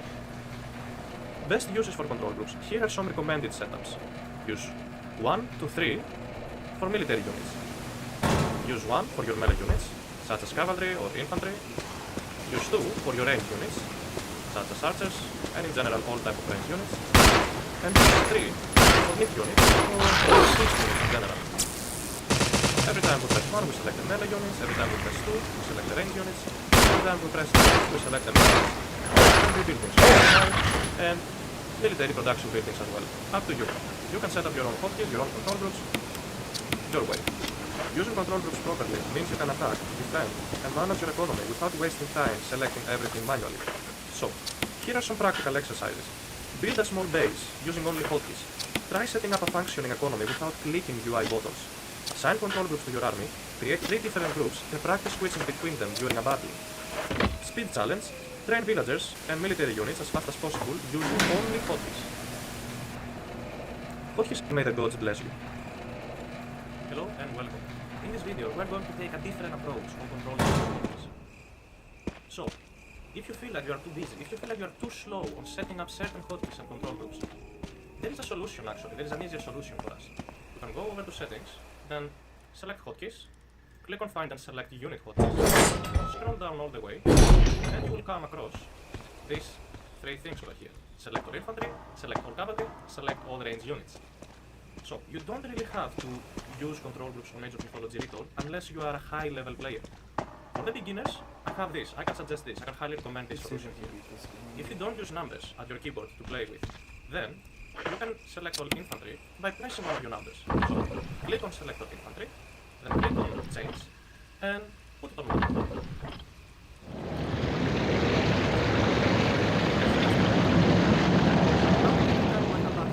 And we want to select all infantry. Instead of assigning those units on the control group that takes time, effort, and energy, you can instead just select one after you fix this hotkey here, and you will select all of your infantry. Let's put the range units, the archers, on 2. Now, every time you press 2 on your keyboard during a game, it's going to select all of your range units. And at last, you can maybe do it for cavalry as well. Let's put cavalry on 3. So, since you don't use any numbers, since you don't use control groups, you can instead use hotkeys. So, these are hotkeys here. You don't have to manually add those units and buildings into control groups in order to use them and improve your speed. But since you're a beginner, something very beginner friendly you can do is assign these 3 hotkeys into numbers. And it gets even better actually. So, go over the left list and click on Find Building Hotkeys cell. And here we will be able to use the Find Buildings hotkeys, such as Find Barracks. Or we want to go for Find All type of buildings, which means we don't just want to find one barracks, we want to find all barracks. And since we already use 1, 2, and 3 for military units, we can easily just put Find All Barracks on 4, on control group 4. Let's change it. Cool. And now we can also do select all maybe archery ranges, yes, find all archery ranges. We can assign that to 5. So when you play Greeks, you can select all barracks, or Egyptians, or even Norse, or even any civ actually. You will be selecting your barracks by pressing 4 on your keyboard, and you will be selecting your archery ranges with 5. We're gonna assign those keys for most of those buildings, and you're gonna make sure you allow conflicts. Okay, let's search now for stables now. Since we use now 1, 2, and 3 on military units, 4 and 5 on barracks and archery ranges, we now wanna maybe put stables on 6. Find those doors, find those markets. There it is, find those stables or siege works. Good for Egyptians. And we're going to assign that again on 6. And at last, I wonder if there are any long houses. No, there shouldn't be. And then it comes down to you. How many control groups, how many hotkeys do you want to have for all of your buildings? So, if you also want to add your fortresses, towers or anything, you can keep going. You can use 7, 8 and 9. But for now, let's focus on 1 up to 7, and now let's go over again and see what happens. So, one thing I should have mentioned is, go over settings again. While you're in a game, go over to hotkeys, selection group hotkeys. For the new hotkeys we set up to war, we're going to have to unbind from 1 to 6. Because we're basically using these hotkeys now for military buildings and human units. So, start unbinding them 1 by 1, up to 6, just select it, and then unbind that. Nice. And, to mention, if you're having back the default hotkeys, the most simple thing you could do to fix everything, to put everything back in default, if you don't like this change, you just go over default all, you click this option over here, and everything will be reset back to normal. So, now, again, let's find the controllers from 1 up to 6, selection, and see how it works for us now. So, we're now in a game. We have 2 military academies, 2 stables, and 2 archery ranges. In the hotkeys, we assign infantry on 1. Here is an army. Here there is an army with mixed units, hoplites, hipeus, and doctors. Hello everyone, and we've got some pretty big news in regards to Total War Warhammer 3 and Total War 40k. So, Sega have announced that they're going to be in Gamescom, which is going to be a very big showcase at the end of August, and it seems that they're going to have quite a few titles on display to be able to be played with. So anyone that's there can get a first-hand look at 40k and some other titles too. It's running for a few days, August 26th to August 30th, and I'm assuming they'll do a big booth like they did during the TwitchCon I went to a few years back. Now, there's a few things to talk about here, because I think that this is going to give us a pretty good idea of when to expect the end times, and also some other stuff too. I'll focus on Creative Assembly, because I really only play the Creative Assembly stuff and not really interested in the other titles. So in their stand, they're going to have 5 key games with their own stations and the acoustics. Here, we'll see Alien Isolation 2 and Total War 40k. Unfortunately, I won't, because I'm not able to go. It's very short notice. I'm surprised I didn't really tell content creators early, like, oh yeah, you know, there's gonna be a thing, maybe you guys want to pop down. Not gonna lie, because I'm pretty excited about Alien Isolation 2. Let's read over the information. So, Alien Isolation 2 making its public hands-on debut in Europe. The stand's claustrophobic, lo-fi, sci-fi setting enhances the atmosphere of Alien Isolation 2. Playable prologue. So, a prologue is already playable. That's pretty cool, because, I mean, it's not been that long since they announced the title, and I thought they were going to be taking their time, but it looks like they've got a pretty good idea where everything's going to be going. I'm pretty excited about that, because I think that's, well,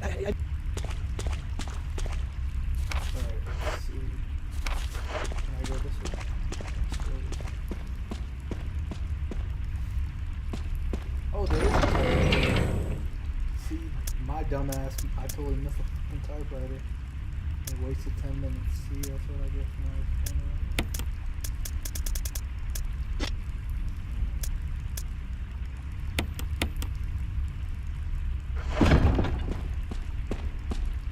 well, let me save now.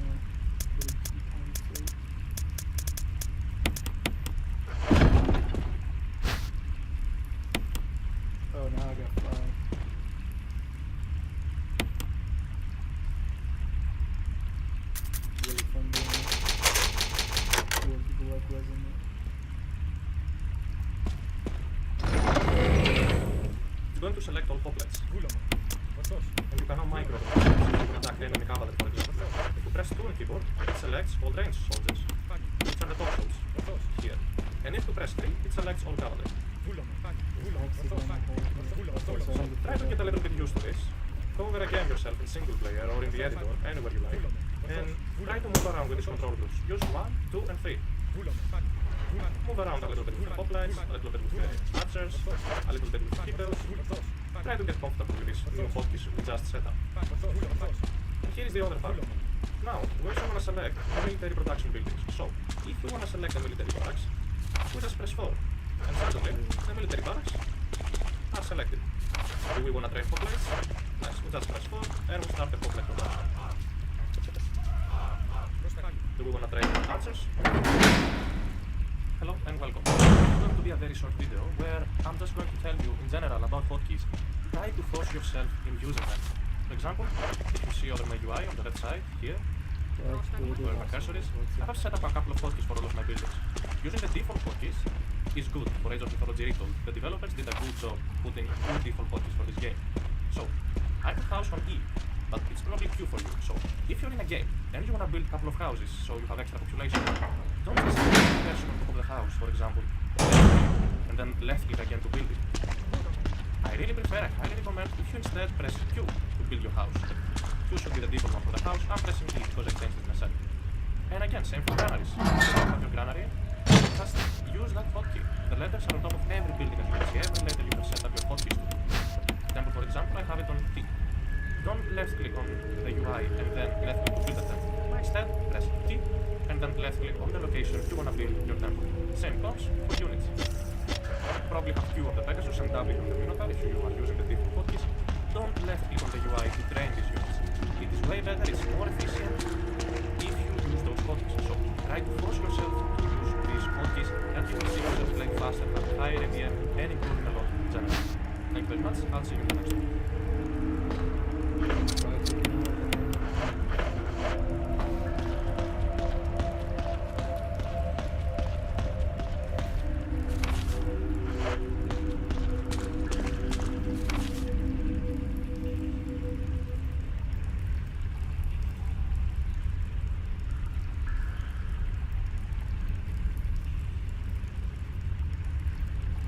Hello and welcome.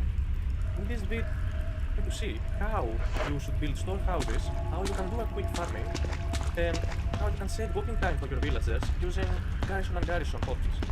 So, we have 11 villagers right here sitting idle, and we want to send them over a wood line so they can gather some wood. What is the best possible location for you to place your storehouse? So, let's say we want to put 5 villagers on a wood line. Would you build a storehouse here, next to the wood line, here, or here? Well, the obvious answer is you want to build a storehouse as close as possible to the wood line. Some beginners make this mistake, not having studied macros, where they would want to go on wood and they would locate the storehouse around here. So yes, eventually your villagers will gather wood, but as you can see there is like at least one idle villager for 1 second, 1 or 2 seconds of idle walking time for your villagers. But what happens if you place the storehouse closer than that?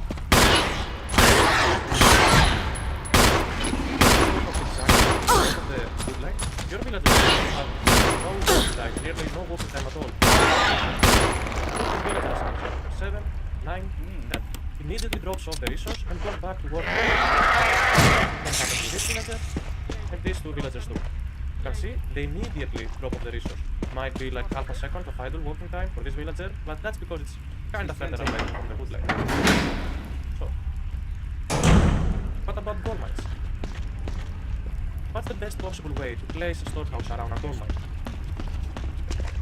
Many beginners tend to place the storehouse in a very weird positioning, like that, because that's what is on their mind. They feel like, okay, I want to mine gold, right? So I just need to build a storehouse on top of a gold mine. They would do this.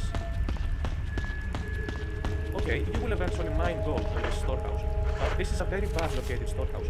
It doesn't allow you to have any space in between the gold mine and the storehouse, giving you less space for more villagers to gather, and it also makes those villagers try to walk a couple of seconds to drop off gold. How do you want to place your storehouse? With that, select this house, your storehouse.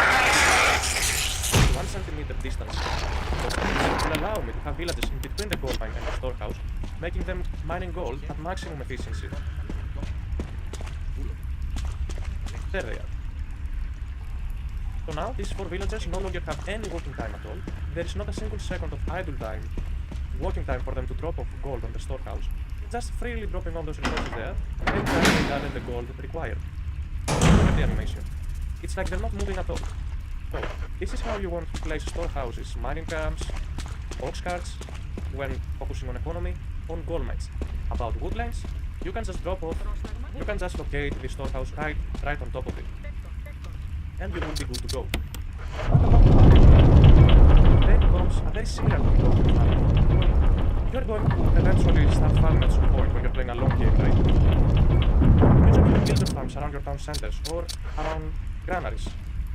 So here's the thing. We want to drop a couple of farms around this town center. So some people would probably just have their farm hotkey, and they would try to maybe, by using Civ, they would try to manually build these farms close to the town center. Some of them would also misplace their farms, having them a couple of centimeters away. There's going to be idle time with these villagers. This is walking time. This is what's called walking time. So let's let this villager here farm. This is what the walking time is, and this is what we want to fix. So once this villager goes up to 15 out of 15 food, it needs to drop off the resource somewhere, either on a granary or a town center. Here's the thing. The villager is going to have to walk all the way to the town center, you see this? And then to go back over to farm.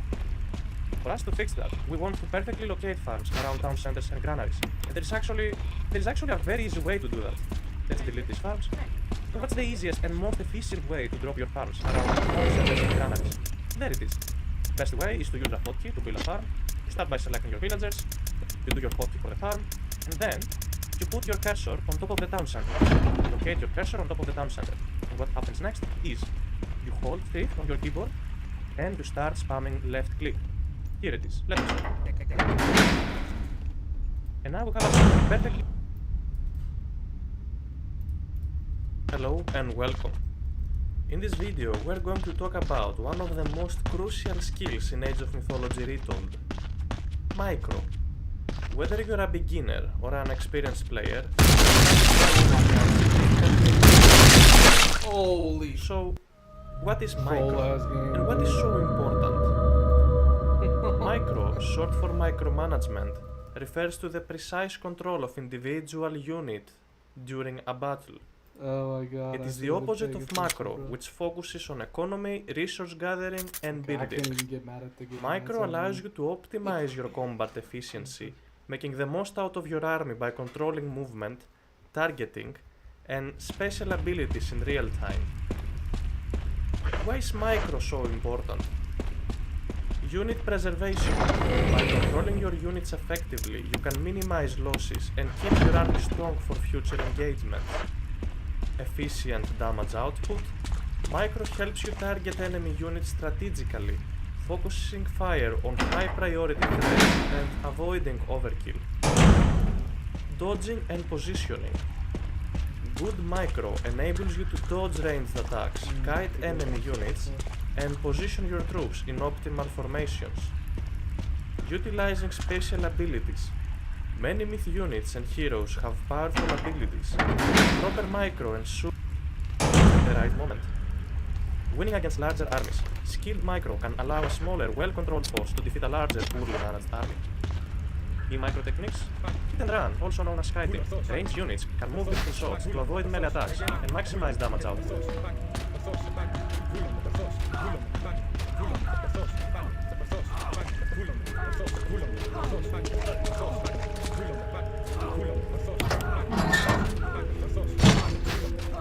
Pretty much succeeding it with attack move. Focus fire. Direct all of your units to attack one enemy at a time, eliminating threats quickly. Holy shit, that's so nice.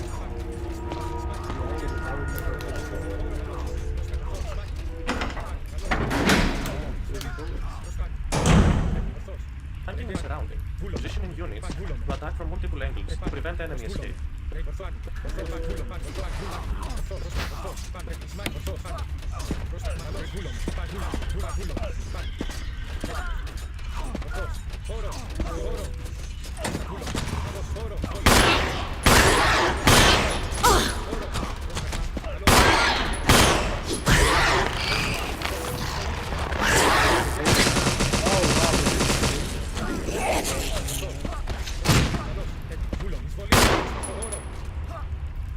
Micro in different civilizations.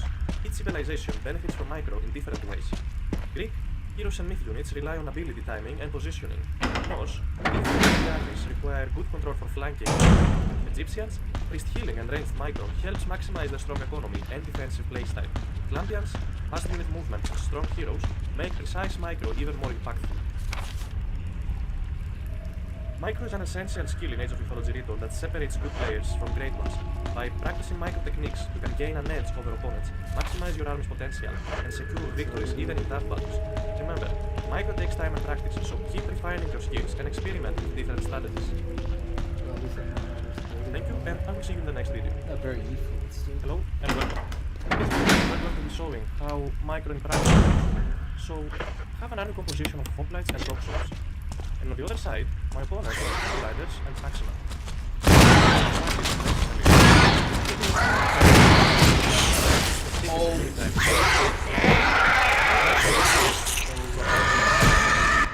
My enemy's frontline over here, and I want my toxos, the archers, to attack the axemen. And of course the reason is, as we learned previously, hoplites counter cavalry, camel riders are cavalry, and toxos, archers, counter infantry. Axemen is an infantry unit. So, if you micro properly, you're going to be getting the highest DPS possible, and you're going to not only win the fight, but save as many units as possible.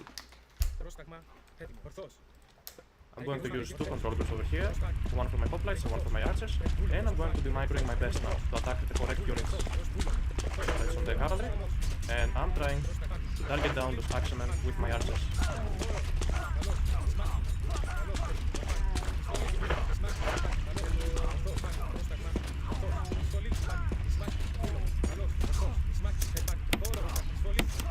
With the axemen, you can then use your archers to attack those cavalry one by one. So even though the fight was close, you still want to be able to target down those infantry units one by one with your archers, guide them, and having your hoplites on the front line. Basically your hoplites will automatically attack cavalry since they are the front line of your archers, right? Another army composition. We got here hoplites and peltasts. As we mentioned in the previous videos, peltasts counter archers, right? And again, hoplites counter cavalry.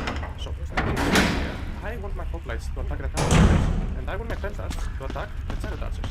This way, again, I'm going to get as much DPS as possible to try and win my fight. Let's go for it. Again, using the control groups. Target down the chariot archers using your peltasts. Maybe I go kill them. And use your peltasts basically to kill every single chariot archer one by one, while the sides are dealing with the camel riders. Then again, try to target them one by one. So this is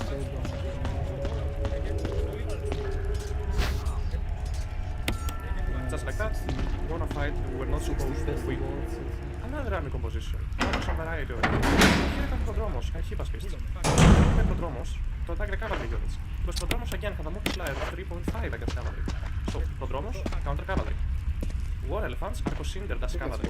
So, I'm going to be using my Prodromos to attack the elephants, and I'm going to be using my Hypaspist counter infantry units to kill the spearmen. Let's go for it. You can sit click on the elephant, use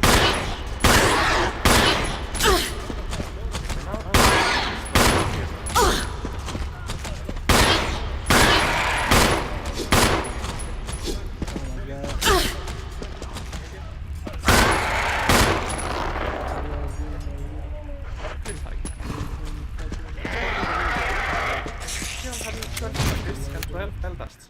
So, yeah, and I'm going to face 15 axemen and 14 slingers. So, my Hypaspists will automatically attack the axemen, because my frontline is Hypaspists, my opponent frontline is axemen. So, these units are going to be killing each other, but I want to micro my peltasts to kill the enemy slingers. So, most important micro here is going to be the peltasts, because again, the Hypaspists is the frontline against infantry frontline, so we don't really have to micro the Hypaspists there. But you can split your groups with your peltasts, you can shift click on top of the slingers to get maximum value. Last and most importantly, we have cavalry and heroes. You want to play with cavalry and heroes when you're against Egyptians. So here, I'm going to be facing 2 scorpionmen, a couple of camel riders, and chariot archers. So, what's the correct response? What's the correct micro here? So, I'm going to be shift-clicking my heroes on top of the myth units. I'm going to be fighting the camel riders with my Prodromos. And I'm going to try and get the Hypeus with the chariot archers. So, whatever does bonus damage to a specific unit type, you wanted to get it there as fast as possible. So again, you want your heroes to attack the mid units, because heroes do bonus damage against mid units. You want the Prodromos to attack the counter riders, because Prodromos is an anti-cavalry unit. And you want your Hipeus to attack the chariot archers, because Hipeus does bonus damage against archers. Also has high pierce armor, which makes them so let's get them micro goals. Select the Hipeus and send them out to the chariot archers. I want to see what Is that you, Jill? Is that voice Enrico's? Yeah. You're alive! Stop!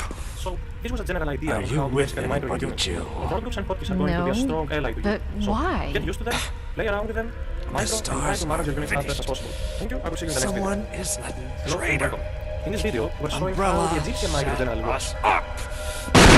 Starting with this army composition, we have Axemen and Priests, and the opponent here has Minotaurs and Hoplites. Axemen again is an anti-infantry unit, so I'm going to be using it to kill the Hoplites, because Hoplites is infantry. And since heroes counter mid units, I'm going to be microing the Priests, focus target basically the Minotaurs one by one. Let's do it. I'm going to disable this. Let's go. Try avoid getting hit by the special ability, and now the Axemen can free and finish those.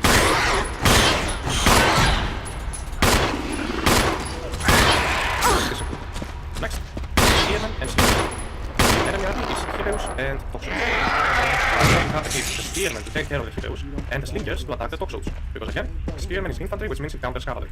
Slinger is an anti-archer unit, which counters archers, right? So we want the Slingers to attack the archers, and Spearman to attack cavalry. I'm going to make 2 control groups. And now I'm going to take the fight, protecting my Slingers from the Hipeus, while targeting down those Toxos one by one. Feel free to use shift click if it works better for you, and fight war. Next up, we got kiting with chariot archers. So you can pretty much use chariot archers to kite to death opponents' infantry, because chariot archers have 5 speed, have a crazy amount of DPS, and they have a multiplier against infantry. So we're going to be using them to kite those opponent hoplites.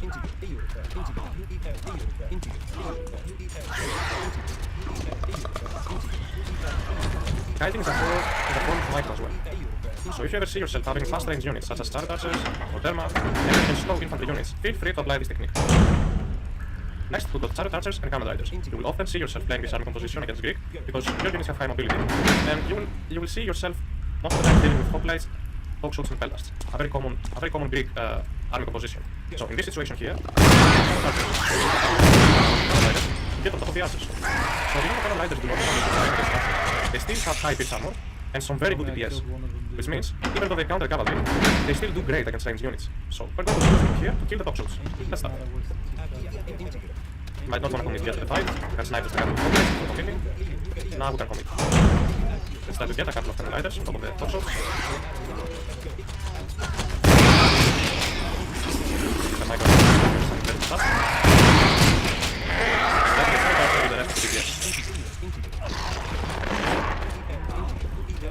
All of these movements I've been doing with my units are basically migrated. Try to copy them, try to apply them yourself, and you will see yourself winning games and battles you never expected to.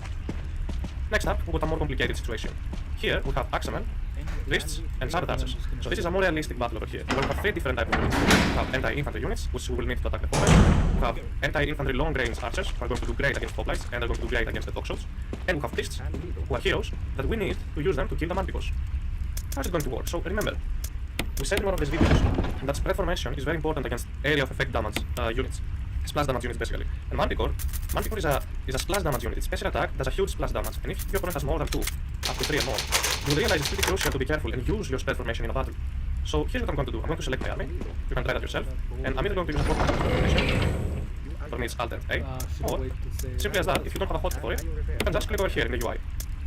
Go with the spread formation. So I'm going to go into spread formation to get less damage from the splash damage that Manticores have.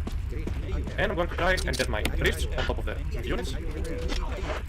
And my Axemen on top of the hoplites.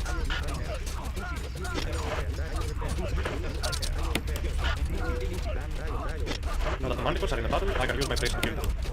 Try to target them one by one. And use your chariot archers to attack the toxotes.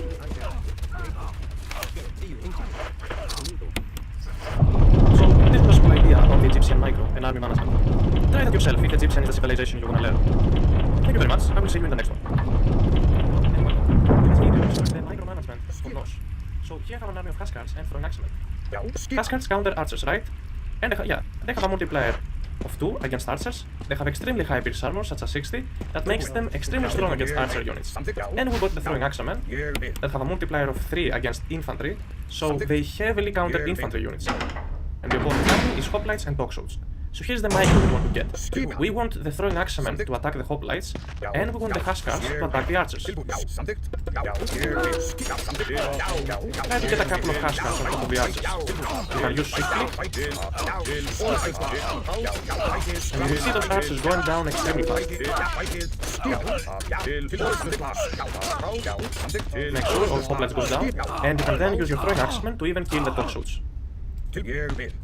Next up. Here, we got Goldie and throwing axemen.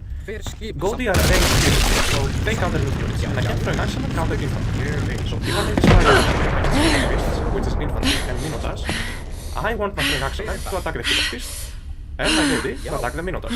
So here's how I'm going to micro. You can use shift click if you like. You can shift click the Goldie, right click, and shift on every minotaur, like this. And with the rest of the units, you can try and kite the hippo beasts.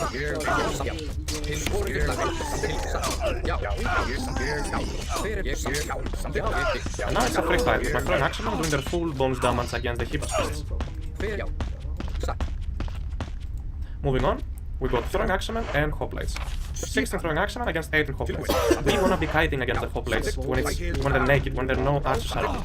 You can just do the hit and run playstyle, kill as many as you like. The opponent will never really manage to get rid of your army if you play like that.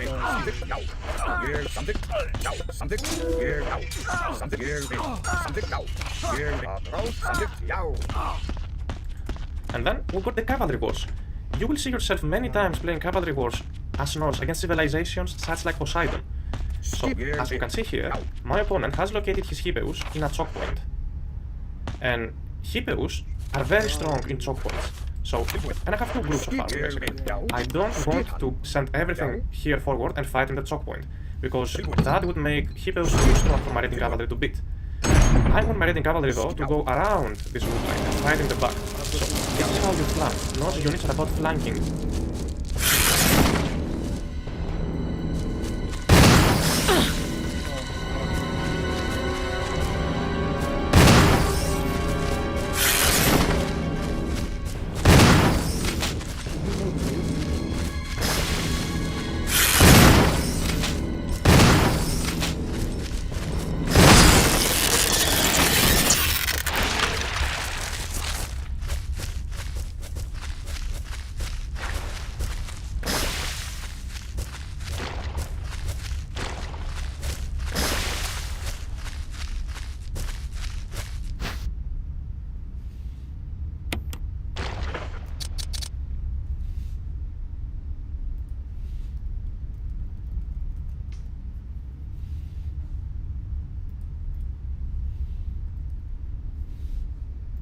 Oh, webbing off a locked door. Oh, actually, let me just use a pistol for this.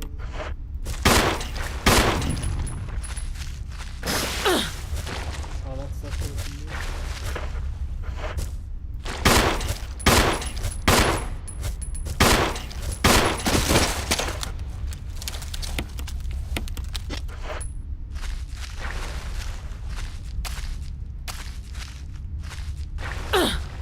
Oh shit. God damn it, I got myself poisoned by hitting his ass.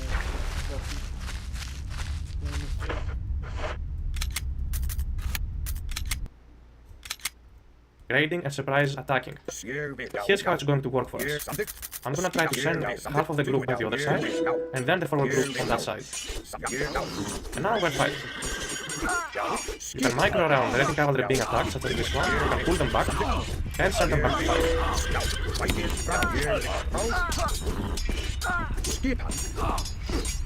So basically I got rid of the choke point by splitting my army and surrounding him from two locations. This way, he didn't get to take fully advantage of his choke point, and I was able to win the fight at the end.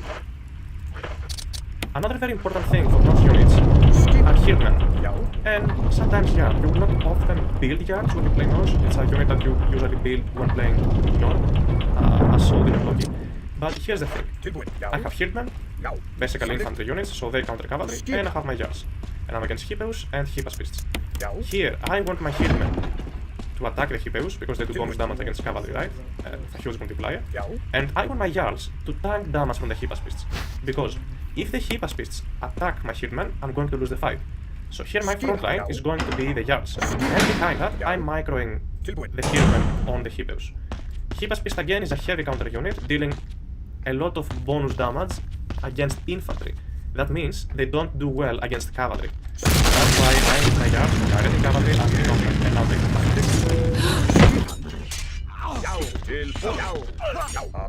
Try to micro those Hitmen on top of the Hipeus.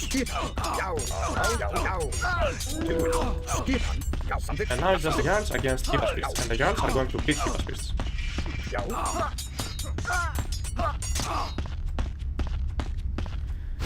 Last and most importantly, a way more realistic fight now, a mixed army composition of throwing axemen, raiding cavalry, and Hersers. So, again, Hersers are heroes, you want them to attack the Minotaurs. Throwing axemen are anti-infantry units, so we wanna micro-target on the hoplites.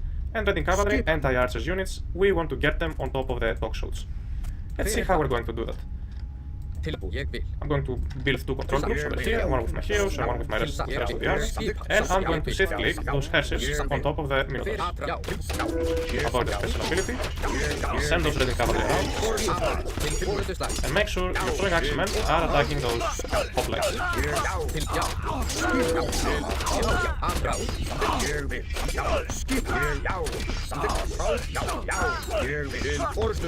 Even though my heroes died, I still have a chance to win this fight, because I basically overwhelmed him. If you can overwhelm him, once a mid unit is only left, try to split your units around, try to mic a bit, splitting them around is going to help a lot.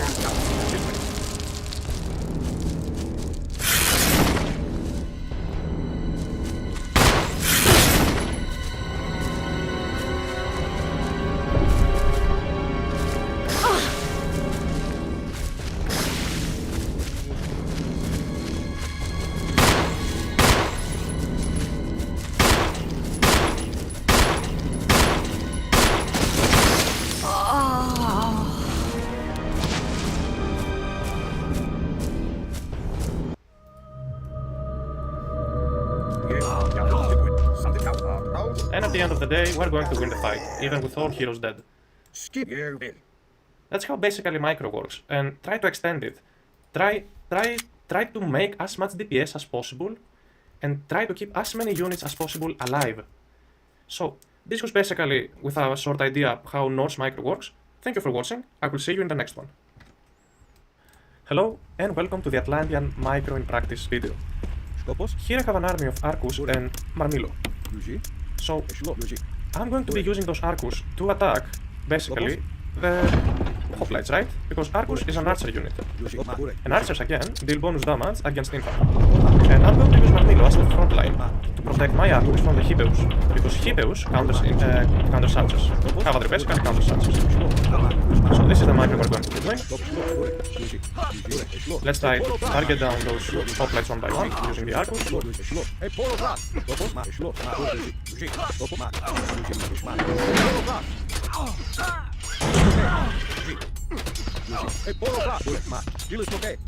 Trying our best not to allow those Hipeus to get on top of the Arcus, and the fight will be won later. Killing the last hoplite, there's nothing left. So, next up, we got some hero units, as well as more Arcus. We have a couple of heroized Arcus that we can use to kill the Hydras. Again, as Atlantean, you get to heroize as many units as you like. You just have to press this key over here, either in the UI or the hotkey you have set up yourself. So, here's what I'm going to do. It is important for me that I use my Arcus to target down those Hydras one by one, and that I use these Arcus, the human unit Arcus, for the Hypaspists, and Marmilo as the front line. Let's start. Use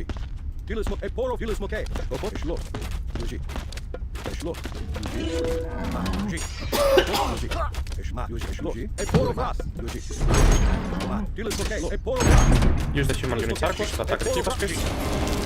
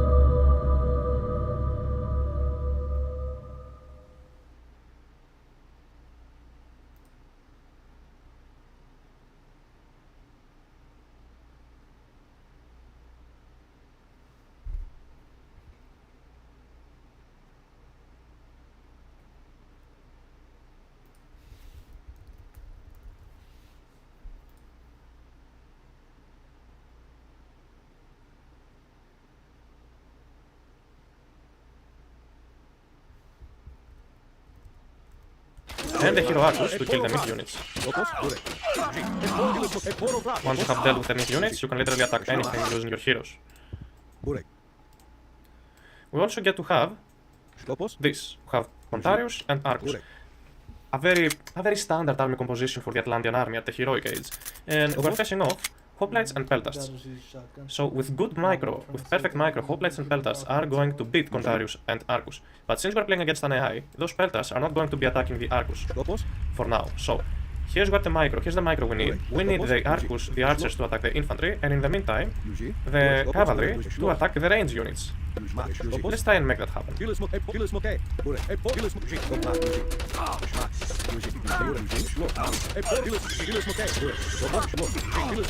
And shift click those Pontarius while the Arcus are just killing the front line.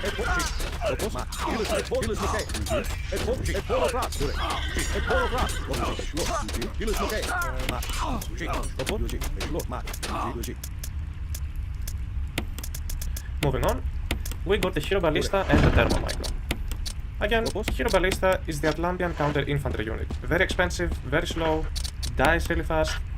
I don't really recommend this unit until it gets buffed, but you can use it only as a defensive unit. But then again, remember, it counters infantry, multiplayer against infantry, and some pierce damage. So here, I'm facing Hoplites and Toxotes. Obviously, we want the Hero Ballista to attack the Hoplites, and we want the Therma to attack the Toxotes, because Therma is an anti-archer unit.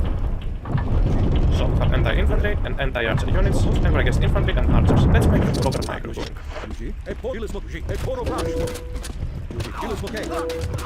Micro was Therma on top of the Toxotes, and you will be seeing yourself winning this fight way easier. With more units surviving, and better value overall, and army quality. Last, we got those Catapeltis and Marmillo. So, Marmillo is like a strong counter cavalry, because it's infantry, it does hack damage, it has 40 hack armor, and it's decent against everything basically, including cavalry. But Catapeltis, this unit over here, is a hard counter unit. It hard counters cavalry, but it's only good against cavalry. So, since we're facing Hoplites and Hippeus, Hoplites and cavalry basically, we're going to need to target micro those cavalry units using the Catapeltis on top of them, and the Marmillo to tank the Hoplite damage. So the Marmillo will be used to kill the Hoplites, and the Catapeltis will be used to kill Hippeus. Let's start the fight. I'm gonna make 2 control groups for this to work. Frontline the Marmillo. Let's get this target.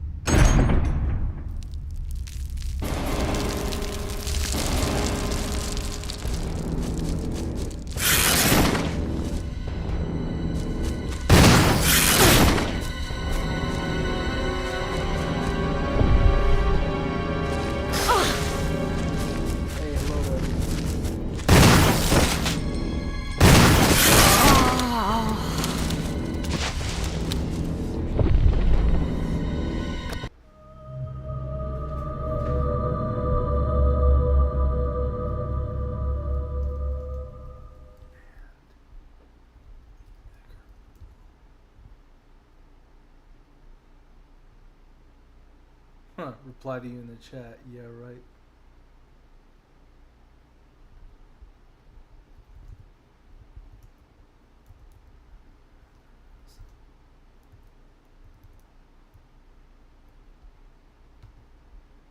Muted.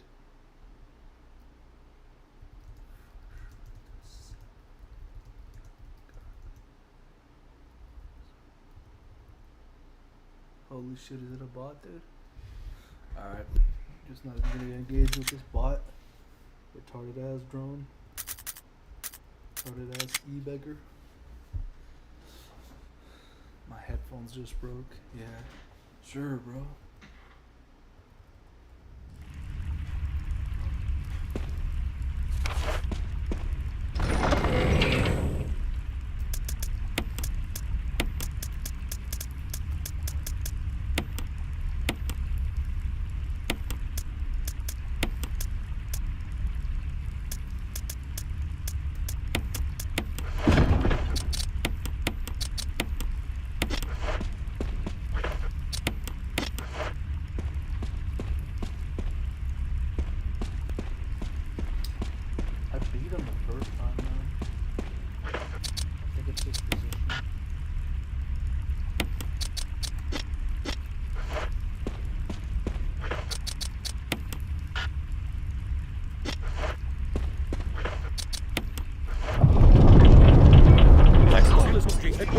select those capabilities and try to shift click on top of the heroes. While those Marmilla are taking good care of the hoplites.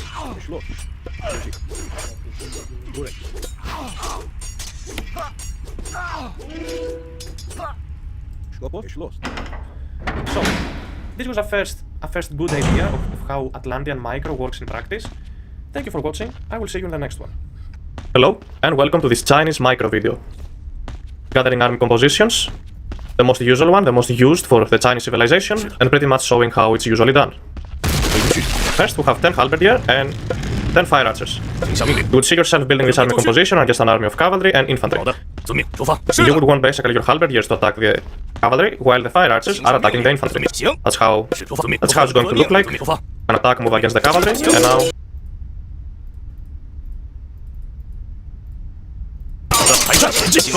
Try getting those halberdier of the cavalry, while with the fire archers you are attacking those hoplites.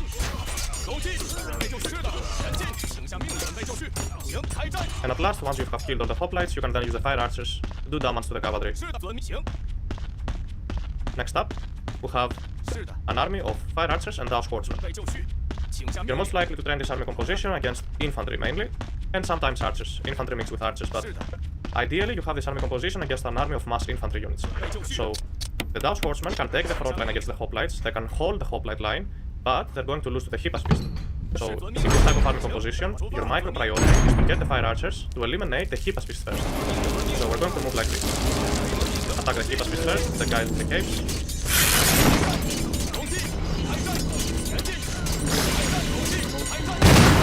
Then you can do go for the hoplites. As simple as that.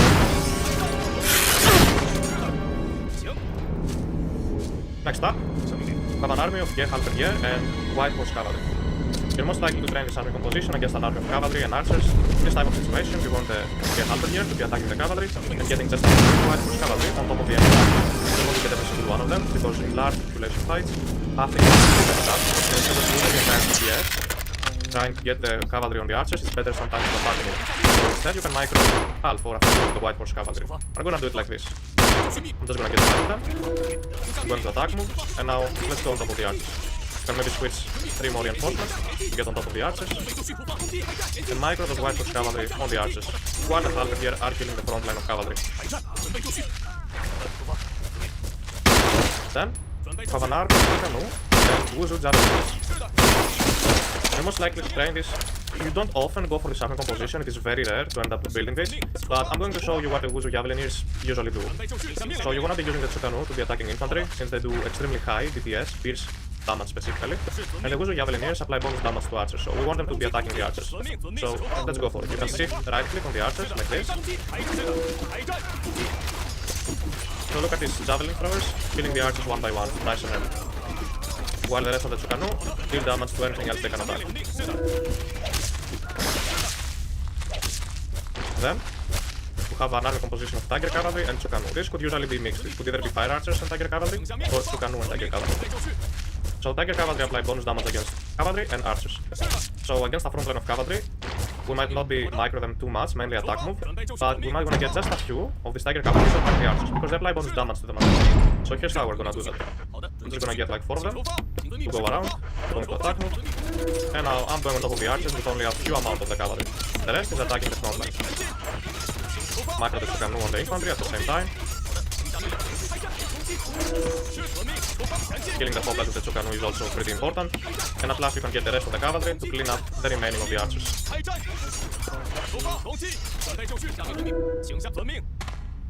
And at last, this is where things get a little bit more complicated in a micro war, when there are heroes and myth units mixed, which happens often. This is Age of Mythology.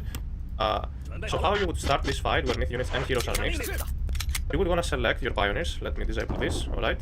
You will want to select your pioneers and shift click them on the Minotaurs, right shift click on the Minotaurs, and then you can micro the rest of the army, such as Fire Archers on the hoplites and few of the White Horse Cavalry on the archers. So there are 3 things you must do. So we got at this position. 1, 2, 3. No, 1, 2, 3. And now let's get the cavalry on the archers. And with the Fire Archers, we want to keep the hoplites.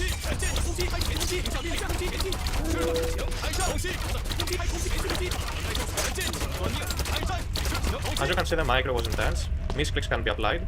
So always try and use your groups at best, and make sure you're attacking the units your units are applying bonus damage to. And this was pretty much how to macro science. Thank you for watching. I will see you in the next one. Hello, and welcome to this Japanese micro video.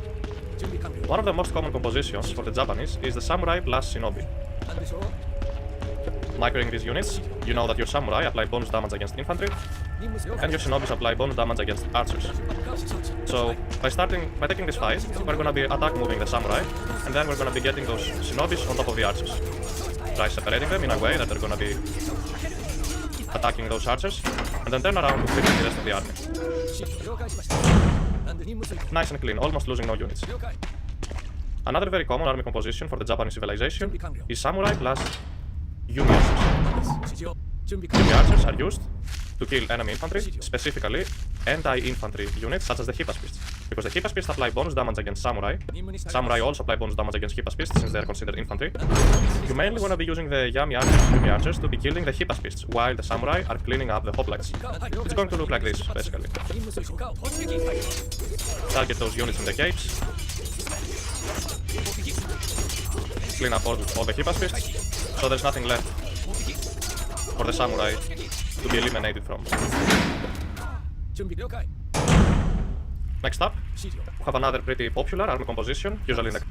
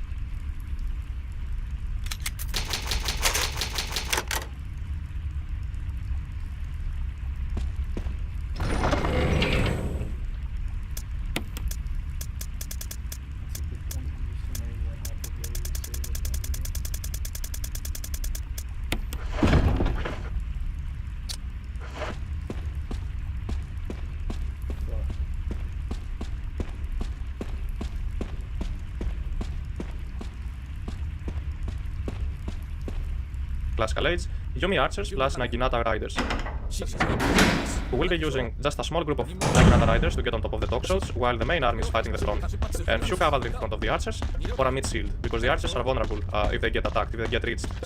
Let's go for it, we're gonna make a second group, and we're gonna send it around to attack the archers, because cavalry, Naginata riders, apply bonus damage against ranged soldiers. Let's try and clean up these toxotes.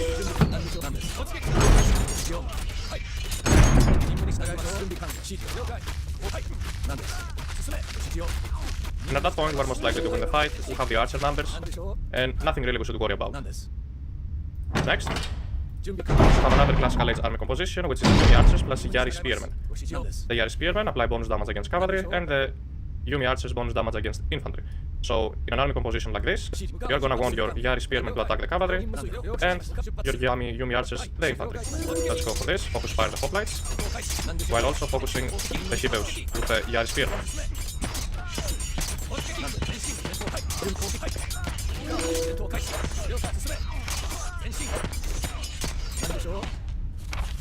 attack the correct units with each military group you have, and you're most likely to win the fight, especially in a similar military value in resources.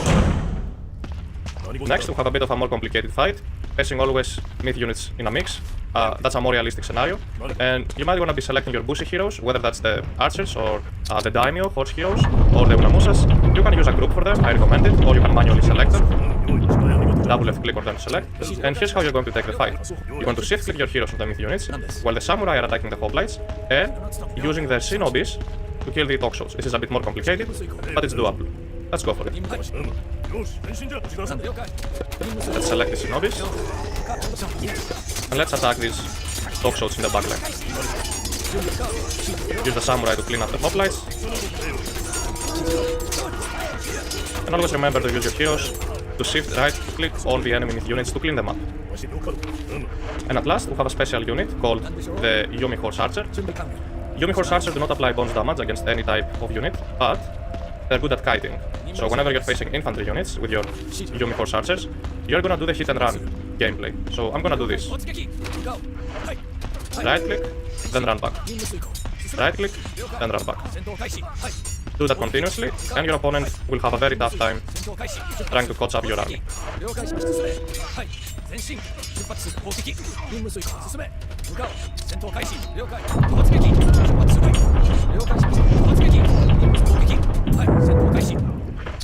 This was pretty much how to micro with the Japanese army compositions and units. Thank you very much for watching. I will see you in the next one.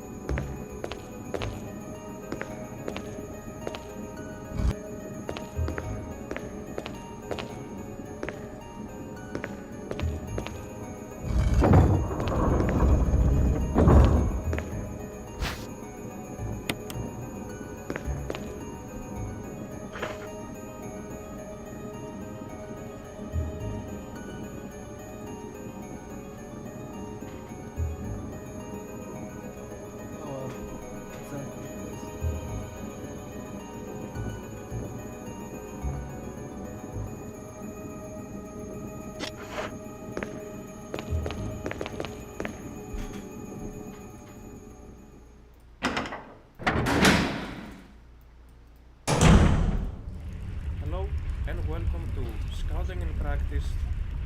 So here, doing the build order as the Greek. When playing Greeks, you're gonna be using your scouting in circles, something like this, usually. You can either choose to go all the way to the left side, if you look at the minimap, like this. Or you can do this type of scouting. Both are very efficient, but you will mostly see the high-level players scouting first the first side of their map, like this. Take a closer look, you go like this, 1, 2, 3, 4, 5, then 6, 7, 8, 9, at opponent's base. That's the most popular type of scouting most high-level players do. But your scouting as Greeks should be fine, as long as you don't accidentally send your scout on locations you have already scouted. So this is good scouting over here. But if I go over here in a location I have already scouted and then go back, this is bad scouting. My scout is now wasting time. My scout shouldn't be here at the moment. It should be in the fog of war, doing circles, avoiding hitting places you have already scouted. So how do you avoid doing that? Again, just shift click in the fog of war in unscouted areas.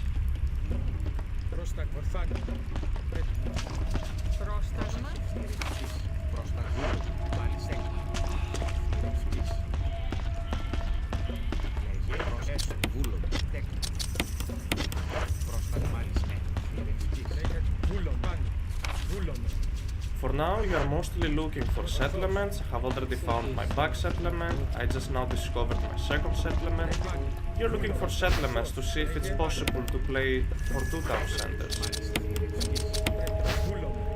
And you're also looking for secondary hunt patches. For example, I find these zebras here. And you're looking for gold mines and relics as well. Found a gold mine here, another gold mine here. Some more berries, another gold mine. One relic in this location, another relic in this location here.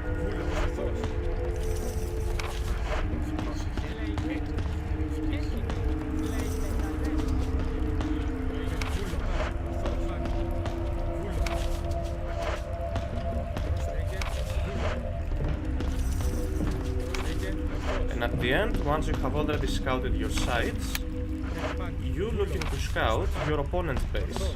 You're looking to scout for settlements, for his settlements, for his gold mines and his hunting locations, and sometimes even at their economy. For example, I'm gonna be looking at his villager order, so I can maybe guess what he's doing. I see 3 on wood. That cannot be a second town center, for example. I know he's not going for a second town center. It's required to have at least 6 on wood if you wanna grab a second town center. How many do I see on gold? 5 on gold. This could possibly indicate a second town center, but not, since he already has 3 only on wood. So I would assume he's going for a classical fight here. You build your hero, you keep scouting around the map, around his map, again for hunt, for his gold mines, for his town centers. I found his settlement, I found his forward settlement too. Now I'm looking to scout his hunt, I found some lions, and his gold mines. I'm assuming there is a gold mine here. Can I grab the relics? And that's pretty much how you scout with the Greeks. As I see, for example, I saw that he's going on his hunt. Like, it was so important to know where his hunt is located. I can basically already attack the hunt with my hero and my minotaur.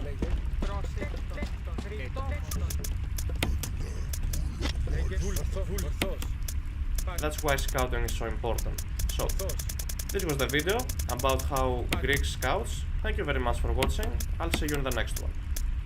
Hello and welcome to the Egyptian video of how to scout with them. You basically do your casual build order. You're gonna select your priest and you're gonna shift click him in the minimap just a couple of times, just before we have enough gold to start building obelisks.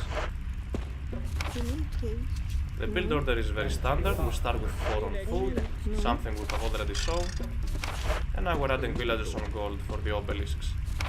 So, since we have no gold at the moment to build any obelisk, for now we're just using the priest, again, to shift click around. Already managed to find a gold mine. First goal is to find our second settlements, the second and the third one, couple of goats, and hunt. As you can see, we found already a gold mine and some heart using the priest.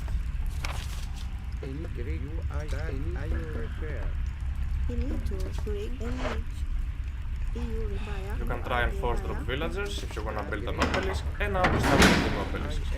Remember, our goal is to build obelisks around the map, which will allow us to have a better line of sight for everything, for our town centers. For example, look at this. By dropping an obelisk in this location, I managed to found even more hunt and my forward settlement. So I'm gonna keep dropping a couple of obelisks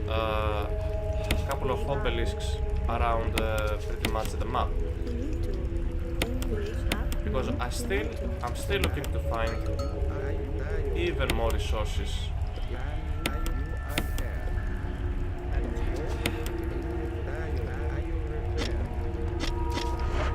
I'm going to drop an obelisk here, around in the middle. That might help me get some more loot.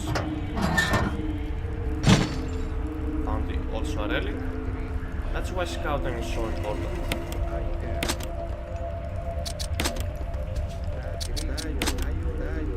Found even more goats as expected. And once we found our second settlement, we will be doing aggressive scouting.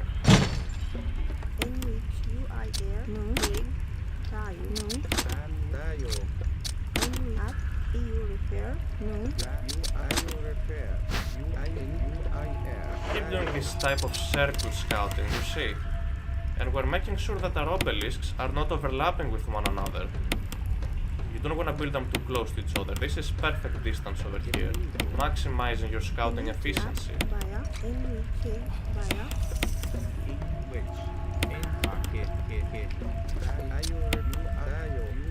I see more hunts, so I'm gonna be dropping one more obelisk over here. I'm assuming there is a town center here. I might not even have to build an obelisk. Yes, we don't even have to build an obelisk. We found the town center. Now we wanna go for some aggressive scouting. Again, we wanna scout, we wanna find now our opponent's goats, our opponent's gold mines and settlements to see what his plan's gonna be, and in general how his map is going to be looking like.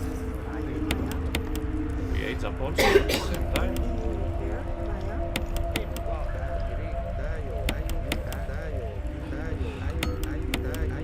I found one of his settlements, this is amazing, and we're going to build an obelisk. Even though we did found his settlement, we're still gonna build an obelisk to see whether he's going to grab it in the classical age or not. And while aging up as Egyptian, you're gonna be building one more priest from the temple that is going to be scouting the opposite side. Since this priest is on the right side, we're gonna send a new priest on the left side to build obelisks. Let's go houses. So I'm now keeping an eye on this town center with this obelisk, and I wanna keep an eye on these zebras and the gold mine here with another obelisk. And I'm looking to find his back settlement now. Remember, we need to have an eye on every settlement.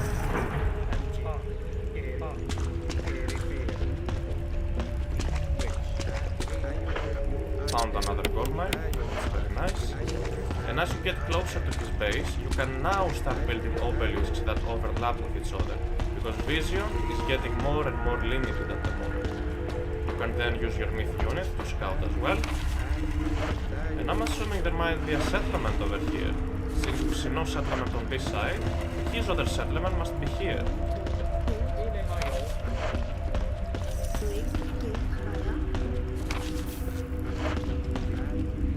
And now I'm keeping an eye on his backhand as well and his woodline. We might wanna drop one more obelisk in this location. We still haven't found his back settlement. And look at the vision in the minimap, it's crazy. With Egyptians you can have such a great vision.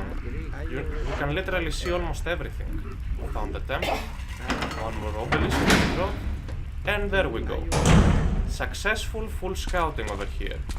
We have control line of sight of his settlements, his back settlement and the forward settlement, a vision of his woodline and the backhand, as well as some goats that we can steal from him, And with the Sphinx we can do a little bit more aggressive scouting, not really attacking, but just checking around the base what's going on.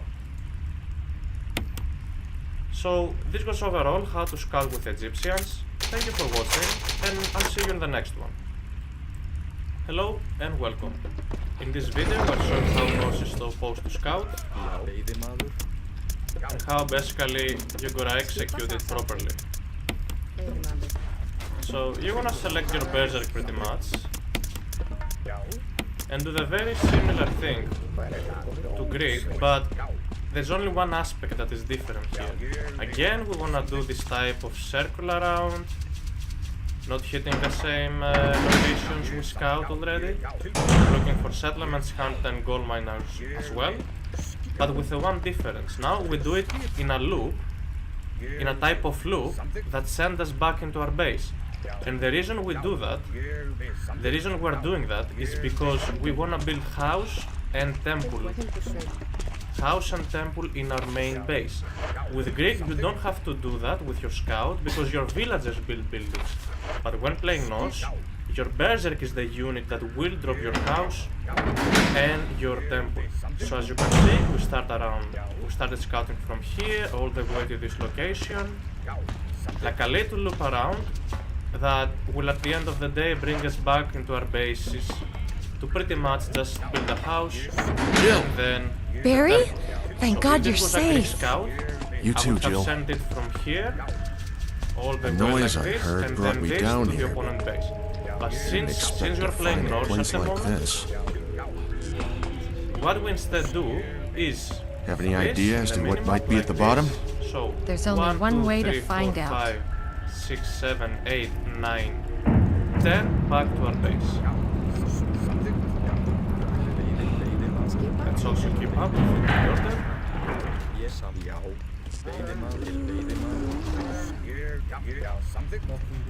What the hell is Again, that this was the sound? type of scouting we did with the berserk, and now that we're at our base, we build a house Jill, and then a temple. go check it out. House, temple. With We the had enough berserk, surprises which is for also one a day. scout unit. I'll stay here and secure our escape route in case something happens. Okay.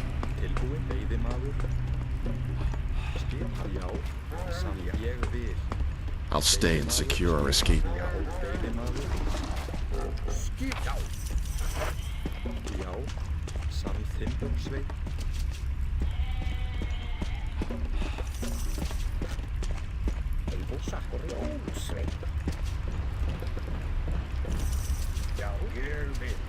You can also use goats for remaining unscouted areas around your base. Add some advanced scouting over there.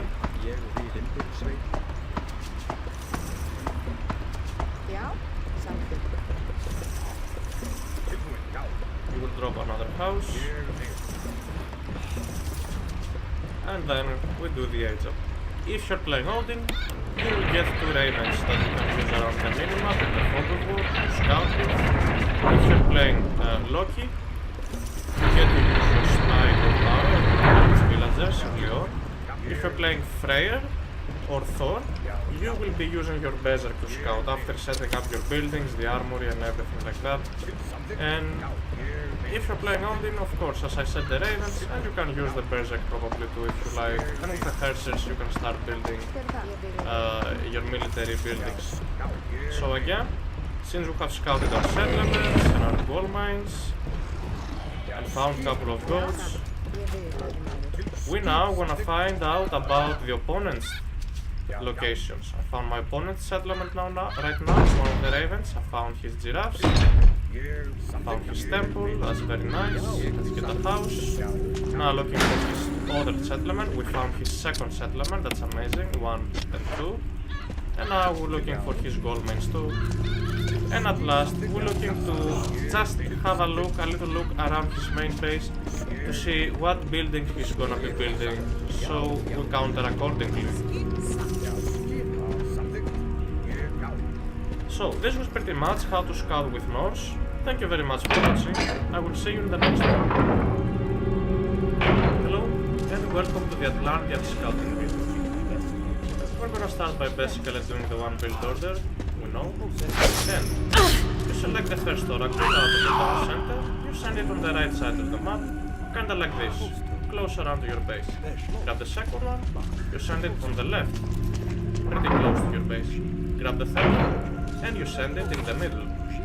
Atlantean scouting is very simple, and I would say pretty easy as well, nothing too hard about it. So, and then, once the oracles reach the waypoint you send them at, you just keep them idle, like this. And now they're gonna be basically generating favor and scouting at the same time these locations. Just keep them standing still like this, and you wait until they reach the limit. You will get the notification sound that says, hey, I've maximized my line of sight, it's time to move me.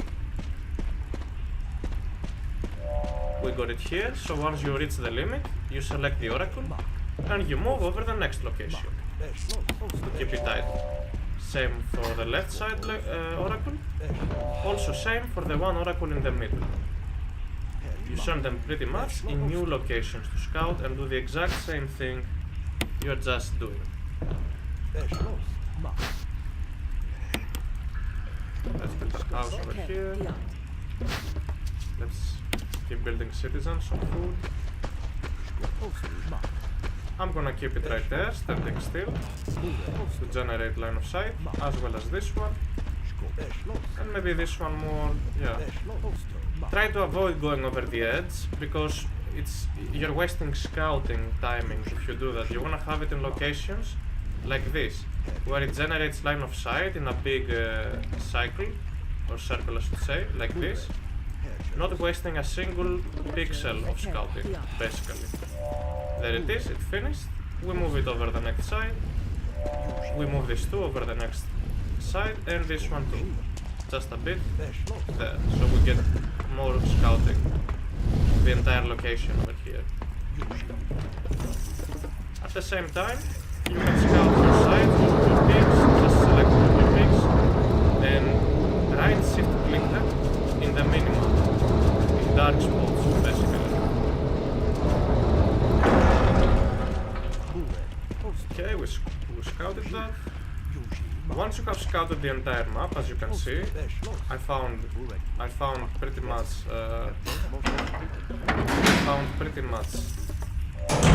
let's say the first. I found pretty much second settlement, his third settlement. I found my two settlements. I found my coal mines, and I found hunt as well. I found his chickens and his hunt as well. Now it's time for you to keep your oracles at safe locations. We no longer want to have these oracles in an aggressive location because we might lose them. You should only keep one oracle at his second town center to see whether he's grabbing it early on or not. The rest of the oracles should be located back at your base, nice and safe, generating favor, away from your enemy's units, because if they're exposed in the map, you might lose them to a raid. They might die, and they die too quickly, basically. So you wanna then keep two of them around your town. One of them will go on this tower here, and the other one will go on this tower here, close. So if they get attacked, you can pretty much just garrison them, either to manor or the tower. So I'm just keeping this oracle here, and I'm never moving it away. You drop your military buildings if you like. And the other oracle right here. And this oracle, just keeping an eye on this town center. It's still a bit unsafe, but you gotta take the risk and leave one oracle around the map, checking on town centers pretty much. So this was pretty much how to scout with Atlanteans. Thank you very much for watching. I will see you in the next one. Hello and welcome to this video showing how you should scout with Chinese. The build order is pretty standard, something we have already shown, and the way you should wanna scout with your Chinese civilization is of course selecting the Pioneer, and you're gonna be casting this ability here, Release Sky Lantern. So while you're sending this unit around, press Q at your keyboard and this lightning appears in the cursor, and then you left click where you're gonna set the Sky Lantern. And there we go. You get a Sky Lantern with pretty much a lot of giving us a lot of line of sight. Separate them on different ways, and this ability takes a couple of seconds to be able to recast. So we're just doing the build order for now, nothing too serious, just scouting around in circles using your Pioneer. The Skylander should be going the opposite way of your Pioneer, and pretty much you're looking to find again settlements and gold mines using your Pioneer, and circles just like we do with the rest of the ships. We just do like this type of scouting, and every time we have an ability ready to recast, we just go for it. So I'm sending the Skylander this way, which means I can send the Pioneer on the left side.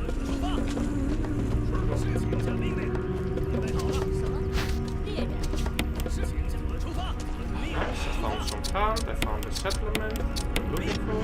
Remember, when scouting, we're looking to find first our settlements, our gold mines, and our hunt. Found another gold mine here, very nice and early. And then we do the aggressive scouting. After we first scout our side. So now, since I have found my 2 settlements, one here and one here, my 3 gold mines, one here, one here, one here, and I have also found hunt, my giraffes, some more giraffes, some berries and some elephants over here. I'm now going for some aggressive scouting at my opponent's base. Oh, we found it. Send around the Skylander, keep up the scouting, and now we age up there.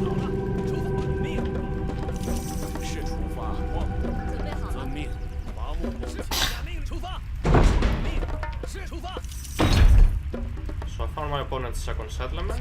I'm looking to find both settlements, his gold mines and his hunt. So we just keep up, cycling around. We found his main gold mine, so some potential aggression could happen over there. And we're looking for his gold mines and hunt again.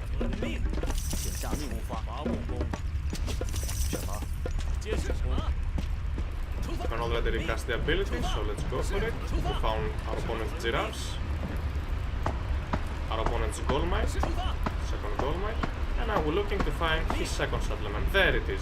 So now we have fully scouted everything we need to know, and from now on, we just decide on the plan, on what we're gonna do and how we're gonna do it. So this was pretty much the build order for not the build order, the way to scout with Chinese. Thank you for watching. I will see you in the next one. Hello and welcome to this video on how to scout with the Japanese. The build orders are standard. I've made separate videos about the build orders. You can watch there for more specific details about the build order. We're focusing on scouting and decision making this video. Alright, let's go.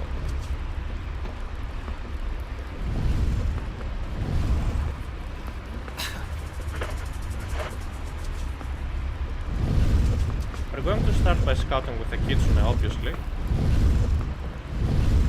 Can increase the minimap size, it helps with scouting and seeing raids coming sometimes. And here we go. Sending this in the middle. Sometimes scouting also depends on the minimap. Most of the times you are likely to use your scout to go a bit forward, like this, a bit in the center basically, then take a turn on the right and do like this type of scouting, circles around, circle like this, circle all the way to your opponent's base, circle to your opponent's side, and then while aging up, basically having the scout nearby our opponent's base so we can scout and see what the opponent is planning to do. As you can see, I'm taking a turn on the right. Kitsunes have 5.7 speed, they're pretty fast, very good scouts. And we're doing circles like this.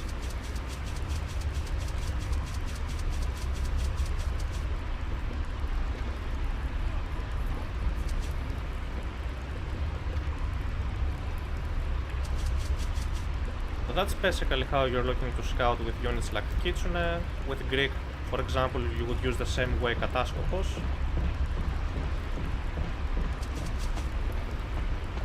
And for extra free scouting, you can sometimes use your pigs too. Like I'm just gonna do this. Some shift click, setting the pig back, same like this. The reason I said sometimes scouting differs is because, for example, on maps like Ghost Lake, hunt, or not hunt, but goats spawn in the middle of the map. So there are some exceptions. Let's say you were playing Ghost Lake, you would then instantly set your kitsune in the middle and do like a circle around the middle. But on most maps, you are likely to do this type of scouting here. We're kinda blocked by the river over here, but that does not matter, we're still gonna do a circle scouting. Like a zip. That's how we can say it. It's not a temple.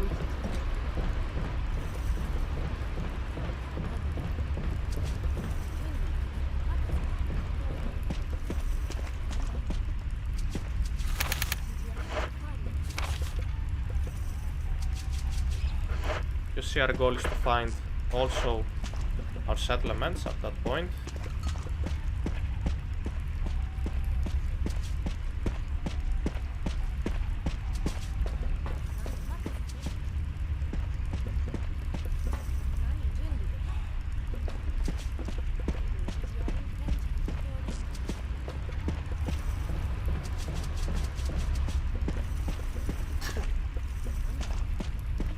Get those pigs, because why not?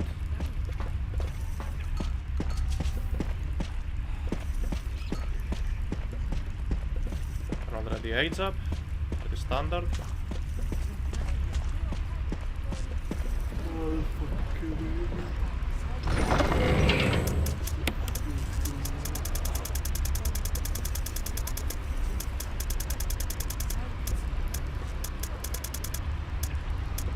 Around here we've reached our opponent's base.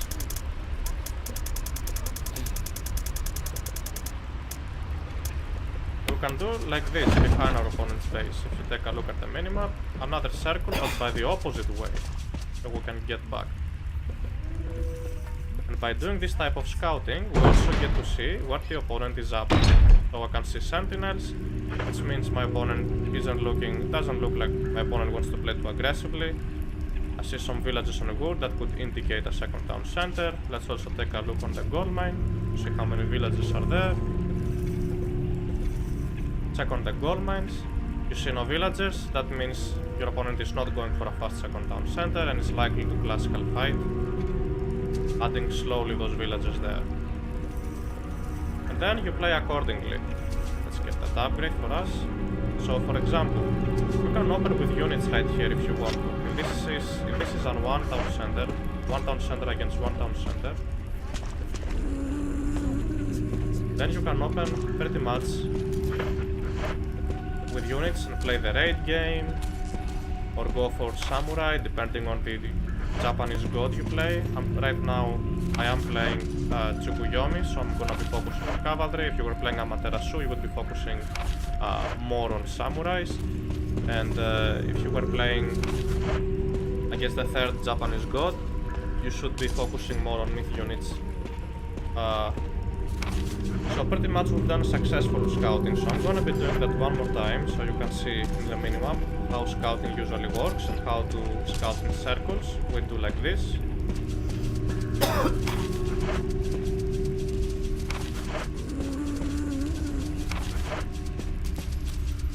And this way, by doing this type of scouting, you have managed to basically do the most important, scout the most important parts, which are the second settlement for your opponent, the wood line and the gold mine, which are going to indicate usually what your opponent is up to. You can tell what the opponent is doing, sometimes just by looking at his villager distribution. So, okay. This was pretty much on how to scout with the Japanese civilization and how decision making can be helpful by using your scouts. Thank you for watching, and I will see you in the next one. Hello and welcome to another video for our Age of Mythology Retold course. Today, we're diving into one of the most fundamental aspects of the game, scouting and decision making. Without proper scouting, you're playing blind, and without good decision making, even the best strategies can crash. Let's break it all down. The importance of scouting. Scouting is the first thing you should do in any match. Here's why. Map awareness. Knowing the terrain, resource locations, and choke points is crucial for planning expansions and defenses. Enemy intel, discovering your opponent's civilization, starting location, and strategy gives you a significant advantage. Resource control.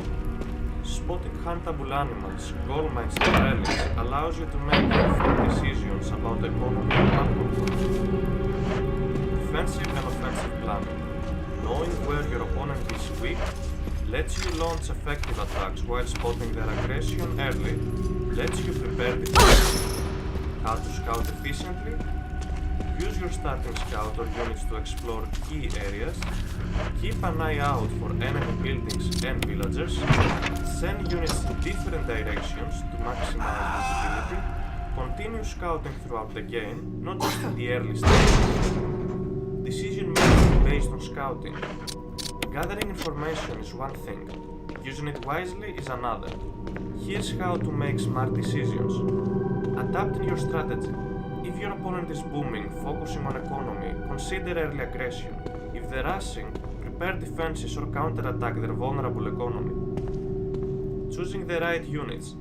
Different civilizations have different strengths. Counter your opponent's unit composition effectively. Use myth units and god power strategically based on the opponent's playstyle. Managing your economy. Expand towards safe resources and secure contested areas before your opponent does. Balance food, wood and gold production based on your civilization needs and the game state. Tactical decision making. If your opponent's base is slightly defended, a quick raid can cripple their economy. If they're massing an army, prepare counter units and defensive measures. Use scouting to predict when they're aging up and prepare accordingly. To sum up, scouting and decision making go hand in hand. The more you see, the better decisions you can make. Keep scouting throughout the game. Analyze the information and adapt accordingly. Mastering the skill will separate good players from great ones. Now, go out there and put your knowledge to the test. Keep your eyes open. So, thank you very much for watching. I will see you in the next one.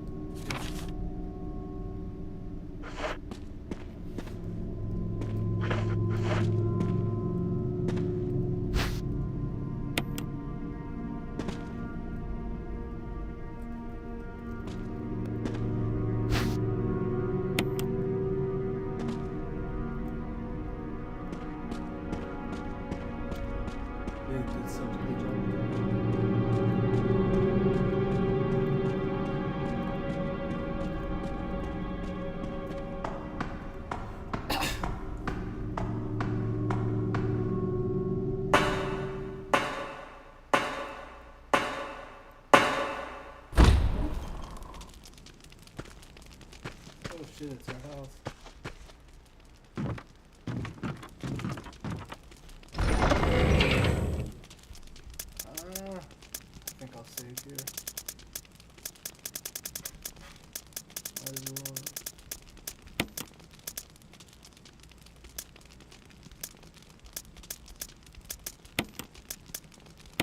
Actually, yeah, maybe I'll save after I combine them. That makes more sense.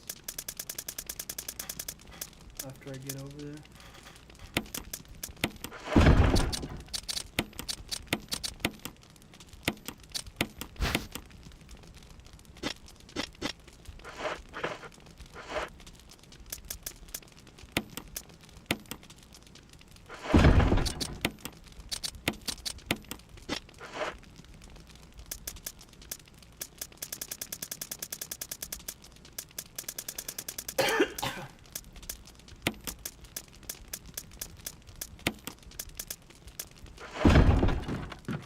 Plus, I still gotta get the other one.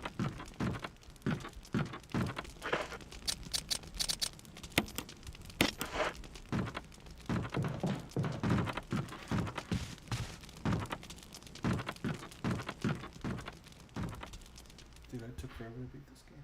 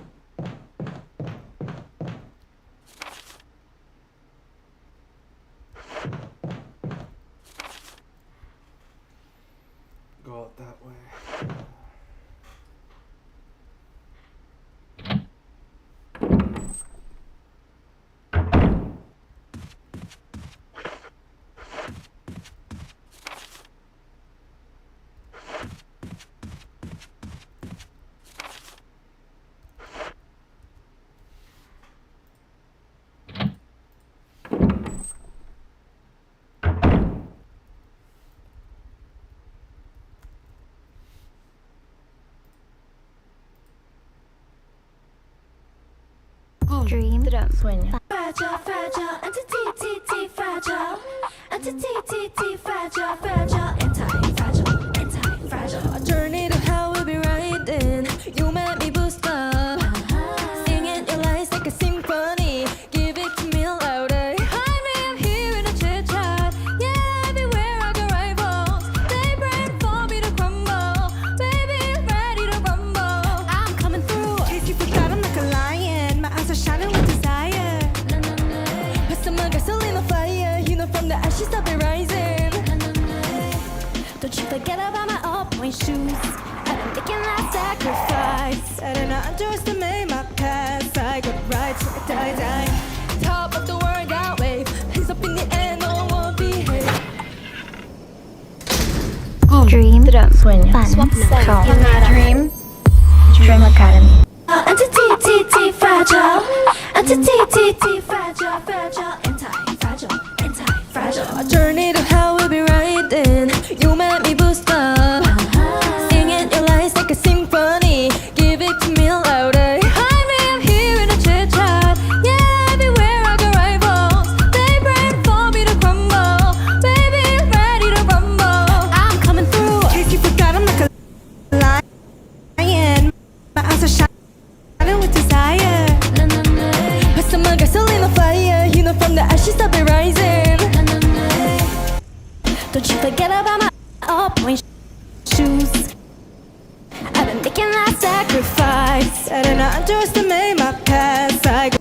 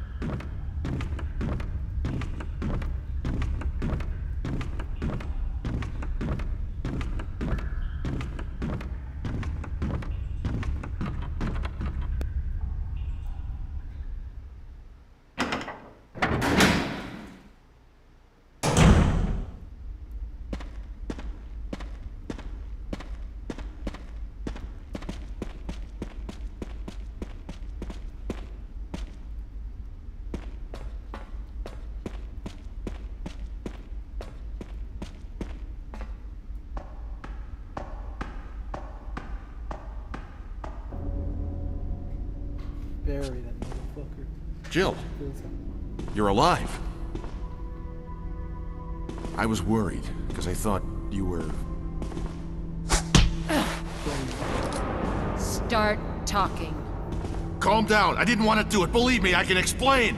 Don't lie to me!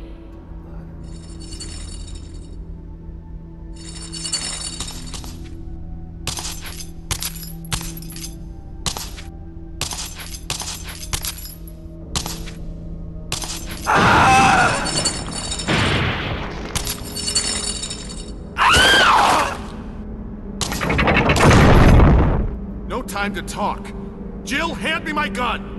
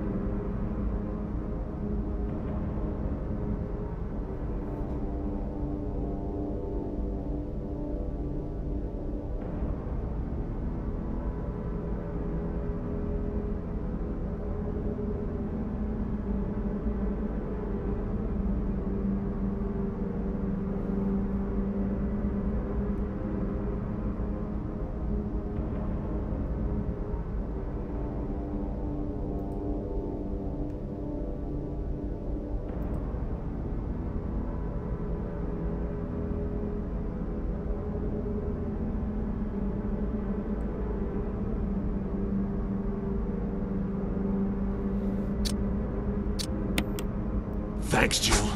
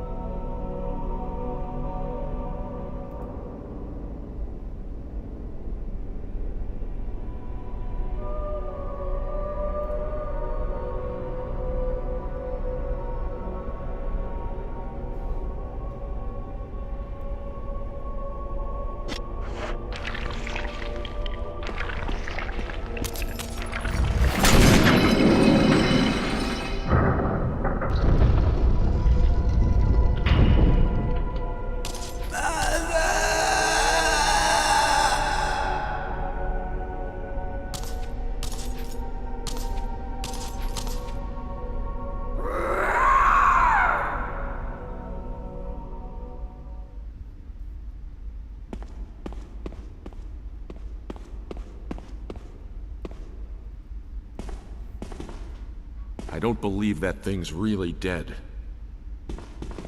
Leave this place up to me and go on ahead. Okay.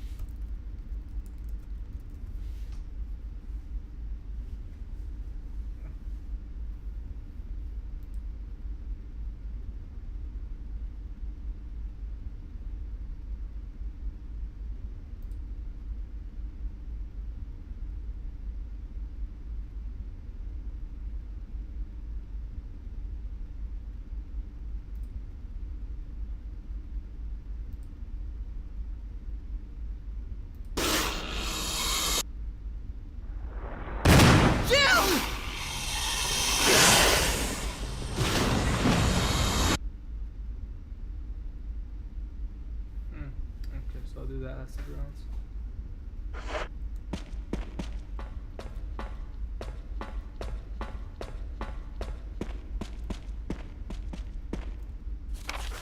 Damn, it sucks. I don't have to go all the way back up there.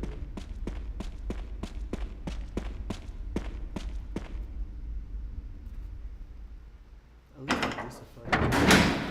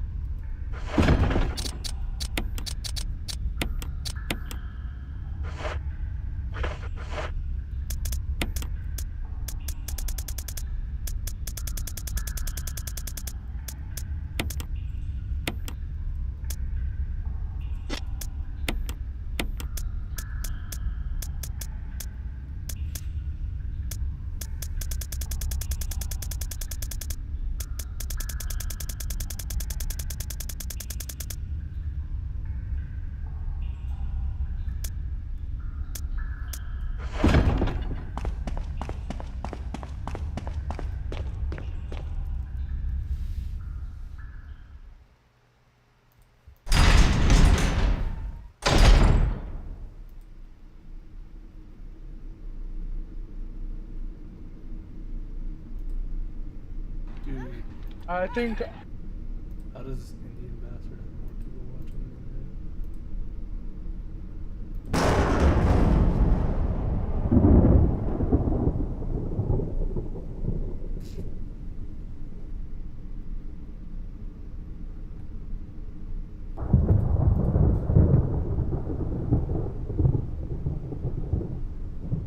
It's pretty hilarious if you ask me, dude.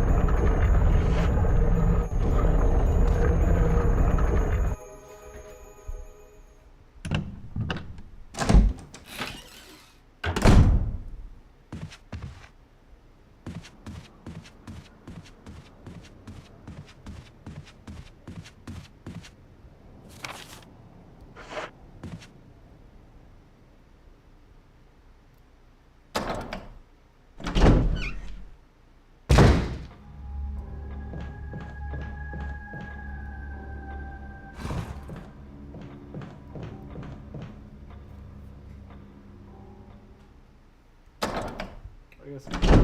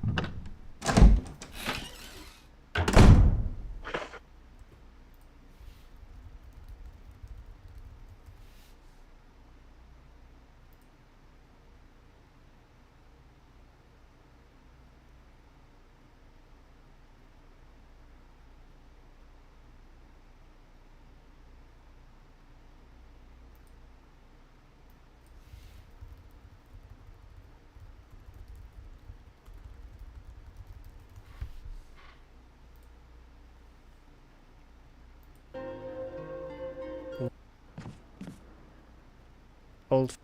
Oh, wait. Try to.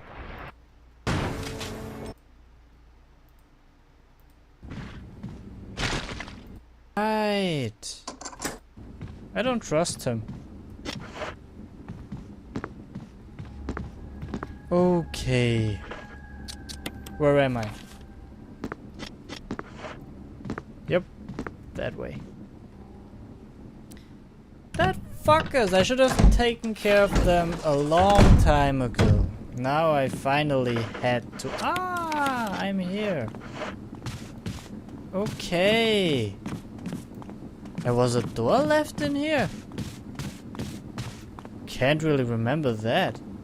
Oh, yes, right. Use the mansion key. Ah, that was the last door. Perfect.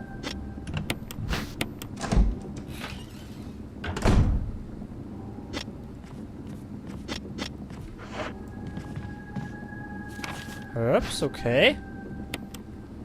That's nice. But usually not a good sign, because when there are herbs, there are assholes around that try to kill me. What was that sound?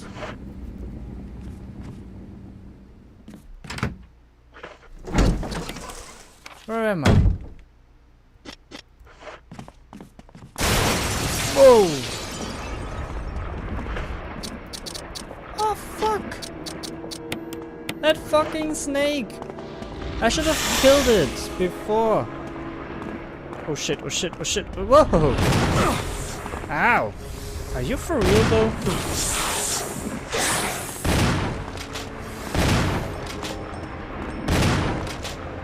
Now I will die.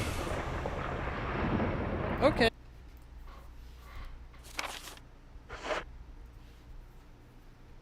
Unfortunately.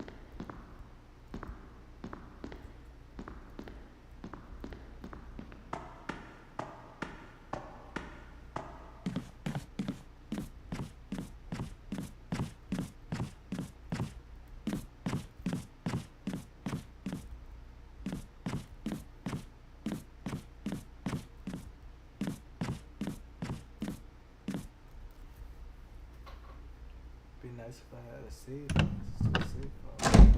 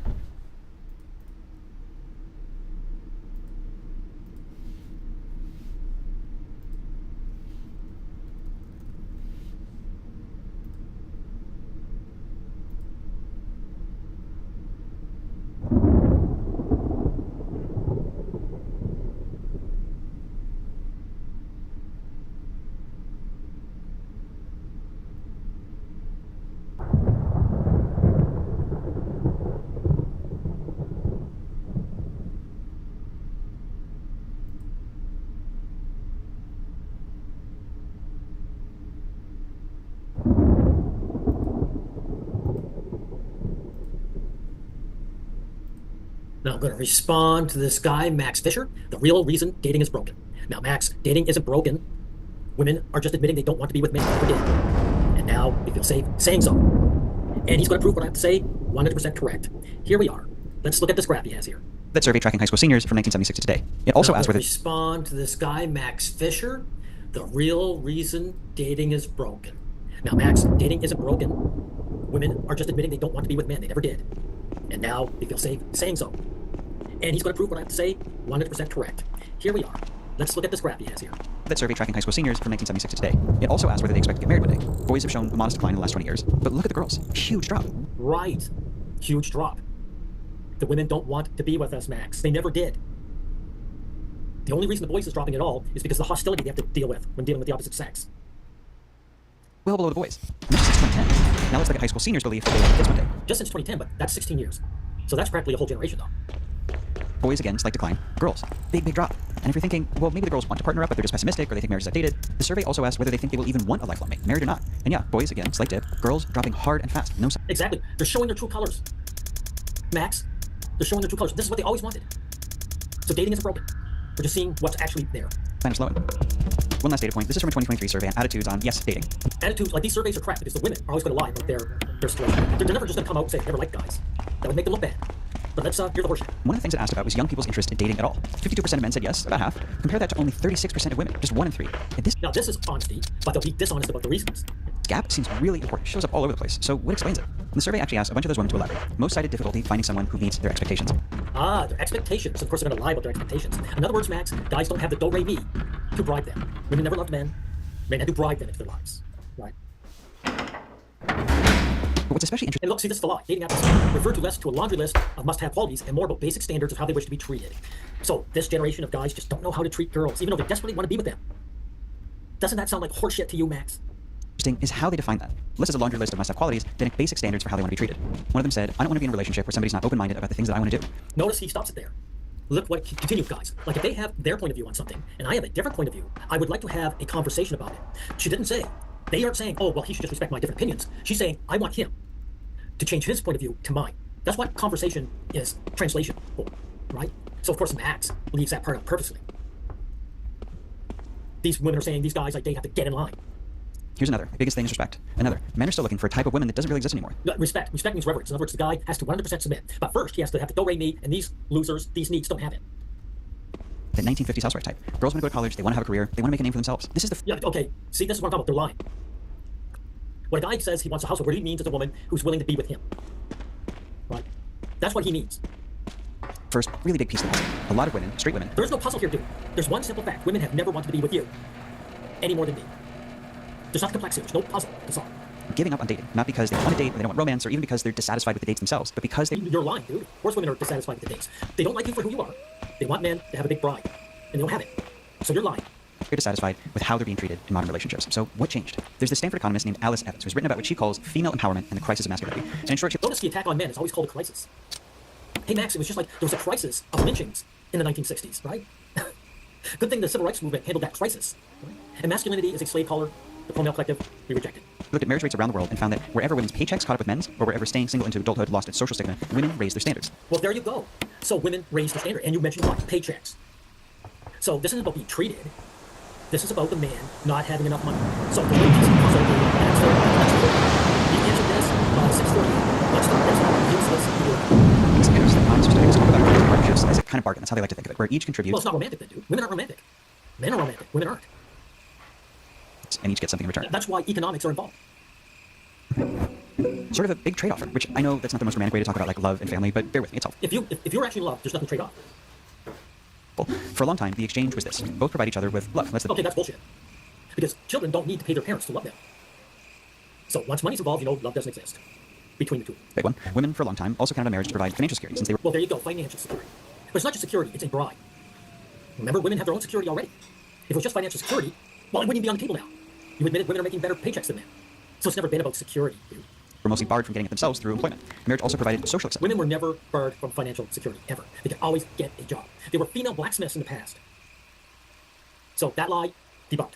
I know that sounds weird today, but for a long time, women who didn't marry were shunned as pariahs as well. No, you've got the wrong gender, you bum. It's the men, the single men who get shunned. In Dubai, they won't allow single men in the parks with the women and their families. No, it's the men that are shunned. You're spreading a lie now. Old maids. This idea of unmarried women as outcasts was with us well through the 1990s. Now, why are you showing this movie? This is just a man-hating movie where women run around and shooting men. 90s. So marriage was a necessity. Runaway bride. This movie you're showing, you genius. This woman was courted by so many men, and she would run away. She didn't want to be with them. So why are you showing this movie? Max, not only are you dishonest, but you're a very stupid man. For women to remain a member of society in good standing. So nonsense. Women are the center of communities. Without women, there's no community.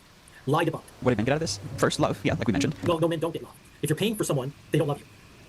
And childcare was a big part of the bargain. Crazy labor intensive for a long time, overwhelmingly provided by women. No, dude. No, it wasn't labor intensive. If it was such a big deal. How come house husbands are so rare? It's not because men won't do it.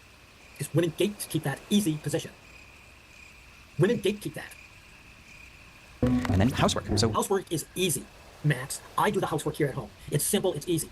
Don't bother with your lies. Another form of labor that fell mostly to women.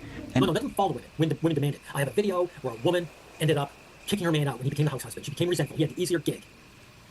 Matter of fact, I have another video where the wife shot the man dead because she was so resentful that he was at home, she was at work. So your lies are debunked. For a long time, this held. Not the fairest, not the most equitable, but it held. Mostly because... You're right, it's not equitable for the guys. It was close to the only way for women to get financial and social stability. Bullshit. Women could always work whenever they felt like it. Hey, how come women never went down in the mines, ever? Max, they were allowed.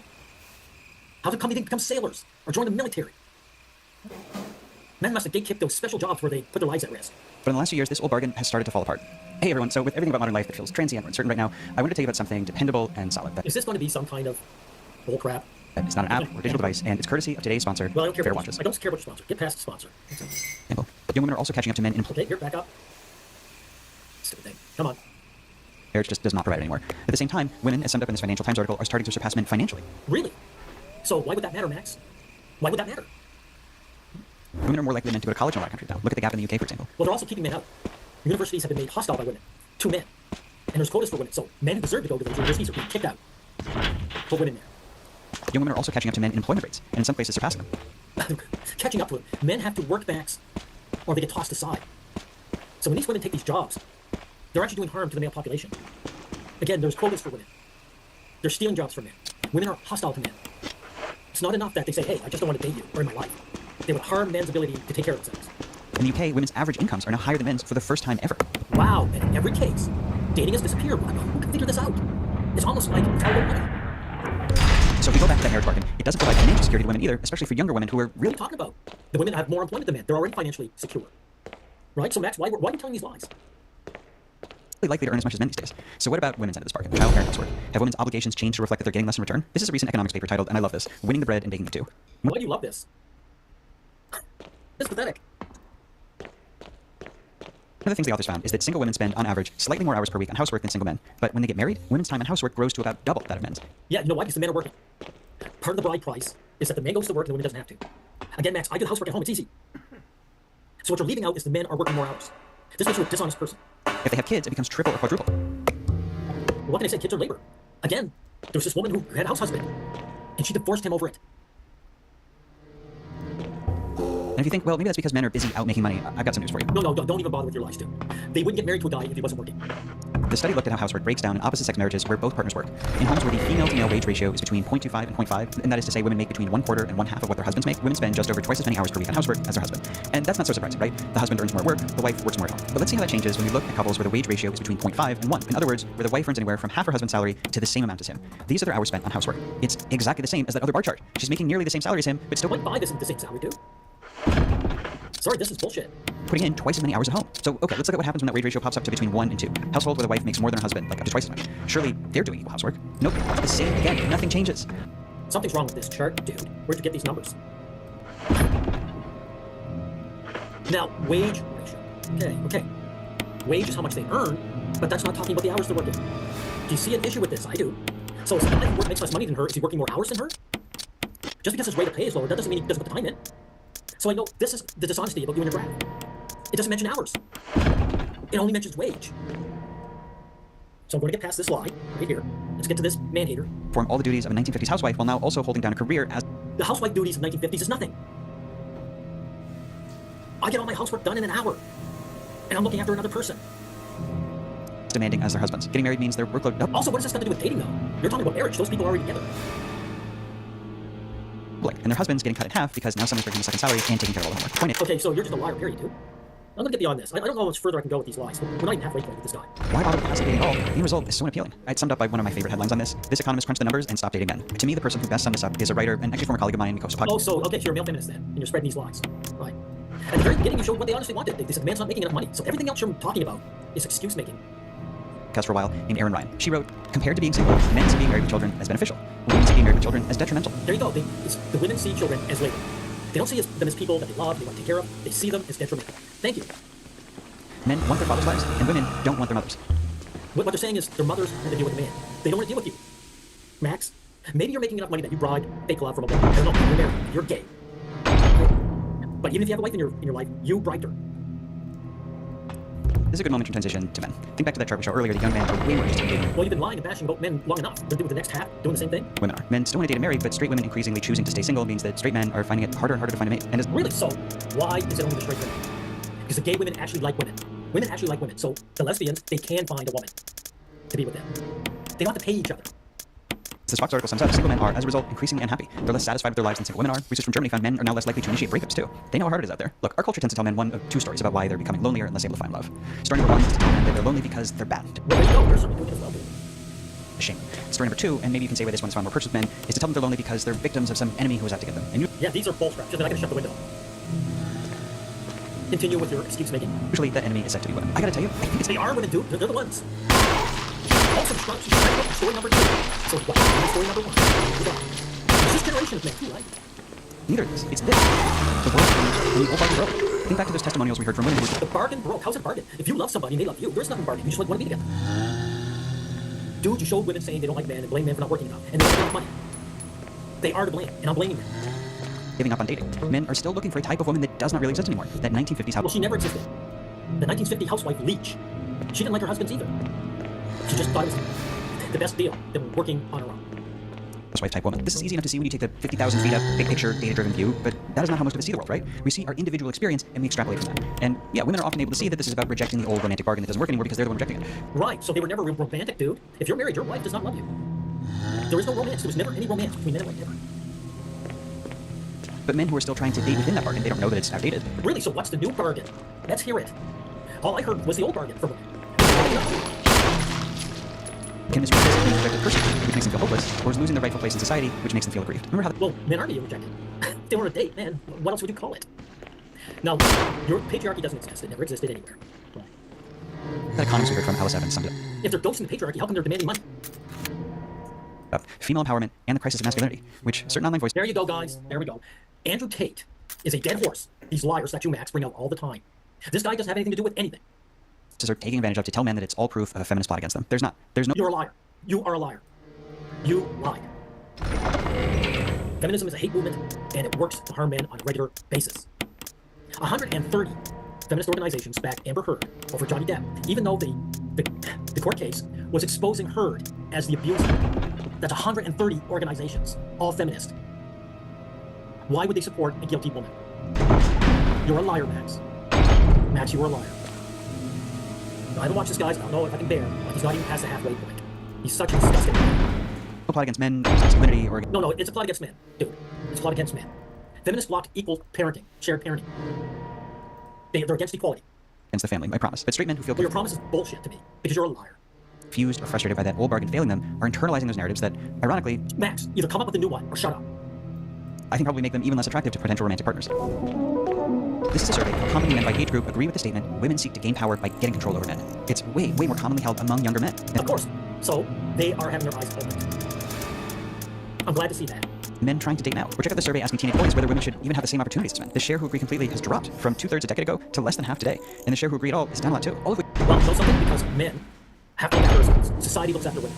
Men need first dibs. Education and employment. That's a fact. We're just feeding this vicious cycle where women reject the old romantic bargain, so men feel aggrieved, feel like... Max, you have yet to say what the new romantic bargain is. Something's being taken away from them, which leads them to try to take it back by pushing for a return to traditional gender roles, which just real... No, these women are the ones demanding the gender roles. You showed it at the beginning. The women said the men weren't making enough money. They are demanding this provider gender role. The women. Your lying is disgusting me now. I mean, it always did, but it's really getting me riled up. Forces women's desire to be the old model that now feels like... And this is how you get straight dating. No, you're lying again. These women are demanding the old model. And they're first forcing it on the man you're projecting. You feminist liar. Scene where everyone feels fed up, disappointed. No, not everyone, just the men. And part of it is this evil gaslighting that you're doing now, these young men. If I had my way, there'd be jail time for guys like you. I'm getting pissed off. You need to be thrown in prison for what you're doing now. And lonely. Hey folks, just want to let you know about an exclusive video... I don't care about your adverts. Now, do I dare go any further? Less social teens. Dude, these guys would gladly socialize with the opposite sex, but the girls aren't interested. Anyway, let's bring it up here anyway. The author Derek Thompson called the emerging antisocial century. It was full of stats like this one, finding that the time that we each spend hosting or attending social events is down 30%. Girls aren't interested in jobs. But they don't go on events. They just do it with other women. So it's not really down. It just means the guys aren't invited. The average man now spends 7 hours on TV for every 1 hour he spends with another human being not located in his home. Well, what can I say? Who's fault is that? Look, dude, men don't really like each other. They can hang with one another if they want to. Just goes through men don't want to. And also shows that women don't want to hang with men. Charts like this one, showing the percentage of high school seniors who go out regularly with friends. Way down. Wow, even girls. I know that. Matter of fact, girls are lower than boys. I know these stats kind of wash over you, so just think of it like this. Back then, after work activity might be going to the bar, but now it means Netflix at home. Dinner that might have once been cooking or eating out with friends is now DoorDash 3 for 1. And weekends that used to be for parties. Do you remember those? It's where this... All those things showing cost money, dude. And men are only going to put that money into it if they think they're going to get with the girl. Look at the picture showing us, the girl only guy. Right? What are the guys doing? They're dancing with girls. That's why they go out. Memes from? People used to go to these all the time, honestly. Ask your parents. Anyway, now it's weed gummies and DoorDash and Netflix. Well, dude, I'm 60 years old. I remember those days. Guys went to pubs and bars to get with women. And a lot of times they failed. They smoozed and bought girls drinks and they ended up going home alone anyway. Kids, meanwhile, who used to spend all their free time on unstructured play, are now putting that time towards video games by themselves. Yeah, but what's that to do with kids? Why do you bring them into it? You're talking about dating. Kids don't date. All you're telling me is video games are more interesting to the kids than sports. What can I say? Sports must be boring, man. So of these social activities that put us around other people to celebrate those that isolate us. Actually, I disagree. With the kids. You don't know how many young guys would get together and play games. Whether it was in those days, they used to come to each other's houses. But now they do it online. A nephew of mine who's a grown man. He has all kinds of online friends. They play video games. So it's not that he doesn't have people doing it. It's just that he doesn't know. Wait, by yourself all the time. This is making dating harder. By the way, he plays games with his friends. There's no way. Not because they're excluding them. They're just not there. For one, all of those activities used to be hard to people. You've probably seen this chart of how couples have met over the years. It's actually... Let's see, through friends. Yeah, guys are losing friends. Hi. Let's see, through family shrinking, work. Yeah, see that one that's going on? Dude, you're on it. I'm on it. That's just the way it is now. From an academic study, but adapt. No, you have college, dude. Why is college going down? Because the guys going to college aren't making as much money. The girls going out there are making more than men. Remember, this isn't about romance and love. It's just a case of women looking for a man to leech on. And the men don't have enough do-re-mi. By Reddit user. Anyway, everyone knows about the rise of meeting online, right? But I think just as important is this huge decline in meeting in bars because we don't go to them, or at work because we don't see those people socially, or again, bars are expensive. Why would a guy spend his hard-earned wages to go someplace where he's just going to end up being alone? Bars are becoming hostile again. Anyway, because the women are hostile. Through friends because we don't have as many and we don't see them as often. And if you're too young to experience the time before dating apps, meeting potential partners social. By the way, family. Women don't have children. They even say so. Even showed it. And so the families are shrinking up. You're not having these huge families like I was born into. So of course guys are going to have fewer friends. Actually, the old-fashioned way. Excuse me. You never close your eyes. This is lame. This is freaking lame. Let's get past this. Pass this. Here. In your work email and the social app's giving you anxiety. But there is another reason our era of isolation is making dating terrible. Okay, dude. Isolation is only for the guys. This is another set of charts from John Burnberg of the Financial Times, using numbers from a long-running study to track how often people in different age groups make and follow through on plans, persevere in things they set out to do, are easily distracted, and so on. Wow, it's age 60. Make plans, falls through. Dude, the older generation, they got married, they got validated. They still have male friends, but they get them to their wives. That's what community is, right? These young guys can't get married when they don't want them. So of course it's going to make plans. Make plans for what? These red lines track people under 40 over the last decade. Look at this. Think about dating someone like this. And what's this? Can't be careless. Can't be careless. Easily distracted. Well, that's all of us. I'm more distracted than when I was young. That's just the nature of being on, the internet. This is where life is now. It's very distracting. I'm just bummed when it's talk about anything else. All that time alone, at home, on our screens, our social muscles have seriously atrophied, and that makes dating harder twice over. So what can I say? Women don't want to deal with men. What do you want? First, because potential mates, the people you're going on dates with, are probably getting less agreeable and less sociable, which makes them kind of a bummer to go on dates with. But second... Wow, men can't blame women for this, right? Women are very sociable with one another. You're just making me repeat myself over and over. Because, and I'm sorry to say this, if you were typical of most people under 40, you were probably less sociable and less agreeable too. It's like trying to swim the English Channel after not exercising for a year. Of course you're strong. All is to say... This is all excuse-making distraction. All of it. Continue on, see if there's anything worthwhile. It's interesting, which means that the people who have... What's this? Buying homes? Okay, let's back this up. Rent homes. Okay, so guys aren't making as much money. How are we going to rent homes and buy homes? You go on to you search to say open apartments, you will get a zillion options. You could click around for hours. Because even if you find a listing you like, what if there's a better one out there? And once you start applying to places, well, it's frictionless to apply online, so why not apply to a bunch? Anything that looks interesting. Which means that this is another advert. See, process those listings, get like 1,000 inquiries. This experience sucks. Everyone has so many options that sorting through them becomes a huge, stressful task in itself. And that landlord has enough applicants that they can hold out for someone with perfect credit and super high incomes, which makes it... Oh, of course. Okay. So what you're just admitting here is that women need to be bribed. The man has to supply the nest. He has to supply the house or the apartment. And he can't anymore. So again, this is a transaction. Women's relationships with men are transactional. That's what you say. But don't blame women. This is great for everyone else. This is what the apps are doing to dating. Imagine you're on a date. Classic formula is choosing... No, you can't blame dating. In real life, dating work. Guys who go between 3 suitors. And it's hard. You spend the show to know them, weighing your options. It was so unmemorable. Are you suggesting women can't get to know men on dating apps? Yes, they can. Okay, we're gonna get past this. This is cope and distraction. On filtering those choices. Your brain starts using shorthands. Note this, note that. There you go, and you're showing the woman doing it. Exactly. If women actually were interested in us, in our gender, you wouldn't need any of this. This good-looking woman would just go with a guy and meet a guy. Pull people out with the goal of getting it down to a manageable number. But on dating apps, you never get to a manageable number because the options are infinite. Okay, this is excuse-making. Total excuse-making. 20? We're just not equipped for infinite... Okay, no, enough of this. I'm not going to rest. You, Max, are a liar. I'll tell it to your face. You're a liar. And you are the biggest problem with this. Guys have to be told the truth if society is going to survive and evolve. Maybe I shouldn't say survive. If society is going to be worthwhile for man whatsoever. That's more accurate. If we want to avoid the boot stamping on the face perpetually, guys have to be told the truth, and they have to turn around and say, how am I going to live my life? And they're not going to get there by having a guy like you tell your lies to the face, gaslight. You are just a needy person, period. I'll tell you that to your face. I have nothing but contempt for guys like you.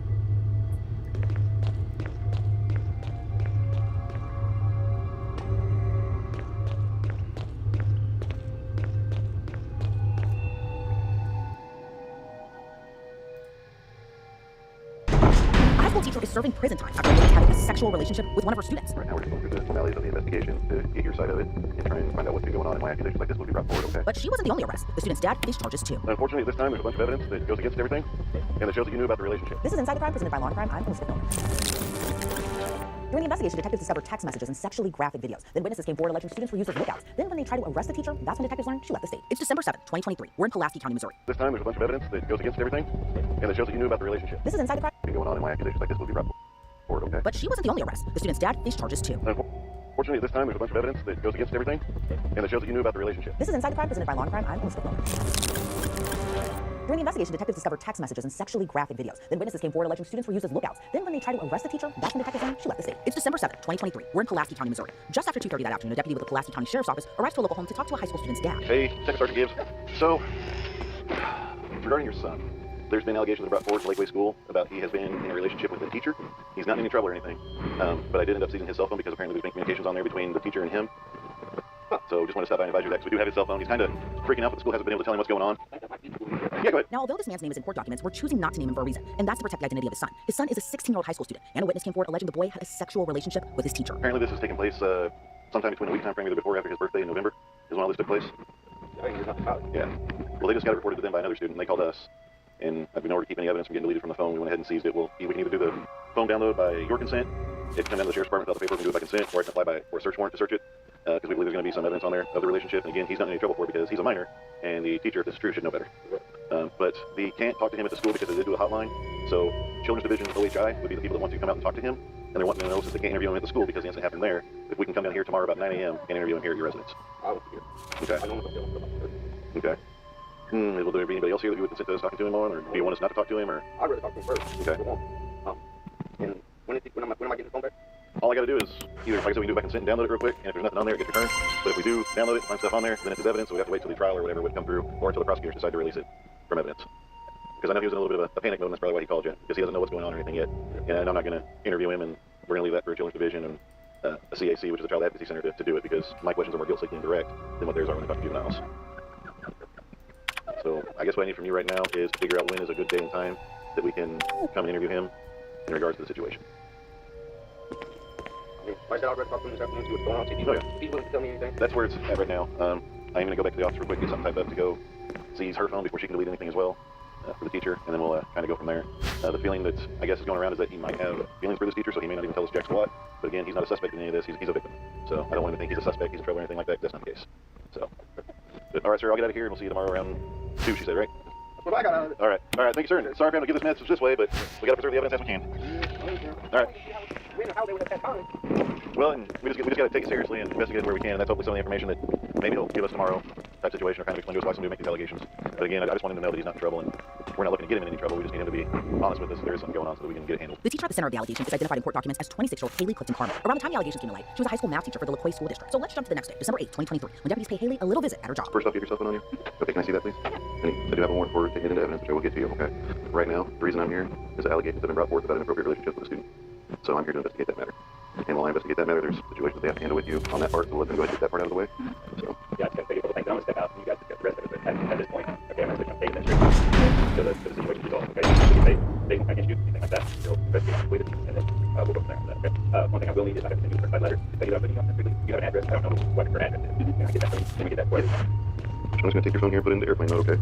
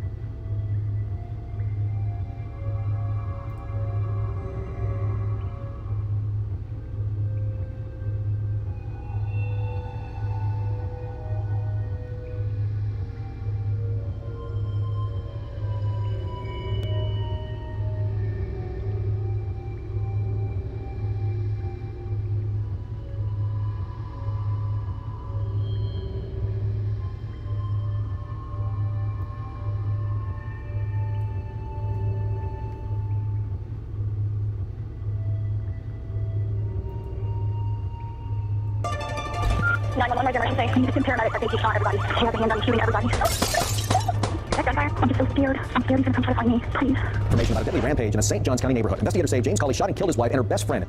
There's 5 children that lost their mothers on that day. Building baseball games are attended with that chair. For Lindy to sit down and watch Patrick play. Always take domestic violence seriously, because you never know at what point it might escalate and something happen like what happened to me.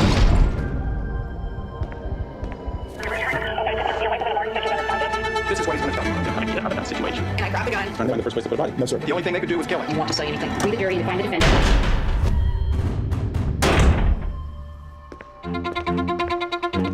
It's a planned community with pools. It's a very nice neighborhood, a very nice area of our counties. I mean, the entire portrait of this family just didn't speak to something that would end in such violence and bloodshed.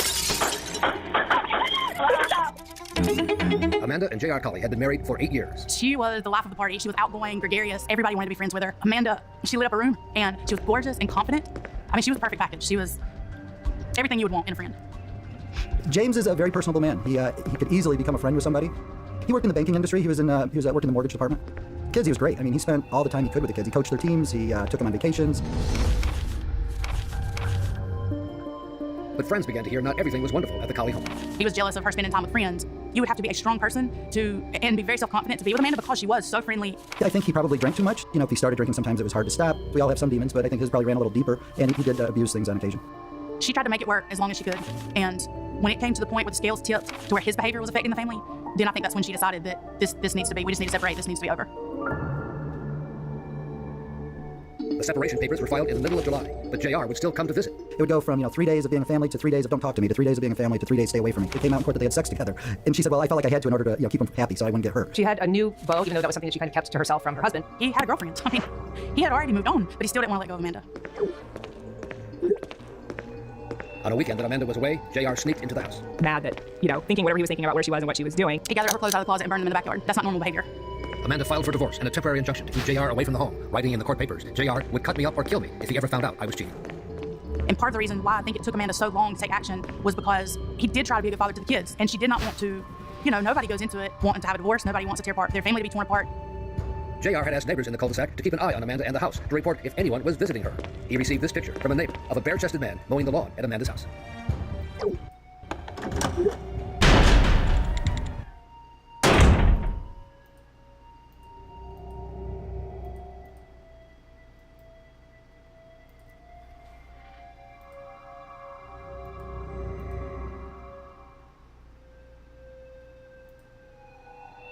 Mine, Your Honor. Just saying. Listen to me. Yes. I don't like you even more.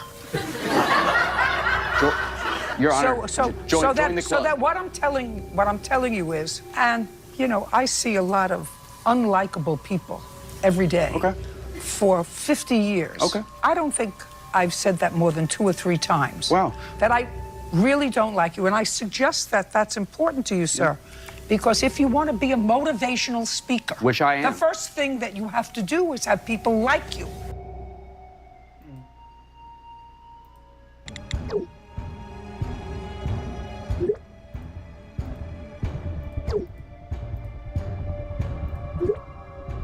And I think once he found out that was too much, that was confirmation of, okay, this is the guy. JR also sent messages to the neighbor who had taken the picture.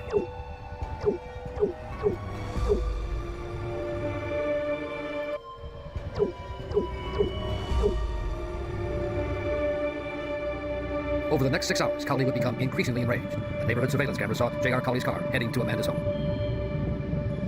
Nobody was home. Amanda was not there. He ransacked the house and destroyed TVs and furniture and walls. As he's looking around, he finds clothes, men's clothes that he knows aren't his, and then he searched more and he found some sex toys that he knew that was never any part of our relationship.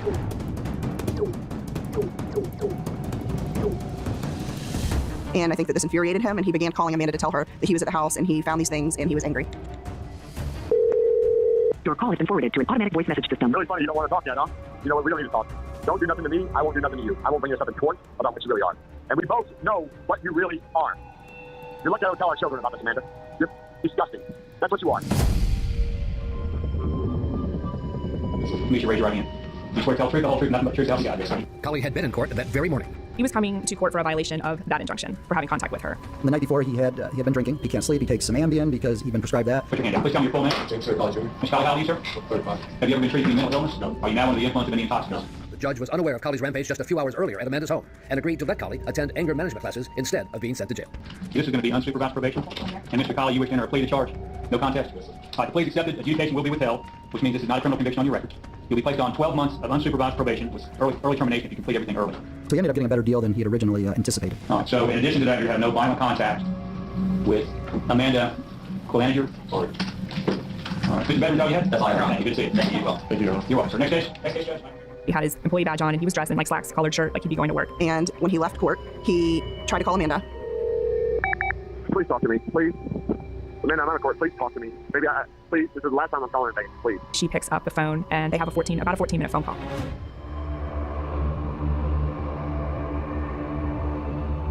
Something happened in that call, and instead of going to work, he made one stop at a gas station, filled up his tank, and out of that when he bought beer.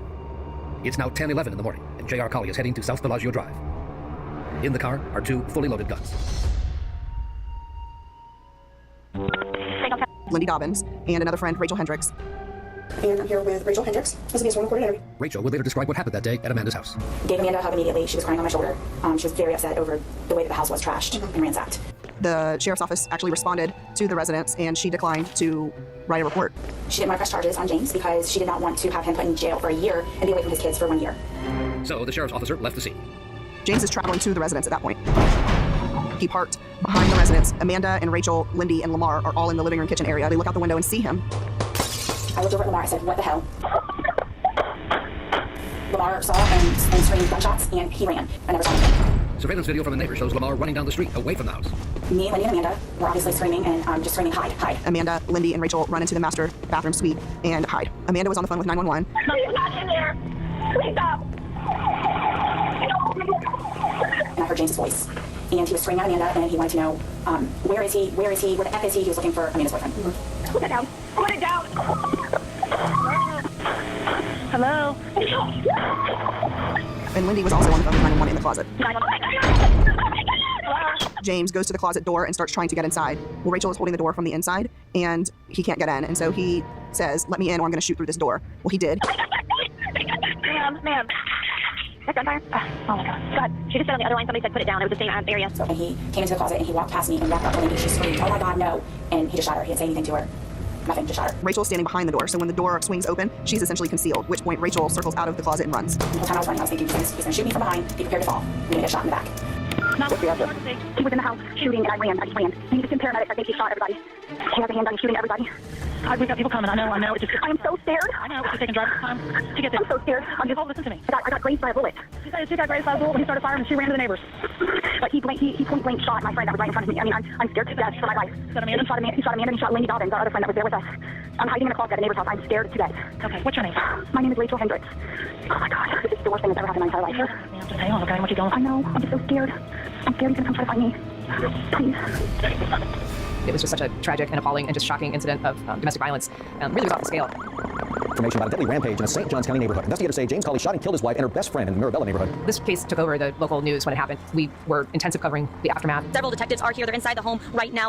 Breaking news right now. 3 St. Johns County schools are on lockdown as police look for a shooter. And our fear was that he was going to go take the kids. Investigators are still actively searching for James Colley. We learned that he left the residence. He called his dad and his sisters and told them that he had shot Amanda and killed her. What's your name, sir? James Colley, Sr. What did your son tell you when he called you? He told me he shot 2 people. Was that his exact words, or? Yes, he said, "Dad, she put me back in jail. Said I can't handle it no more. Said I don't know what to do." He said, "It's over." Said I tried to do everything I could, but she keeps on putting me in jail, aggravating me, and just won't let it go. He said, so I done what I had to do. And he then went and got some items from his sister's house and began fleeing out of the state of Florida and went northbound. It was not a whodunit. It was we need to find James Colley and put him in jail. I've got a report of a complainant. The first sighting of James Colley after the murder was in Virginia. There's a vehicle with border pads following her, attempting to run her out of the roadway. A woman was driving and he was behind her and continually trying to run her off the road. He just had me come to a complete stop in the road and tried to hit me. I had 3 small children in my car. So police caught up and conducted a traffic stop on him and took him into custody. He was intoxicated. He didn't resist their efforts, but he was definitely intoxicated. I drove here from Florida. An hour to talk to you.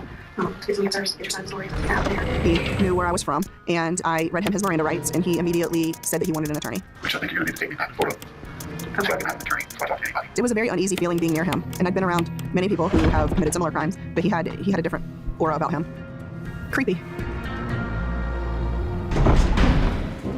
pretty early on the horrific nature of these crimes, the type of crimes, we as prosecutors were already thinking ahead of, this could potentially be a death penalty case, and then our job ultimately became proving that it was, in fact, a premeditated murder. But in order to get the death penalty, we have cold calculated and premeditated as a factor and a motive, and exactly how many opportunities Mr. Colley had to stop and change course. Colley got the photo of Lamar mowing the lawn just a few days before the murder from his neighbor, Mike Dickens. This is why I wanted to find out, was she cheating? And that's why I took that picture. I'm like, what? He said, man, all this testament and all this stuff. I'm like, okay, James, big deal. Big deal. You knew she was cheating. Nobody knows what boyfriend is. She's cheating. You're going through a divorce. You filed for divorce. Leave her alone. And said, don't let this ruin your life. This was, you see what time it was.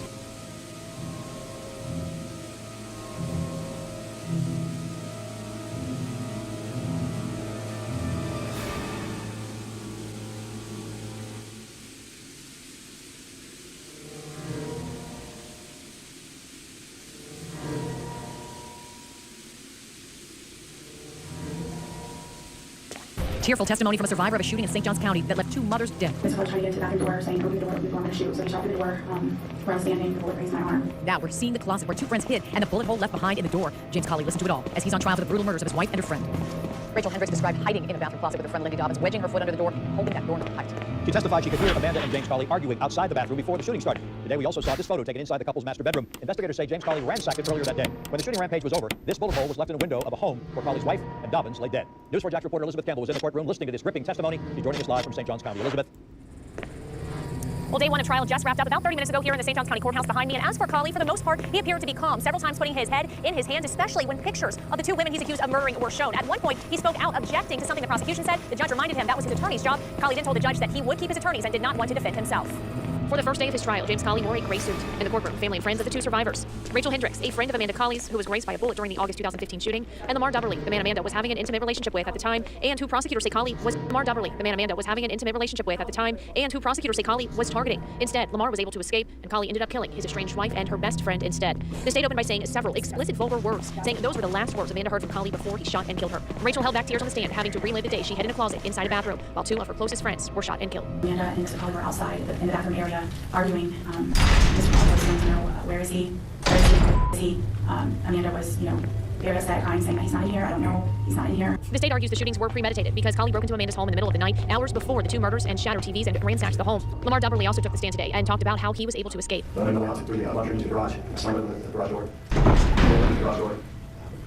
Through the cul-de-sac between 2 homes in the middle of the street. The defense claims at the time of the murders, Colley was on medications for anxiety, depression, and more. His attorneys say he wasn't in the right state of mind at the time and loved his family more than anything. Today, loved ones of the 2 murdered women wore purple and these purple ribbons, which stand for the fight against domestic violence. I also spoke with Amanda Colley's father just about 20 minutes ago after trial was over today. He says they are hanging in there and they are asking for prayers and, of course, are seeking justice for their daughter and her best friend. I'll have another live report with more from inside the courtroom today coming up at 6. Reporting live from St. Johns County, Elizabeth Campbell, Channel 4, the local station.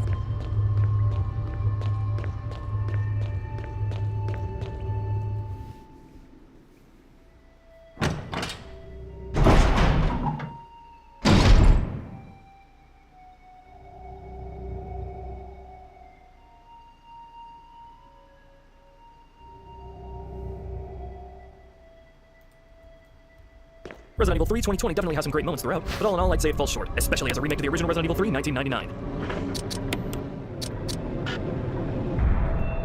Hey yo people, and here we are, a year later after the release of the Resident Evil 2 remake. Just as with the original RE3, the remake was released 1 year after its predecessor. Resident Evil 3 holds a solid number 3 spot in my list on top Resi games, right behind RE1 Remake and RE4. This game, more than most others in the series, keeps me coming back and replaying with just how dynamic, mechanically complex, and challenging it is. So as you can imagine, I had high hopes for a remake of this game to make it even better. After all, that's exactly what the remake of Resident Evil 1 did. It took the 1996 classic and updated and improved every part of the gameplay, controls, enemies, and level design to make one of the greatest horror games and games of all time. Not only that, but also adding new things never before seen, such as defensive items, Crimson Heads, Lisa Trevor, and a number of new locations. All while remaining faithful to the original game's gameplay and presentation style, character designs, soundtrack, and story, resulting in not only blowing the original out of the water in every way, but perhaps most importantly, respecting and preserving it at the same time. And I'd say that's your winning formula when it comes to making game remakes. Improve, add, and preserve. Maintain the game that everyone else loves while making it better in every way. This is the mindset I carried into the remake of Resident Evil 2. And while I can confidently say that it's a fantastic game and a wonderful return to survival horror, as a remake, it's woefully half-hearted. Far too many elements of the original were just blatantly removed or changed for no good reason. Gone are the original's character designs, 4 to 6 types of enemies, a few locations, distinct AV scenarios, the zapping system, and the entirety of the soundtrack, resulting in what I consider a gargantuan wasted opportunity of a remake. So, that said, you can only imagine my thoughts when RE3 Remake turns out to be much of the same when it comes to cutting content, but even worse. Leading up to release, however, the trailers had me convinced of the opposite. It seemed as if RE3 Remake was going to turn out to be a much better remake than 2's, with what they showed of the characters and story, especially when I played the amazing demo, which, as it turned out, out was actually the peak of the game, and the closest it gets to recapturing Resident Evil 3. Upon playing the game, my hopes were only dashed as the playthrough went on, as I realized the ways in which it fell short as a game on its own, and just how many parts of the original were excluded. The developers of not just this game, but RE2 as well, seem to be adamant on calling these games reimaginings, but that's something I don't quite get. If you want to do something new and exciting, why would you opt to recreate an older game and not just make a new game altogether that actually stands on its own? I can kinda understand going for a radically different interpretation, as with Umbrella and Darkside Chronicles, but not when half the time you faithfully recreate elements of the originals anyway, and you're literally calling these games Resident Evil 2 and Resident Evil 3, while the OG games are pretty much inaccessible by normal means and nowhere to be found on any modern platform. The fact of the matter is, these games are riding off the name recognition and popularity of their originals, so I don't really care if they're calling them remakes, reimaginings, or whatever. As far as the general public are concerned, these games are, by default, replacing the originals, so that's how I'm going to judge them. Like I said, though, it's not all doom and gloom. While I am disappointed with RE3 Remake overall, there are bright spots to be found. So how about we talk about all that and more? Let's go over every notable part of the game, comparing it to the original and how it does as a remake.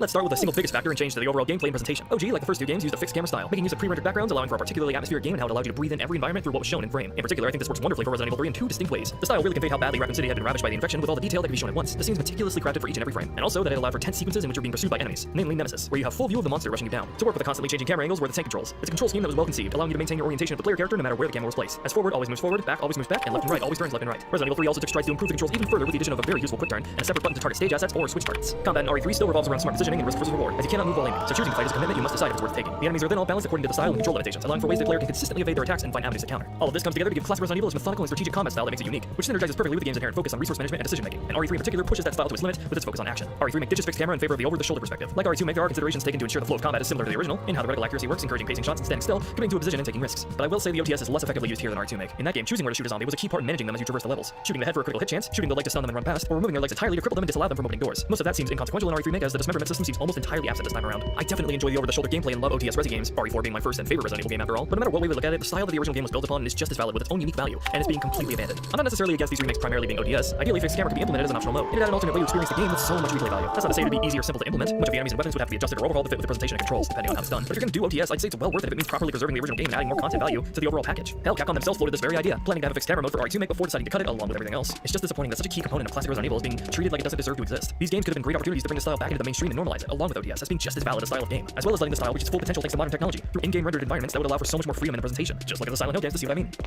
Like the quick turn and aiming additions, another improvement OG RE3 made was the addition of the dodge, playing into the game's high focus on action and combat. However, it was pretty hard to get a grasp on, having to press a button the mere moment before you were hit by an attack with no clear signal on when the window for action was. Most of the time, you'll end up using it by accident, where sometimes it can hinder more than it helps, being that it uses the same button as shoot when aiming. This is one of the spots where RE3 simply improves in every way. The system has been expanded to be usable at all times in any direction, just like Revelations 2, but similar to the original, you can perform what's called a perfect dodge, completely avoiding all damage, where you can then choose to aim, quickly fire off auto-aiming shots. The game slows down, which is always satisfying as hell to pull off. This system is much more intuitive, fun, and adds tons of mechanical depth to the game. Next, let's go over the weapons compared to OG. Many of the weapons have their gun models changed, which is okay, I guess, but I don't see the point of it. Jill's primary handgun in particular baffles me. For some reason, she just uses a generic Glock the entire game instead of her signature samurai as she had in OG and RE1. She has it in the beginning of the game before losing it, and you can unlock it after beating the game, but this just seems like a really needless change. If they wanted to have an unlockable handgun, why not have Wesker or Chris's samurai just instead, like in RE2 The knife in the fixed camera games was always pretty useless and was usually dumped the minute you reached the item box. I'm glad that it's been given more utility here, even if it can't dismember anymore like the last game. Like RE4, it's best used to get some free damage in on fallen enemies. It has an extra attack that can give you some distance and stun enemies. Also, I love that they made Jill stab with it like she has in every game since 5. The explosive rounds have thankfully returned, unlike in RE2 but I still can't figure out what the acid rounds are supposed to be good at. Every time I spend the resources to craft and use them, they come off as useless every time. And thanks to the power of loading screen tips, I know the flame rounds are super effective against not only Nemesis but the Grave Gammas too, so there's seldom ever a reason not to craft flame rounds. Not to mention freeze rounds have been removed entirely, which is a wasted opportunity, as I feel like they could have given them their own unique use of freezing enemies in place like RE5. The mine thrower has been removed and its rounds have been adapted to be used by the grenade launcher. This was probably done to reduce weapon clutter, but instead creates an alternate problem of cluttering the hell out of the grenade launcher's ammo, which hurts the situation where you need to quickly swap between ammo types. Mines here become the designated boss fight gimmick rounds, where trying to use them in normal gameplay will only lead to frustration and confusion when you reach the boss fight where you need a lot of them. The Magnum has been blatantly recycled from RE2 now being a Desert Eagle. Pretty lame that they didn't actually recreate the revolver from OG. The gun attachment system has been adapted from RE2 where throughout your journey you can find parts that will improve your weapon's performance or give extra functionality, which is a very welcome addition. However, this comes at the cost of removing the Eagle 6.0 and Western Custom, which were both higher performance weapons you were rewarded with by defeating Nemesis and gathering their parts. These weapons were super satisfying to collect and use and had long-term impact on the rest of your playthrough if you choose to go for them. Because the great thing was, the standard handgun and shotgun still had their unique use thanks to an element of the brand new weapon system. It was a new addition to RE3 that added so much depth in decision making and actively choosing what ammo you wanted to create for what weapon. Everything from handgun, shotgun, or magnum ammo and all of the rounds could be crafted depending on the combination of A, B, and C gunpowders, and in what order you craft the materials. While I do think the usefulness of certain ammo types could be better balanced, it's a great system that puts how you'll fight the enemy in your hands as you decide what ammo you need right now.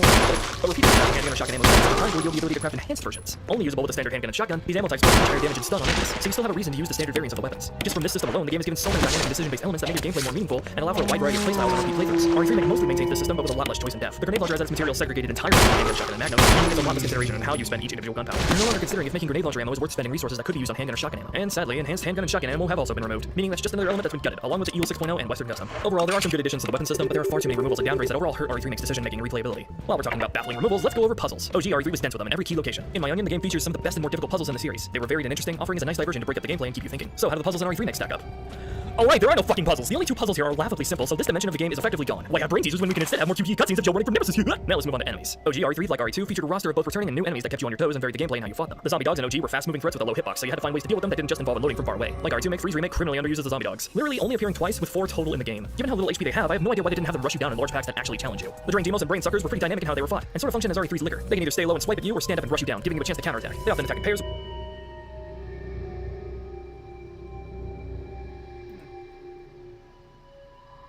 After putting the survival horror genre on the map in 1996 with the very first Resident Evil, the series quickly began to shift towards a more action-oriented focus with each following entry. During this time, Capcom was consistently putting out solid titles, with multiple entries being considered some of the greatest video games ever made. However, this all came crashing down in 2012 as Resident Evil 6 completely jumped the shark. Despite offering players 4 separate campaigns to choose from, featuring up to 8 different characters to play as, Resident Evil 6 would end up being the most disliked main entry in the series by far. This resulted in a 2-year drought, the longest fans have ever had to wait for a new game, as Capcom began to rethink the direction of the franchise. Instead of continuing the action-heavy gameplay the series had seen up to that point, the team behind Resident Evil decided to go back to its survival horror roots in a 2-step plan. Step 1 being the next mainline entry, Resident Evil 7, which would be a canonical sequel serving as a soft reboot by focusing on a new set of characters in a brand new location while adopting a first-person perspective. Resident Evil 7 was wildly successful, becoming one of the best-selling games in the series, while also being one of the best survival horror titles in recent memory. The second step of Capcom's plan would be remaking the beloved classic Resident Evil 2, which fans have been begging for ever since the very first Resident Evil received arguably the greatest remake ever back in 2002. After 13 long years, Capcom finally announced that an RE2 remake was in production all the way back in 2015, a full year before revealing Resident Evil 7. Then, at E3 2018, fans finally got a glimpse of Leon, Claire, and the Raccoon City Police Department as the simply titled Resident Evil 2 would release the following year. As of 2024, the RE2 remake is the second best-selling game in the series, and to this day, it remains one of the best modern Resident Evil games. Then, at the end of 2019, the very same year that the RE2 remake came out, Capcom revealed that they had secretly been working on a remake to Resident Evil 3 for quite some time, which would have an April 2020 release date just around the corner. Initially, the plan was to release both games as one, however, development of the RE3 remake was outsourced to a brand new studio who justifiably couldn't get the game ready in time. So instead, it would later release just 15 months after the RE2 make, and while most critics were kind to the game, the vast majority of players, and especially fans of the franchise, thought it was easily one of the most disappointing remakes of all time. From cutting massive amounts of content that the original featured to being a technical downgrade in some ways compared to the RE2 remake, 2020's Resident Evil 3 has the foundations of a great game, but it clearly could have benefited from having at least an extra year of development. Although after finally playing the original titles from the late 90s, that exact same thing can be said for the RE2 remake. While 2019's Resident Evil 2 is far from a bad game, it's still an objectively flawed reimagining that doesn't quite do the 1998 original justice. Resident Evil 2 takes place just 2 months after the first game and introduces 2 new playable characters. Rookie cop Leon Kennedy, who has become the most popular character in the series by far, as well as Claire Redfield, sister of Chris Redfield, who was also one of 2 playable characters in the previous game. In the first game, choosing to play as either Chris or Jill didn't change all that much. Chris was able to take more damage while sacrificing inventory space, whereas Jill would often bump into Barry, who would hand over key items and prevent her from becoming a Jill sandwich. There were other notable differences between each character's playthrough too, like how you could briefly play as Rebecca Chambers during Chris's playthrough, but all in all, choosing to play as either Chris or Jill ultimately came down to how difficult you wanted your experience to be. Both characters essentially had the same story, as they solved the same puzzles, encountered the same boss fights, and navigated through the same locations as they slowly uncovered the conspiracy happening at the Spencer Mansion. Resident Evil 2 continues this dual protagonist mechanic, but it functions quite differently compared to the previous game. Choosing to play as either Leon or Claire no longer affects the game's difficulty, as both characters have the same amount of inventory space and both can take the same amount of damage. Now, each character has their own unique story, starting in different locations, interacting with different characters, and having their own boss encounters, with each playthrough coming together to tell an all-encompassing story of the Raccoon City outbreak. Not only that, but choices you make in one playthrough will directly affect the other. There are 2 main mechanics that make this possible, one being the A and B scenarios, with the other being the zapping system. When starting a new game in Resident Evil 2, you will select either Leon or Claire, and this playthrough will be designated as the A scenario. Then once you complete your first playthrough, you will unlock the B scenario for the other character. So for instance, if you choose to play as Claire first, you will experience her A scenario, and after finishing, you will then unlock Leon's B scenario. On the other hand, if you start a new game as Leon, you will experience his A scenario first, which will then unlock Claire's B playthrough. This essentially means that Resident Evil 2 offers 4 unique campaigns to experience, with one A and B scenario having a slightly different story than the other. For example, Claire's A scenario has the 2 main characters running into each other in a random hallway, with this exact same scene playing out in Leon B. On the other hand, playing as Leon first and then Claire second have the 2 main characters meeting in the STARS office. The differences between the 2 aren't just small ones either, as seen in Claire A and Leon B, where Sherry Birkin is infected with the G virus. This does not happen in the opposite scenario, and in fact, it's this plot point that confirms Claire A and Leon B as the canon playthrough, since Sherry Birkin reappears in Resident Evil 6 and confirms she was infected with the G virus. Additionally, thanks to the zapping system, certain choices in the A scenario will affect the following B playthrough. One of the most prominent zapping decisions is when players come across a weapons locker, which contains a side pack that can expand inventory along with a submachine gun. In the A scenario, you can either leave both items for the other character, take one, or even take both, leaving the B character with nothing. Another notable zapping moment occurs with the alligator boss fight in the sewers. If you don't kill him with the exploding tank in the A scenario like I did, he will then reappear in the B scenario. Ultimately for me, it's the 4 unique playthroughs along with the zapping system that leads to the original Resident Evil 2 not only being one of the most replayable entries in the series, but also just being one of the best games ever made. With that being said though, the zapping system along with the A and B scenarios are far from perfect, as the 2 characters will often pick up the same items and unlock the same doors. Regardless, Resident Evil 2 is a classic, and like its predecessor, it easily could have benefited from a remake, not just to enhance its visuals, but to expand and improve upon the mechanics of the original. When looking at some of the most divisive video game remakes of all time, they all usually cut or change way too much of what made the original great. If you're gonna remake a bad game, sure, go wild and completely reimagine it, but when you're reviving some of the most beloved video games of all time, fans want to see as little removed content as possible. Look at the first Resident Evil remake from 2002 as the ideal example. Regarded by many as the greatest remake of all time, Resident Evil cuts less than 5% of what was featured in the original game, all while adding even more content in addition to dramatically improving the graphics and atmosphere. It's such a well-done remake that most agree it completely replaces the original. However, when it comes to the RE2 remake, things get a bit more complicated. A lot of the original game's content has been changed. Unlike a lot of hardcore Resident Evil fans, I'm not a purist. I can admit that a lot of the updates in the remake are for the better. For instance, despite how controversial it is for some, I didn't have a problem with the modernized gameplay, and in all honesty, I preferred it. The original game's their tank controls and fixed camera angles have actually aged quite well. For anyone watching who likes Resident Evil and hasn't played this era of the series, you're genuinely missing out on some of the greatest video games ever made. It doesn't take long to get used to the controls, and eventually these games will put you into that Resident Evil flow state that we all know and love. But ultimately, I think the over-the-shoulder perspective gives room for more strategy, and overall I feel more immersed in the game and I can see what's directly ahead of me. Still, I wish more modern games would utilize fixed and dynamic camera angles, and it's especially a wasted opportunity that the RE2 remake doesn't have a retro camera option. Looking at the behind-the-scenes footage, it's clear that at some point the team behind the game was aiming to provide that experience. However, due to time constraints, this feature was evidently scrapped, and judging from the fixed camera angle mod on PC, it's clear that this game was not designed with that playstyle in mind. There's other aspects that work better in the remake compared to the original too, mainly quality of life improvements like smoother inventory management, the ability to craft ammo, and most importantly, the updated level design, which makes backtracking less of a hassle and more engaging. Out of all the locations in the game, the Raccoon City Police Department is the only one that most would consider to be better than the original, which is saying a lot because the RPD is one of gaming's most iconic and beloved locations.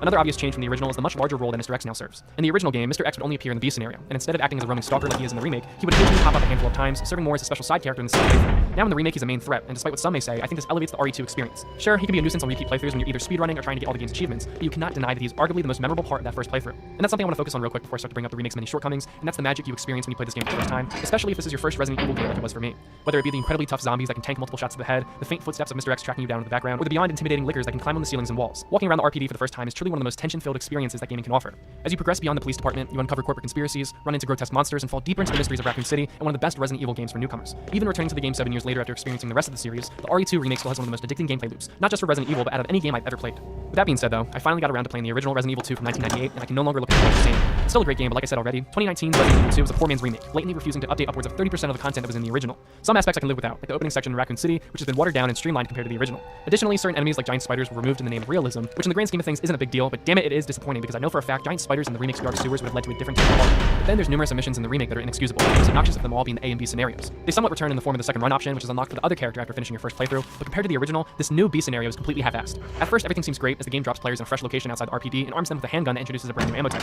However, things don't remain for very long. You make your way inside the RPD, and like the original game, begin to solve the same puzzles and unlock the same doors that the other characters should have handled already. It's by no means the end of the world, as there are some unique locations you get to explore as the other character, and puzzles in the second run will be slightly different than before, but still, as a remake, this game could have gone above and beyond what the original offered by making it so that the second playthrough didn't repeat the same actions the players already did before. Yet this isn't even the worst part of the second run, as both characters, regardless of the order you play them in, will always have the exact same boss encounters with William Birkin. Not once, not even twice, but 3 fucking times, with each one playing out the exact same way. Mind you, the events of Leon and Claire's campaign are supposed to be happening at the same time in the same canon, which is even worse considering those additional moments that contradict both campaigns. From both characters witnessing the death of Annette Birkin in different locations, to Claire seeing Mr. X get sliced in half about midway through the game, even though he's perfectly fine in the third act of Leon's scenario. Instead of each playthrough giving 2 different perspectives of the same timeline, the remake makes each playthrough feel like they're happening in separate parallel universes. Like I said, the original game wasn't perfect, but it was a hell of a lot better than the remake, creating multiple unique boss encounters for each character, giving Leon and Claire multiple moments to interact with one another, as well as the zapping system, which gave multiple opportunities to affect and change the other characters' playthrough. These are all things that the RE2 remake fails to modernize, and that's without even mentioning the alligator boss fight, which has been relegated to a 30-second chase scene. Again, 2019's Resident Evil 2 is one of the better games to have been released within the past decade, easily being the best entry for those who are unfamiliar with the franchise. And even though I heavily criticized the second character's playthrough, it's still worth playing as each character has their own subplot with unique characters, as well as the fact that the game's true ending is locked behind the second one. While not an ideal remake, the team behind Resident Evil 2 absolutely nailed the gameplay and atmosphere, with most of the shortcomings having to do with the interconnected nature of the story. However, I don't blame the developers for the final product. It's clear that they all had a true passion for the source material, and if it were up to them, I'm sure they would have taken as much time as they needed to in order to make the perfect remake. But obviously that's not what happened, as greedy Capcom wanted the highly anticipated game to come out as soon as possible, and this couldn't be more clear based on how they treated their next remake. Resident Evil 3 Nemesis released just 1 year after RE2 in 1999, and initially the game was intended to be a brief spin-off. However, it eventually morphed into the third mainline entry. With the return of Jill Valentine from the first game, Resident Evil 3 became the first entry in the series to only have 1 playable campaign. Yet, despite this, RE3 is arguably the most replayable game in the series, which says a lot considering the last game contained 4 unique playthroughs. The most well-known mechanic from the original Resident Evil 3, and undoubtedly the aspect that makes this game so replayable, is the live selection system. Throughout the story, there's at least 9 different moments where time will slow down and players will be prompted with a binary choice. Most of the time, this boils down to either fight or flight, with other decisions being a bit more ambiguous. For example, the end of the first act sees Jill riding a train out of Raccoon City, but soon enough, shit hits the fan and the train's brakes begin to fail. This leads to a choice where Jill can either pull the emergency brake or jump out the window, with either option taking you to the following clock tower section. However, the choice you make will determine your starting location, with pulling the emergency brake leading you directly outside the clock tower, whereas jumping out the window will place you directly inside of the building. The live selection system also affects the game's titular main antagonist Nemesis, who is arguably the most famous villain the series has ever seen. He is a bioengineered tyrant who wields a rocket launcher, can sprint at full speed, and is practically indestructible. Most remember him as a dynamic stalker, similar to how Mr. X was portrayed in the RE2 remake, but in actuality, every single Nemesis encounter is predetermined and scripted. However, in practice, he ends up feeling dynamic and unpredictable because the choices made during the live selection system will determine where and when Nemesis shows up. For instance, when you encounter him at the top of the clock tower, you can either push him off or electrocute him and run away. If you knock him off over the ledge, you won't see him again until his boss encounter just a few minutes later. However, if you decide to electrocute him, he will then chase you as you make your escape down the clock tower. Outside of the live selection system, specific characters and story moments will differ between playthroughs based on how you choose to navigate the city and certain buildings. For instance, Jill can first meet Carlos at 2 different locations. And speaking of Carlos, there's a short section where players get to play as him and explore a hospital. If players choose to check out the basement first, they can run into one of his Umbrella squad mates in an optional scene that doesn't occur if players instead explore the upstairs first. On top of direct and indirect decisions, the developers also programmed item placements and enemy spawn points to be randomly shuffled for each playthrough, which is just the cherry on top to make each and every run of this game feel unique from one another. This, along with everything else that I just mentioned, is why Resident Evil 3 is arguably the most replayable game in the series, despite only featuring 1 playable campaign. And in my opinion, I actually prefer Resident Evil 3 a little bit more than Resident Evil 2. RE3 feels more focused, has a tighter pacing, and despite being the most action-heavy game the series has seen up to that point, I think the horror of RE3 has aged the best out of any game from the original trilogy, thanks to the numerous tension-filled gameplay moments with Nemesis. But then we have the RE3 remake released in 2020, and as I've alluded to throughout this video, it wouldn't be a controversial statement at all to say that this is the worst video game remake of all time. Not only are multiple aspects changed compared to the original, but nearly half of the game's content has been cut out. What we're left with is a full-on reimagining, not a remake. When I played it for the first time back in the day, knowing nothing about the original, even I thought the game was subpar. When the game first launched, there just wasn't enough content, and there still isn't to justify the game being sold at $60. My first playthrough took less than 5 hours compared to the RE2 remake, which took me about 6 hours my first time around. But unlike that game, which has 2 playable protagonists, a second run option, and a handful of extra game modes, Resident Evil 3 has absolutely nothing else to offer besides replaying the campaign at higher difficulty modes. At the bare minimum, this game should have featured a Mercenaries mode, which is by far the most iconic game mode the franchise is known for, and one that just so happened to be introduced for the first time with the original Resident Evil 3. Unlike the RE2 remake, there isn't a single change in the RE3 remake that I'm fully on board with. For instance, Carlo has a slightly larger role in this game compared to his character in the original, which is objectively a good thing considering that his character is greatly improved in the remake. Not only do we visit the hospital with him once again, which is one of the best moments in the remake I might add, but we now visit the RPD as him, which is a questionable decision at best. In the original game, we took a trip to the station as Jill, which made a lot of sense considering that was her place of employment, which allowed for unique dialogue with her visiting the STARS office. Not only that, but in the remake, Brad no longer dies at the hands of Nemesis and instead turns into a zombie, with the player now being able to put him out of his misery. This moment would have been 10 times more impactful if it was instead Jill who had to kill her own friend, instead of Carlos who has no idea who Brad is.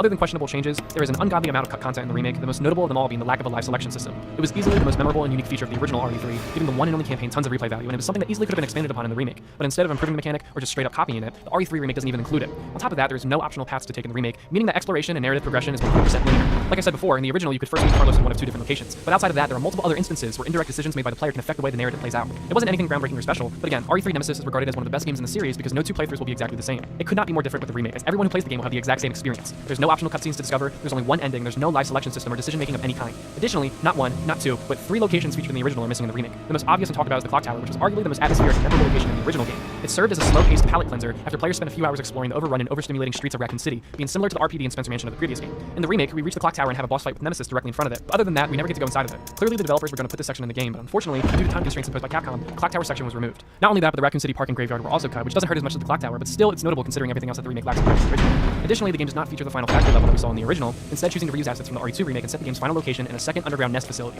Again, while not the end of the world, it still feels incredibly cheap, and it's just another reason why the RE3 remake is half-assed. Another change in the remake that is just awful compared to the original is the main antagonist himself, Nemesis. Countless people have criticized how his encounters are scripted and predetermined in the remake, but like I said earlier, all of his encounters in the original are also scripted. However, he ended up feeling dynamic and unpredictable because the choices you made during the live selection system would alter where and when Nemesis would later show up. Meaning if you played the game multiple times and made new decisions, Nemesis would spawn at different locations compared to previous playthroughs. However, the remake does not have a live selection system, evidently meaning that he will show up at the exact same moments during every single playthrough. Not only that, but there's only a handful of moments, no more than 2 or 3, where players are thrown into an open area and have to deal with Nemesis on their own. Outside of that, every other encounter with Nemesis is on rails as players just run down a linear hallway.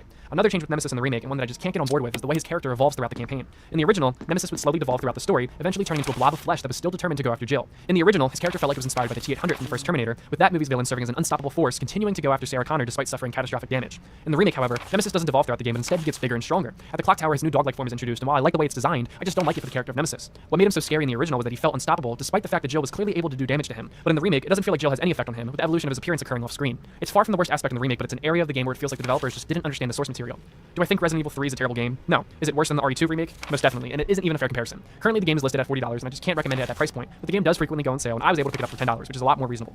Overall, as a combined package, the Raccoon City remakes are a mixed bag with both great and inexcusable aspects. I can't sit here and lie to you calling the Resident Evil 2 remake a bad game, but damn it, Capcom could not wait to get this game out the door, and because of that, I think 2019's RE2 is far from a perfect remake. A lack of a fixed camera mode option is far from the only thing that this game deserves, as the A and B scenarios are a complete mess, the zapping system is nowhere to be found, and there's plenty of cut content that prevents fans from being satisfied with the remake. The Resident Evil 3 remake is an entirely different beast, with it again being a fine experience, but it's undoubtedly the worst video game remake of all time, especially considering how great the original was and still is. And that's the last thing I want to cover real quick before wrapping this video up, that being how well these original games hold up. I can't speak for the PlayStation crowd, but from what I've seen, the original trilogy that you can buy on the PlayStation Store seems to be a great way to experience these titles. But if you have a PC, the original Resident Evil trilogy is available on GOG, and with the community-made seamless HD pack, Resident Evil 2 and 3 can still offer modern gamers an exceptional experience. If you made it all the way to the end of this video, thank you so much for watching. If you're not already, you should definitely consider subscribing. Like many of you watching, I'm incredibly excited for Resident Evil Requiem, and over the next few weeks I'll be diving into the series before working to get a video out on the game as soon as it comes out. In the meantime, I'd be more than willing to live stream some of the Resident Evil games. So if any of you watching would be interested, let me know down in the comments what games you would want me to play. Here's to a long and successful 2026, not just for me, but for each and every one of you watching. Thank you.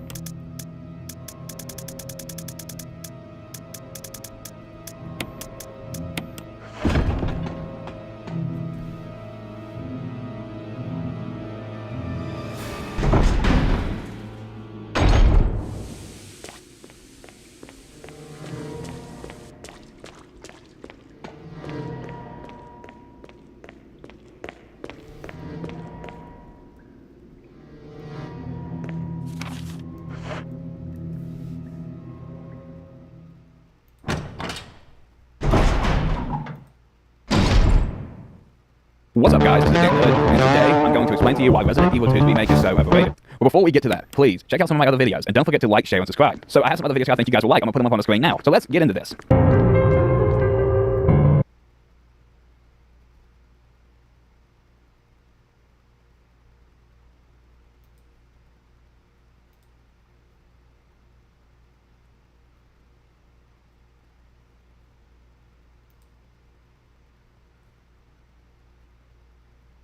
What makes a good remake? Both times they talk about her brother and how he's left the city. They then make a plan to find survivors and look for a way out together. Leon gives Claire a radio to keep in touch, and they part ways. There's no 100 IQ experiments in Resident Evil 2 video when the demo came out and was blown away. Zombies don't walk around desks, they fall on top of them. They trip over things on the ground, and even when you blow off parts of their body, they still try to bite you. You can shoot them to a ragdoll, but they're never guaranteed to be dead unless you destroy their brain. It's just so good. They remind me a lot of the necromorphs in Dead Space, how you can't actually kill them, and the lore reason for cutting off their limbs is to remove their ability of coming after you. Jesus!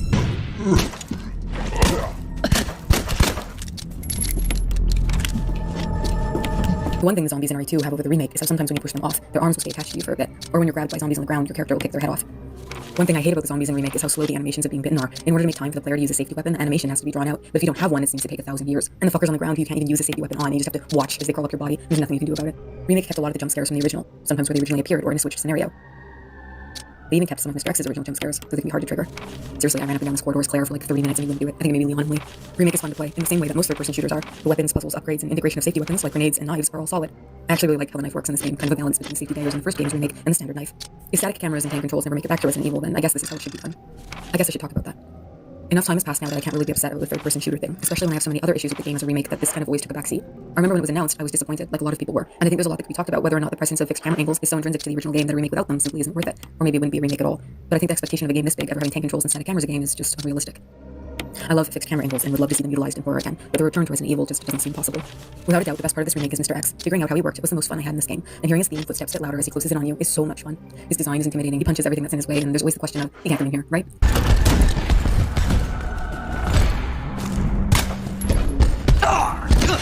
All of his animations are a lot of fun, or surprisingly scary.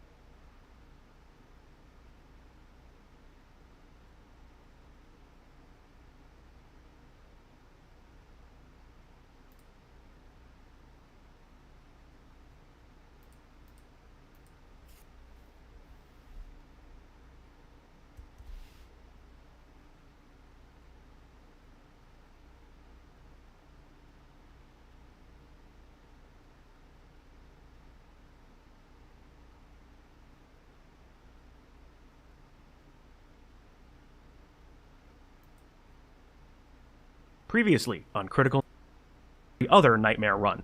This is not comparable to what was offered in 1999, and is yet another missing element from the remake. Be like remaking Resident Evil 3 without the Nemesis choices, without the Nemesis choices, without the Nemesis choices. Without the Nemesis choices? Disappointed! Breaking news, everyone! The guy who made a critical video